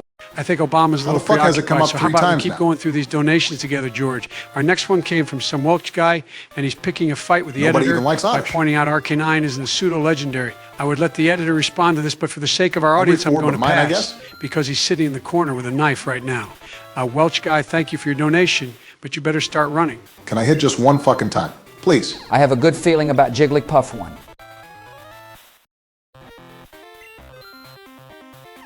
Where does the editor keep his kitchen utensils again? Relax you at it, you'll probably win this one. Oh, fuck yeah, baby. The hot streak starts now. Doubtful, but anyway. Moving back to the donations, we have another one from Girthquake42069, who does bring a new angle to the take on our choice last episode by pointing out we now have 3 fire types on our team. That's definitely something I didn't think of, but I still think it's worth the risk. Why do the gambling gods hate me? Because you're a degenerate and non-degenerate hours, obviously. But as we get to our final few donations, we go back to the Kofi side for Tristan Teen, the Great, who sends us $10 and asks to name a Pokemon after his girlfriend and Ruby. We got you, my man. Leave it to us for that assist, and those are some solid picks. Oh my God, I did it. I beat Flipkart. I am the greatest of all time. I don't give a fuck about the haters. I don't give a fuck about Gamblers Anonymous. I don't give a fuck about any of the Pokemon I lost anymore. Who do you think you are? I am. You good there, buddy? Who is this, buddy? You will refer to me as Obama King of Flipkart, purveyor of all the bitches, master of the sluts. Don't forget bottom bitch of the run.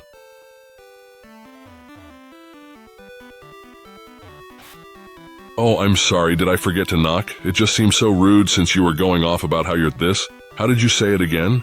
Purveyor of all the bitches? Please do go on, Obama. Dark Maga, what in the hell are you doing here? And why have you possessed Donald? He's got an election coming up in the next week, and he can't have you walking out onto stages striking fear into the American public. Oh yeah, you're right.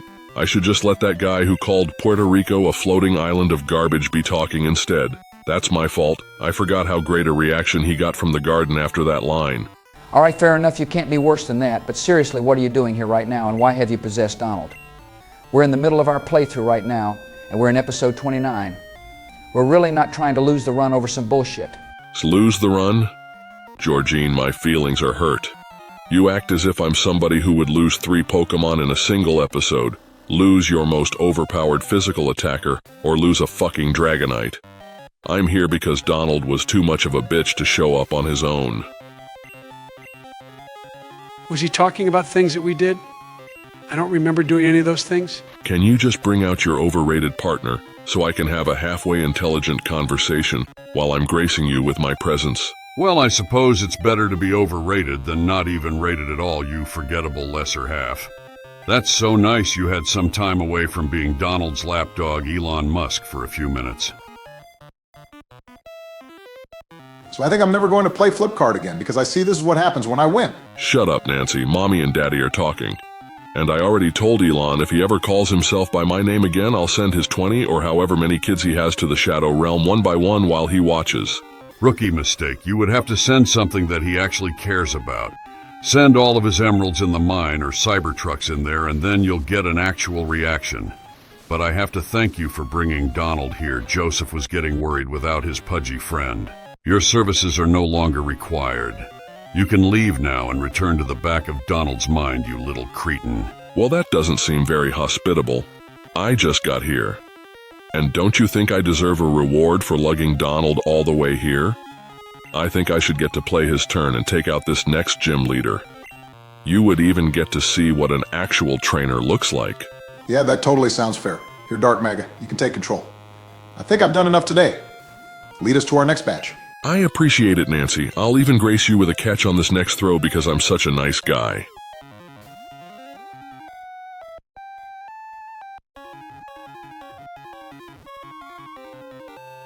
Wow, that was so impressive. You caught a Pokemon in the red that was paralyzed. How did you get so good at the game? Just nickname it something these morons would name it and move on to the gym. Well, actually, Dark Brandon. And excuse me for interrupting, but we have a lot more to do before you get to the gym. You see, we haven't visited the department store to stock up on items, and then we have to go back to the Pokemon Center to check the stats of our new captures. You bought some Ultra Balls. The moves were shit. You stocked up on cheap healing items, too low of a level mid, waste of potential, and we're at the gym. Did you get all of that? And stop doing that fucking thing where you just stare blankly at me because you can't believe what just happened. I'm the Lord of fucking Darkness. I don't have time to go shopping and look at stats. You're welcome for speeding things up. I mean, yeah, I guess that's fine. Everything you said was pretty true. But my only question is, how did we get to the gym? Nobody on our team knows cut, so you must have swapped somebody out. Arcanine will sit this one out since it's the weakest member of your team. I'm sure with the firepower you have, even Dark Dipshit over here won't screw up battling Erica of all people. And I was just about to thank you for speeding up that menial bullshit. Oh, well, I guess that saves me thanking you for anything in this lifetime. But if you think I'm so bad at the game, how about we make this interesting, little guy? We each take 2 of Erica's Pokemon and see how it goes. And whoever does worse will have the distinction of knowing that all 6 viewers of this channel knows they're a shitter who can't battle their way out of a paper bag. Seems like a situation you know quite well if you rattled it off that quickly. But you've got a deal, my friend. I just scammed you out of half the battle without even asking for it. Get played, loser. Oh shit, it's not the battle between you two I thought was going to happen first, but this is going to be awesome to see both of your battling styles at the same time. I don't even care that we've become afterthoughts in our own series. Barack, get some popcorn and let's get ready for a real beatdown. Sorry, Erica, you don't deserve this level of smackdown, but it's happening anyway. We'll switch off after every knockout, and since I'm holding the controller, I'll go first and third while you go second and fourth. I mean, that is if you even manage to knock out her second Pokemon. Keep talking all that good shit while you can, because like you did to Obama earlier, I'll be shutting you the fuck up in a matter of minutes. It's so adorable that you think you're going to win. Let's get your humiliation over with.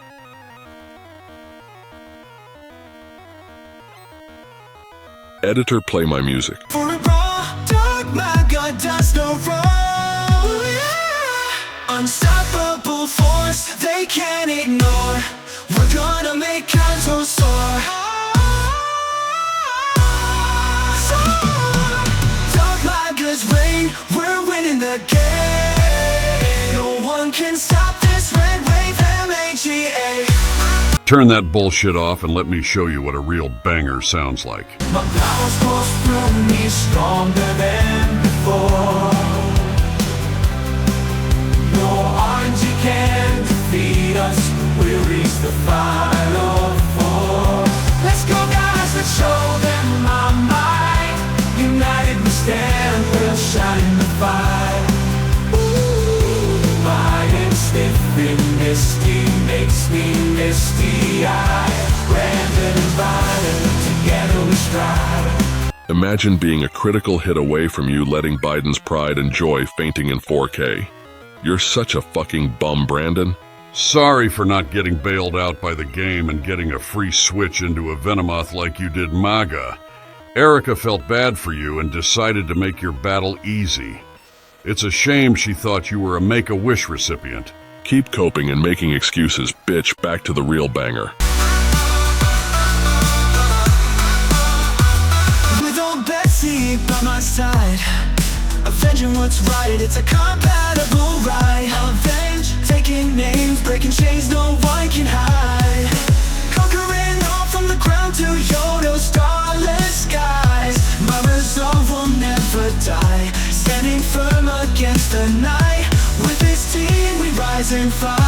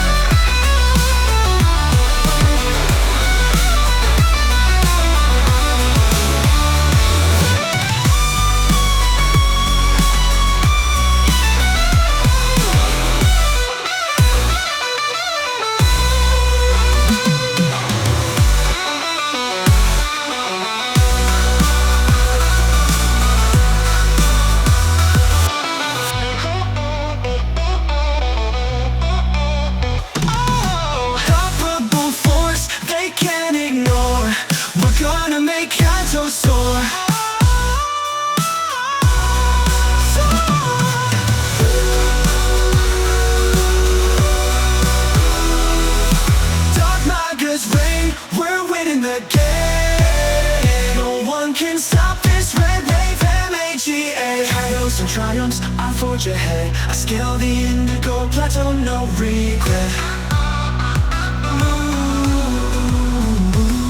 No rival can beat me, my spirit's blaze. From Johto's peaks to Kanto shore. And laugh and laugh together, defeated, now reborn, rising through the storm. How we're surging, feel the might. Dog Maga. Oh, you're finally finished with that battle? Let me take it home speedrun style. Crystal so blissful, put Joseph to sleep. So overjoyed, now I can control my dark powers given from the void, void, void. I have the strength we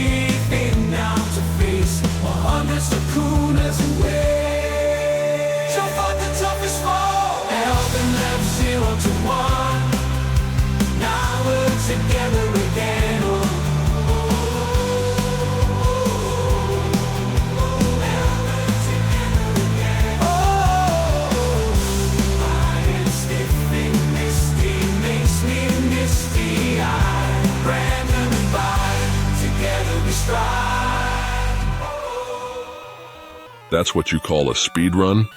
That would be even worse than Game Producer 6's time if he stopped being a coward and finally attempted 16 star. That's it. You and me are settling this in the parking lot right fucking now.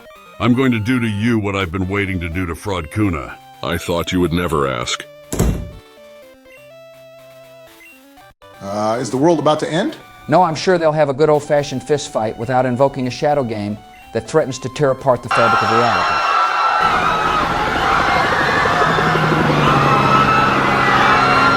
Do the outro from the bunker? I'm already halfway there. If you're still here, thank you so much for staying until the end of episode 29. We're another step closer to completing our journey, and granted the world doesn't end as a result of the battle in the parking lot, we will be back next week for the 30th installment of Crystal. As you can tell already, this outro is going to be a little different than normal, but before we say what we need to say, we have some last housekeeping to take care of, so let's put a special highlight on our highest donator last week, Mavis Songbird Era. Mavis sends $20 and thinks we should replace Mewtwo with an actual Mewtwo. When Joe saw this message, he got so perplexed, saying we already had one on the team, and then fainted from confusion at your statement. So thank you very much for your donation, and enjoy your pin. And of course, thank you so much to our Lone Channel member. It's the legend Hector over on the Ko-fi side. If you want to join Hector in getting a shout out at the end of every episode, you can become a member via the link in the description of this video. Now on to a very quick PSA from the Broadway CJ97 channel. As you all may know, Election Day is Tuesday, November 5th, which is only 5 days from the release of this video.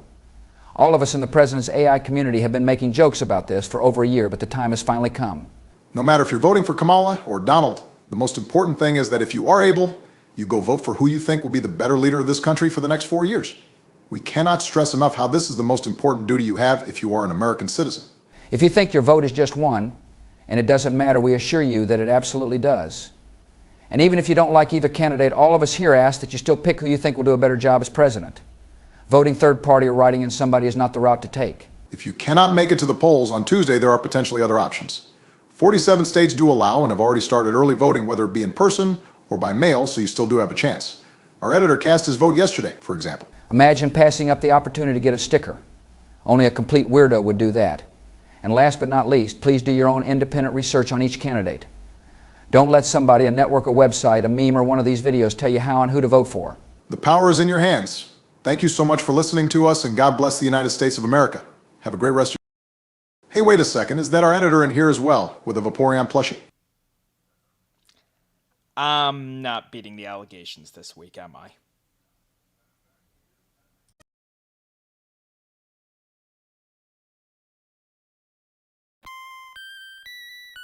Turn that creepy ass shit off. I need some real music.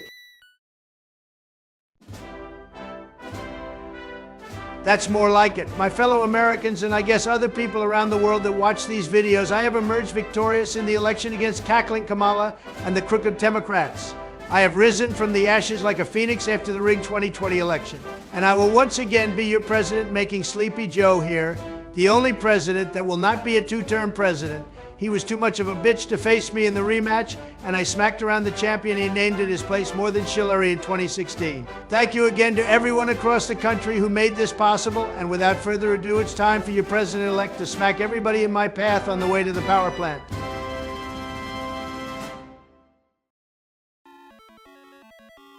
Only person here to lose an election as well. Will the Secret Service follow your ass around in prison? Or will it just be the white supremacist gang in there that protects you whenever you drop the soap? Now, Joseph, my dear lame duck president, don't be a sore loser. The Teflon Don made history by winning not just the popular vote, but also taking every single swing state. I appreciate you not lending Kamala all the trucks she used to deliver illegal votes this time around. The gas prices were too high. There was no room in the campaign budget, but you're calling me a sore loser? I'm pretty sure you're the guy that orchestrated a literal fucking insurrection on the Capitol building while you hid in the bunker, probably clutching old Betsy in fetal position. All right, before you guys both keel over from a heart attack fighting for the next 20 minutes, how about we just call it right there and focus on today's episode? Donald, I am happy to reach across the aisle and congratulate you on your victory and welcome you to the two-term club. Don't think you're safe from this reckoning, Obama. I didn't forget that you were out there on the campaign trail doing all you could so Kamala would win. You made so many speeches, I reckon this should count as a loss on your record, and we both should be 2-1. Do you actually think for even a second that you could beat me in a presidential election? That's the most hilarious fucking thing I've ever heard. I implore you to repeal the 22nd Amendment so I can absolutely curb stomp you in 2028. Maybe I will do just that, Barack. I need to beat the allegations that I'm not an equal opportunity candidate and that these hands can smack a man around in an election as well. I'm surprised you came to today's episode and that you aren't still crying that Arnold is in the PC. Did Dark Maga promise you an extra Happy Meal if you played today? Or was Millennia just tired of you blasting the YMCA song on repeat in the house all day? That's a fucking war crime and a violation of the peace treaty negotiated by Dark Brandon and Dark Maga after they nearly destroyed the very fabric of reality. You know there was supposed to be no mention of Arnold today, you Michael lover. Despite the fact he's rubbing this win in your faces more than Squidward when he thought SpongeBob and Patrick were stupid for doing nothing in the kelp forest, I do have to agree with Donald here, Barack. That peace treaty, while mainly centered that those two wouldn't fight again and create another shadow game that was moments away from destroying the entire universe, did include a clause that said we would not mention Arnold if Donald rejoined the team. We do have to honor that. I knew we should have hired the attorney that got OJ off to do our negotiating for the treaty. We got the shit end of the deal on that one. Joe, for the last time, Johnny Cochran died in 2005. There is no chance we would have been able to hire him. The treaty isn't all that bad. It did include that Donald doesn't get any money from the donations last episode. I wasn't talking about the glove guy. I was talking about Ross from Friends. He was a member of the Dream Team in that trial. If we had him, we would have intimidated everyone at that table with his height and a studio audience laugh track that made people think that horrible show was actually funny. And also, again, Ross from Friends is not a real person and was not on O.J. Simpson's defense team. He's an actor named David Schwimmer, and he portrayed Robert Kardashian in that miniseries you wouldn't shut up about for months after it aired. Obama, you silly man, that wasn't a mini-series. They just abbreviated that almost year-long trial into 10 episodes. I can't believe we were so lucky that camera crews were following around everybody important in that trial and that it was abbreviated into about 10 hours. You truly are a special one, Joe Biden, but what's done is done and the treaty was signed. Let's just be happy our group wasn't fractured after 28 episodes and we're going to see this series through to the end. How about we change topic and ask our comment question this week? That's a great idea. Everybody below comment whether you think OJ was guilty or innocent. Absolutely fucking not that. Our actual comment question this episode is something I've had in mind that puts an end to election season with a fun twist. Everybody below let us know who would win an election between Dark Brandon and Dark Maga based on what you've seen in this series. My question was definitely better, but I suppose me winning a second election in the course of 2 weeks isn't bad either. In fact, I'll even tally up the votes.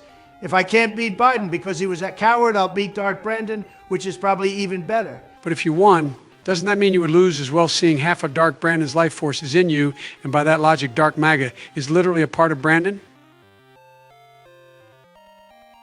How the fuck do you go from reasonable comebacks to thinking Ross's character from Friends was a real person on OJ's defense team to actually saying the smartest thing you probably ever said on this channel? Sometimes when I get out of bed in the morning, I get my hands stuck in the bars of my crib. You continue to rewrite the rules of science and medicine every waking moment, Joe. I'd say never change, but now that I'm president, I have to keep my promise of supporting the American people, which means I hope you do better, I guess. The first almost 6 minutes of today's session has me praying I catch his dementia like a regular cold, so I can forget all the nonsense that happens when we get together and play this game. Don't lie, Barack. You know you love filming these episodes and can't wait until we not only complete this challenge, but also start filming our grand masterpiece of Pokemon Ruby in Season 3. It's going to be our best series yet, and you wouldn't miss it for the world. Yeah. Wholesomeness and other stuff. But Donald, I feel like I should ask you since you never actually said your full plan for the episode. Do you plan on fighting Misty today, or are you just going to complete the power plant quest? Oh yeah, that's right. I never actually did an introduction this episode. Sorry about that. I got distracted with all of my winning, and after that I had to respond to all your bullshit. The 6:30 mark of the video isn't too late to do an intro, right? Nah, fuck it, it's pretty normal for us. Hello everybody and welcome to episode 30 of Presidents Play Pokemon Crystal Randomizer Nuzlocke. Today our 45th, 47th President-elect Teflon Don Long John Trump will be, well actually have already taken us through Rock Tunnel and will be restoring power to the great people of Kanto before handing it off to Bush next episode so he can defeat Misty and earn her 13th badge. And as we can see, my encounter game is absolutely on point today, getting a Seadra in Rock Tunnel thanks to Dupe's Claws and now this absolute beefcake. You guys truly are lucky to have me back. I think you might have even fumbled today without me. Odd choice of words describing Machamp, but regardless, why on earth are you passing up the opportunity to get a badge? That isn't like you at all. Do you have some ulterior motive you're not telling us about, or are you just afraid to battle Misty? You know I wasn't going to elaborate if nobody asked, but since you did, I'm going to expose my genius plan to all of you. I was absolutely devastated when Bush decided to battle Janine, derailing my plan last month. But when I learned I would play in Obama's place today, I devised my best plan yet. You see, by passing up Misty today, I can have Bush battle her next episode, Biden can battle Brock on his turn, and I can battle both Blaine and Blue 3 weeks from now on my normal turn and get our last 2 badges. I should run out on the team more often. This couldn't have gone better for me. You're still thinking about that decision I made? Bro, that feels like an eternity ago at this point. You still would have got to battle a gym leader either way this episode, so why did you put this much planning into it? You're just mad I'm playing 4D chess and you're shoving checkers up your ass. Guys, I wasn't going to say it, but let's face the facts. I'm the new best trainer here. Not a single Pokemon has fainted under my watch this season, aside from when I filled in for Bush after he walked out of the radio tower. And since we agreed that's another Pokemon on his death tally under the circumstances, that makes me more perfect than the most brilliant crystal in this series. They should rename this game Pokemon Trump in recognition of my achievements. And since I'm the best, I should battle the toughest 2 gym leaders that have higher level teams than us. I won't even grind levels to be equal to them. I'm just that fucking good, boys. Can you not be a dick for like 3 minutes and make sure none of our Pokemon faint against this encounter? Its attack stat is pretty decent, and if that Thrash ends up being a critical hit, all your bragging would be all for not in hysterical yet devastating fashion. I bet he's totally not planning on, quote, accidentally losing one of our team members today so that Arnold can rejoin the team. It's a trap, I tell you guys. Relax, Sherlock. I would never let one of our team members fade, hurting our chances of completing this challenge, and I absolutely plan on finishing this season with no Pokemon under my fainted counter. I will keep our team intact as we secure our ticket to enter Mount Silver. Let's just say you fucking better after all this big talk, Donald. I swear, if even a single team member faints on your next turn, I'll make you regret talking about us like we're chopped liver compared to you. You can keep dreaming, George. I'm the very best like no one ever was. All I do is add to our team member pool and never remove from it. And now that we've caught this titan of strength, I'm going to name him Bautista. Not only is he one of my favorite wrestlers ever, but he's become a fantastic actor. You're not wrong about that. Did any of you see his newest movie, The Killer's Game? He's everything that The Rock wishes he could be on screen. He can play any role and doesn't just have a movie career because he was a famous wrestler. I bet that new Red One movie is going to be absolute trash. Now that's definitely a bipartisan agreement. Bautista is a fantastic actor. I still can't believe there are people that didn't see arguably his best movie, Knock at the Cabin, last year. Our editor sees a movie every weekend and recognized it as an easy top 5 movie of 2023. I'm surprised he has good taste. Hey, editor, can you give us that entire list? There were a lot of bangers last year, so I want to know what you rank the other blockbusters of 2023. Tell you what, I'll hit you with a full top 10, seeing that you're right, last year there were a ton of bangers. Number 10, Thanksgiving. Number 9, Equalizer 3. Number 8, Barbie. Number 7, Megan. Number 6, Dumb Money. Number 5, the Super Mario Brothers movie. Number 4, Knock at the Cabin. Number 3, Killers of the Flower Moon. Number 2, Napoleon. And number 1, Oppenheimer. Honorable mentions to the Dungeons & Dragons movie, Gran Turismo, Ferrari, Creed 3, and The Hunger Games. That's nice, but I only remember George asking for a top 5, and you just rattled off a top 10 plus 5 honorable mentions. Can somebody please get rid of that new microphone he got? Bro is going to start thinking he's a main character with all his appearances in this series. He actually takes the time to edit all these videos every week, and who isn't starstruck when they're in the same room as Joe Biden? I, for one, liked his list, despite leaving out the 5 Nights at Freddy's movie and the Taylor Swift Eras Tour movie. Joe, I'm pretty sure nobody is starstruck when you're in the room, and also the Taylor Swift movie wasn't even an actual movie. It was literally just a concert, but on the big screen for people that either couldn't get into one of her shows or just can't get enough of her. Don't you dare besmirch Tay-Tay. She is the voice of a generation, and that movie was cinematic gold. Me and the rest of that packed theater gave it a standing ovation with tears flowing down our eyes the second it ended. So let me get this straight. We're not allowed to sing Flowers on repeat in the presidential limo, but you're allowed to sing Taylor Swift songs. That's so unfair. Excuse me for trying to put some culture in your life. And don't ever question my DJ choices again, Joe. I gave you that Presidential Medal of Freedom, and I swear I'll take it away from you. Oh, don't let him scare you, Joe. You can't take away those medals. Trust me, I've tried to take them away from people, but was never successful.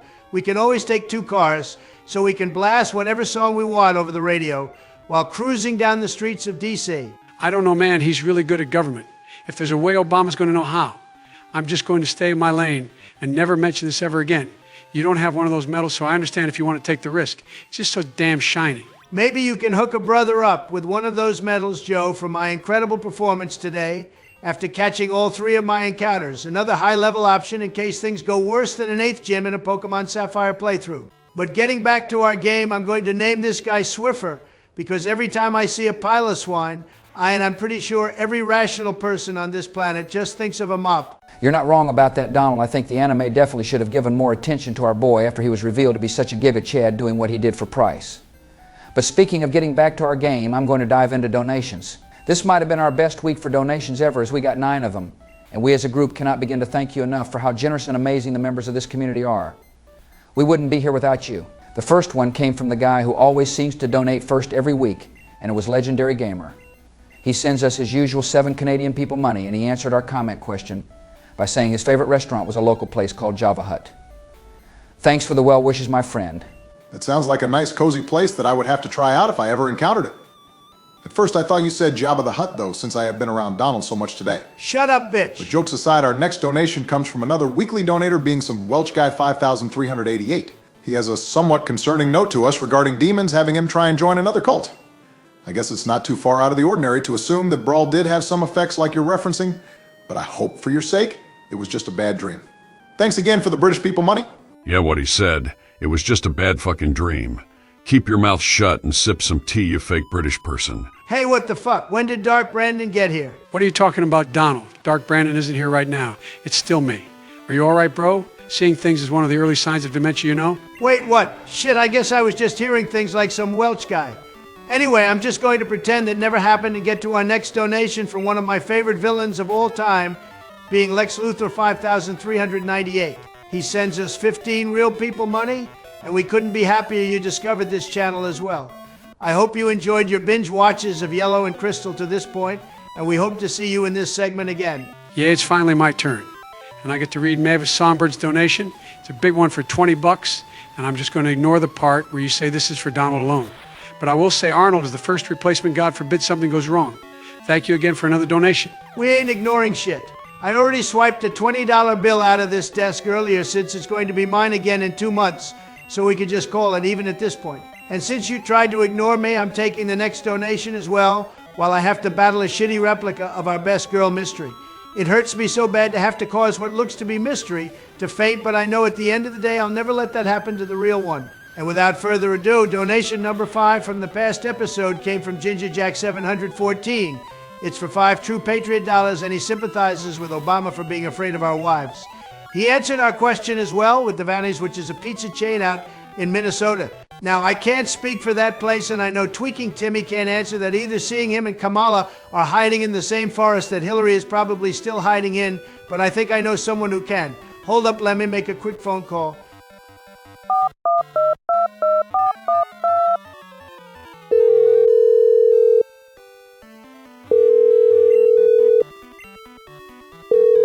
How many times do I have to change my fucking phone number? Can you get the fucking hint and stop bothering me, Trump? You seriously did not call the second most sus creator on the platform, did you, Trump? The fuck did you just say about me, you fentanyl addict? And who are you to talk about sus creators? Your editor literally fucks Vaporeons. Okay, listen to me. Those are just rumors, and I really don't like it when people... Shut up, Broadway. Literally nobody is talking to you. Jesus Christ, I get it. You finally have a microphone that isn't dog shit anymore, but that doesn't mean you have to use it at all times. But seriously, I'm in the middle of a situation right now because the Biden in my universe went as Banjo for Halloween and the Oval Office is in shambles. Just ask me what you need to ask me, Donald, so I can go and you don't call me back 12,000 times like usual. Oh, I'm doing great as well, buddy. Thanks for asking. I was just calling to get your opinion on a pizza chain called Devaney's in your neck of the woods. Have you ever tried it, and is it any good? If that's really all you called to ask me, I've heard of it, but I've never gone to it. I usually go to places within 20 minutes of driving, so that is just beyond my reach. It's on my list of places to try, and I've heard good things. Looking on their site, the pizza looks like it's straight up Papa Murphy's, and that's the best, so their pizza is probably popping. Can I go now? Yeah, that's all, my man. It seems like you're busy, so have a great rest of your day, and maybe we can play Power World again sometime. You know I could always use a buddy to catch those legendaries in the desert. F you, nephew. Go do what was suggested at the 113 mark and stop calling me. Oh, for fuck's sake, Bush, get your hands off my fucking Jack's Pizza. What does he mean, the 113 mark? Oh, probably something endearing. He's a great guy with fantastic videos. Definitely check him out if you haven't already. Sure, Donald, but anyway, back to the donations. Next up, we have the Poisonous Turtle, who sent us $5 via Ko-fi. Thank you, as always, to everyone who donated through there, as we don't get hit with a fee like with donations on YouTube. But going back to Turtle's donation, I definitely have 5 fingers, my man. Just a bad camera angle, I guess. And you can never go wrong with some chilies, cheap drinks, and some damn good food. That's a wild story about your local store, but I wouldn't stop going for that reason either. Oh, damn it, I completely forgot about this illegal immigrant Team Rocket member. Was he one of your leftover voters, Biden?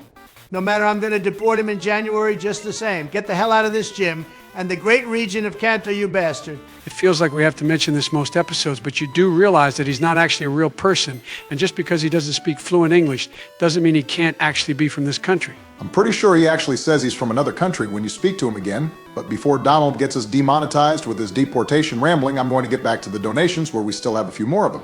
Our next one comes from our good buddy Ram 420M, and he sends us $10 alongside a half-base take. I definitely could take out Dark Brandon in my Ultra Instinct form, now that he only has half his strength, but I'm sure George will absolutely love your Texas Roadhouse pick. Thanks again, my man. Hell yeah, you know I love that pick. Texas Roadhouse rolls alongside a porterhouse is the best dinner you can possibly have. I'd go there every day of the week if Laura didn't stop me from doing so. She's probably right about stopping you, George, because you look like Donald if you actually went there every day. But moving on to our next donation, it came from the Jedi Muffin again, on the Ko-fi side. Jedi sends us $10 and has an interesting question about Pokemon typing. If I had to pick a Pokemon that had the wrong type, I would definitely go with Druddigon. Even today, when I look at that Pokemon, I think it's a rock type. First off, fuck you for the fat joke. I already had to endure Obama's shitty attempt at a dig, and now this? It's just pure hatred on the next president. Disgraceful if I say so myself. But I have to pick our old pal Drone. I think Fire and Psychic would have been an awesome combination. Oh, by the way, hold up whoever was going next. This is one of the funniest parts of Crystal.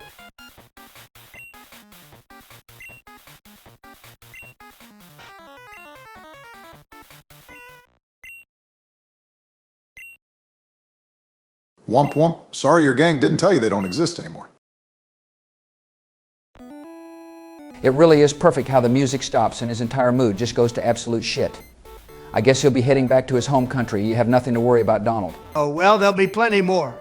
But all I'm going to do for the rest of this session is get the machine part, bring it back to the power plant, and then get the radio card so that we can progress to Pewter City after beating Misty next week. Sounds like a plan to me, Donald. If your plan is what actually happens, then this would be my final full episode before we reach Mount Silver. I can't believe we're really coming up to the end of this series. Only a few more episodes to go. I might actually cry here, boys. Don't you start crying, because then Biden is going to break out the waterworks as well. Save your tears for the finale in about a month's time. I'll change the subject so it doesn't happen and move on to our final and highest donation of the week. If you're a fan of the channel, you'll know this name in a heartbeat, because the highest donator in our history just extended his lead with another $100 donation. It's the one and only Neo Venom Strike, and we're trying our absolute best to make this Kanto speed run as enjoyable as possible. We know sometimes it might not be the most exciting seeing we're completely overleveled against most trainers, but Blaine, Blue, and Red are not going to be the case. We'll have to go all out in those battles. From all of us here at the channel, thank you so much for another massive donation, and to everyone else who contributed to the highest amount of donations in our channel's history these past 2 weeks. We appreciate you all so much, and cannot begin to thank you enough. We really do enjoy taking time out of every episode to go through all the donations and thanking you one by one, because not only do we feel it's the least we can do, but at the same time we love interacting with the people that make these videos possible. Couldn't have said it better myself, Joe. Glad your old dementia brain has some good moments like that every now and then. But before we get to the farewells, I do want to ask you guys as we gear up for Mount Silver, do you think we need to level up the team to maybe late 55 before we get to Blue? His weakest team member is 54 and he has 3 level 58s. Right now we are pretty damn underleveled for that. And we could be in for a bad time if we go in around where we are now. You do make a good point, Barack. I also have no idea what the randomizer will do since Blue didn't have a type-based gym. Will it mean that he could have any 6 Pokemon regardless of typing, or will the game give him a type because he's a gym leader? Same question for Red, I suppose. Well, shit. I never actually thought about that. And I don't think there was a spot in the randomizer that detailed those scenarios. I guess we're just going to have to wait and see with that. But I think this just adds to the argument. We have to be more prepared for these last few battles. Well, if you want to power level the team about 10 levels, then be my guest. But if I remember correctly last time, we smacked the shit out of Blue's team in our yellow run, vastly underleveled, and I know we have the team to do it again in Crystal. Have some goddamn faith in our unit. I'm with Donald on this one. I might not trust him to run the country for 4 more years, but if there's anything he's proved on this channel, it's that he's a damn good trainer. If Donald says he won't lose anybody and to believe in our team, then I say let him go for it. Thanks, Joe. I really do appreciate that. And by 2028, I'll make a believer out of you in terms of me being the greatest president ever as well. I'll tell you what, Barack and George, if I lose even a single Pokemon against Blue or Blaine, I'll power level our team into the 70s for red. You doing our biggest power level we'll ever have to do on this channel? Fuck it. Say less. You got a deal, Donald? Let's see how good you really are with your perfect record during this run on the line. I'll be starting and ending this run with the same amount of team members lost. Don't you doubt that for a second, Obama. But with getting the radio card so we can wake up the Taft blocking Diglett's cave, that's going to wrap things up for episode 30, everybody. We're getting into the home stretch now, so don't miss Bush's last full turn next week as he battles Misty for our 13th badge. We can't wait to see you then. As always, a shout out to our channel members over on the Ko-fi side, and it's still just our boy Hector. Thanks again, Hector, and if you ever want to join him on getting a shout out at the end of every episode, you can do so by making a monthly pledge via the link in the description of this video. Another link in the description of this video is to join our Discord AI Force 1, which at the time of filming is now only 55 members away from 1,000. Make sure to join as we continue to chase our goal of hitting 4-digit members before Crystal concludes. And last but not least, please don't forget to answer our comment question below. Don't cry because it's Joe Ver. Be happy that it happened. We'll see you next week.